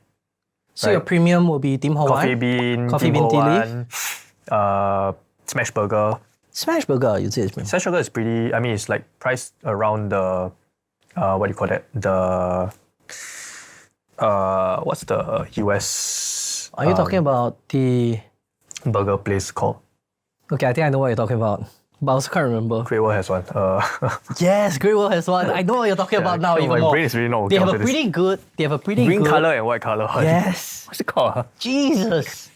Anyway, my brain's not working. Google. God. What is it called? Something burger, Anyway, something... but okay, things like Five Guys and whatever the other one is called that I cannot remember. Basically, the more upscale one. Yes. Right, we'll fill it in later. I'm so pissed that I But can't yeah, so remember. they are adopting this strategy where in bad times, people can trade down.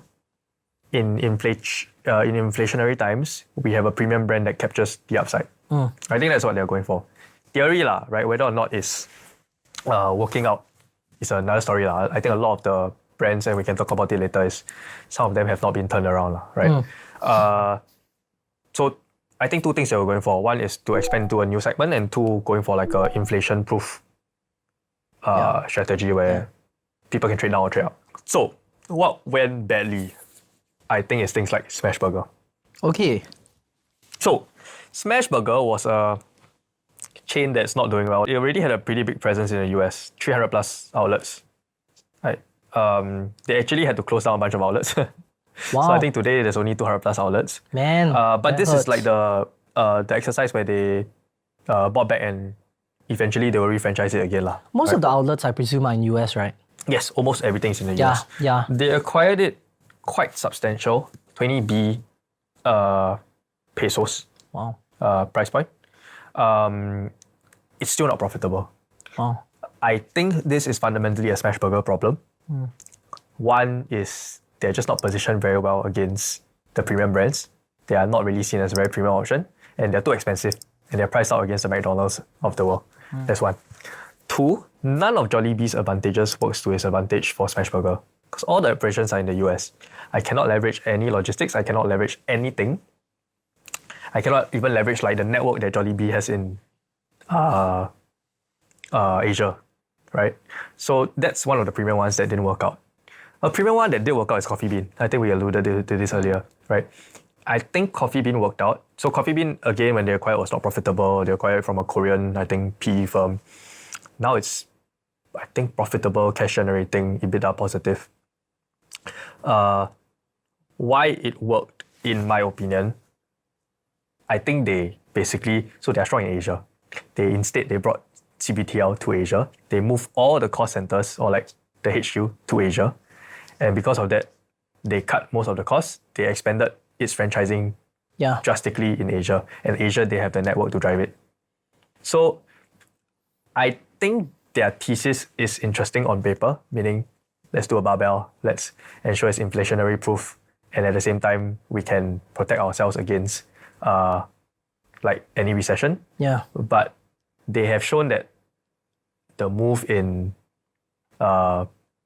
US not always playing to their advantages lah, right? Arguably, their existing brand, which is Jollibee, actually doing quite well, Yeah. right? Not that many outlets, but I think what was key for Jollibee is they just opened their first franchisee outlet in US Q3 2025. Heard is doing pretty well. Numbers-wise, I think it's like all-time record for their franchisee sales. But that's because I think Jollibee itself has a pretty known brand. It's at least known. Yeah. Right. Versus, and positioning wise, I think people know what it stands for. It competes pretty well against McDonald's, which is very different from something like a Smashburger lah. I wonder if them entering into Smashburger, right, is also because they are interested in like a little bit of long game stuff. Maybe Smashburger has a bit of R&D stuff and a bit of like set up already. Which is true. So Yeah. they did bring I think they did bring the R&D guy from Smashburger into their existing operation. But I don't think, I mean, it won't fit well lah. It will screw up their cost structure for the rest of the Jollibee franchise lah, essentially. Because we believe that their R&D people will R&D two premium I think so. products that will because then have downstream. Yeah, because Smashburger's entire concept is like 100% Angus beef or whatever, right? Yeah. I'm pretty sure they can't even use the same shared services or kitchens to make it happen.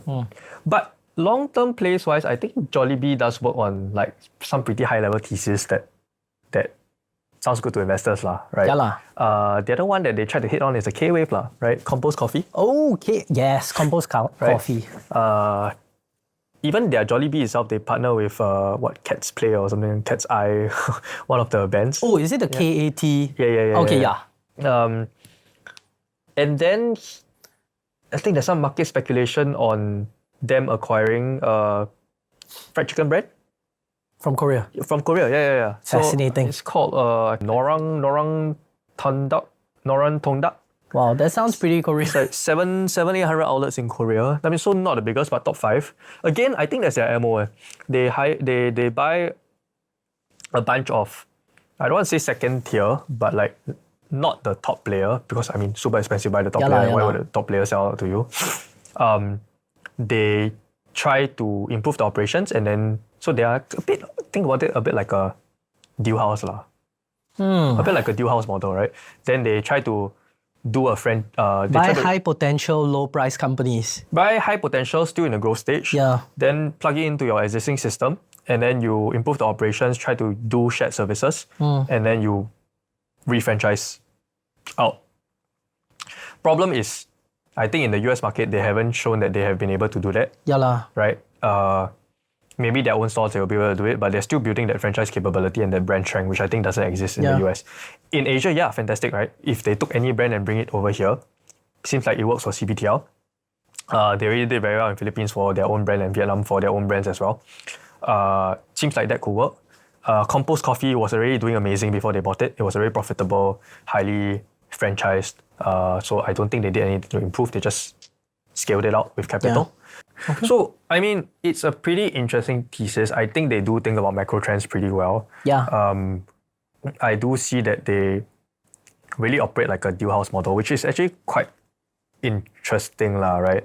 I'm sure Yum Brands went through this at a certain point in its life as well, because they also did a bunch of acquisitions for Burger King, Pizza Hut, everything. But Yum Brands have stopped. Stop. I think at this point, they already know they have a few strong brands, right? And you might see that in, honestly, Jollibee should probably cut some of these brands at a certain point. No, but Yeah lah, they yeah still lah, don't know yeah which one is the winner yet. Yeah lah, right? yeah lah. So at the point where they find the winners, then do what Yum Brands is doing and just be okay with a 5 to 6% system-wide sales growth lah. But today they want a 20% system-wide sales growth, so they will find all these outlets. Yeah. So I feel like Jollibee is still at that point. I mean, it's still at like a pretty good growth rate. It's trying to find brands that can help it reach the scale of Yum Brands or McDonald's. It's not there yet. But it's trying to make its bets to get there lah. Yeah. But to be honest, so I think some analysts are not very fair lah. Some of the analysts say, hey, Jollibee is empire building, and at that point, I it's see. empire building. It's I see. It's wasting his money. You should just focus on Jollibee. So I think not fair, because if it truly wanted to be a global business, I don't think they can be one brand. Jollibee is just not as strong as a brand as like a McDonald's, and it should take its bets to try to find the next couple of brands that will help expand its reach. And I don't think it's Chowking, Mang, Inasal, blah blah blah. Agree. Travels very well lah. Agree. Right? In fact, that's the exact strategy they took in China, right? They first entered China market for Jollibee pre-2000. Pre-2000. Failed. Yeah. Completely failed. Yeah. Then they started entering again through acquisition. So they acquired, I don't know whether you know Yonghe King, which is like the Luro I was about to say Yonghe. Yeah. Then they did like this porridge restaurant, Hong Zhuang Yuan, I think. Bunch of restaurants there. Right. All super low cost, super small format. I think from what I've seen in the numbers, it's just barely breaking even. So not say it's a huge success, but they are not ignoring the largest Yeah. consumer markets in the world. Yeah. One maybe other interesting point that Jollibee has invested in is, have you heard of this company called Botrista? What? Botrista. Botrista. Is it an AI robot thing? It's a robot barista. I knew it. I knew it's one of those things. So Okay. they invested, say, 28 mil for a 10% stake. Okay. Interesting. So basically, it just like, I mean, there's a Robot whole. arm that does it. I've actually seen the machine before. There's a whole bunch of think of like 3D printer. You put all the like raw materials below, and then it will just mix it. Then the machine will shake Yeah. it, and it can produce a bunch of drinks. Yeah. The thesis behind this is for outlets that don't have a good drinks menu set. You can put this here and you can expand your drinks menu. And you think like convenience stores, think like fast food restaurants, think like even places like Din Tai Fung, where they only have like Chinese tea and water lah, basically. Dude, and Jollibee barley. really needs this in all their outlets in Singapore, bro. So then they can, so that was the thesis. I think that's why they went in. It's actually some of the US outlets, I think, have this machine, and they have a Jollibee special drinks menu, I think, and it does like smoothies, passion fruit, tropical breeze quencher, things like that. Wow, it's that's called not bad. Signature Sips. It's not bad.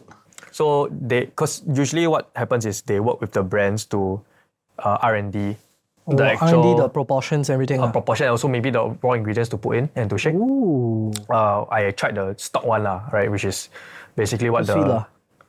it's like they had milk tea, but it was just tasted like milk and sugar. But basically, it might be the US Yeah. taste buds also lah. But also, I think you're a milk tea aficionado. No, not really. But it was okay. I think it's just the stock setting. They just use Yeah. it to show people, hey, this is how the bot could work in your thing. Yeah. But we'll R&D view how the thing would taste like. Yeah. But a pretty interesting concept lah, right? It helps expand the menu and the range of options that store could Yeah. sell drinks on and without any additional investment in capex. Correct. It's like quite a good add-on that immediately expands Yeah. what the store can do. Yeah. Okay, fascinating. Alright, and that wraps up our first episode of Made in Asia featuring Jollibee. If you want to know more, follow us inside the Telegram, or you can follow us both on LinkedIn. Coming up in our next episode, we have Tencent, a Chinese gaming behemoth of the 21st century. Do stay tuned for more.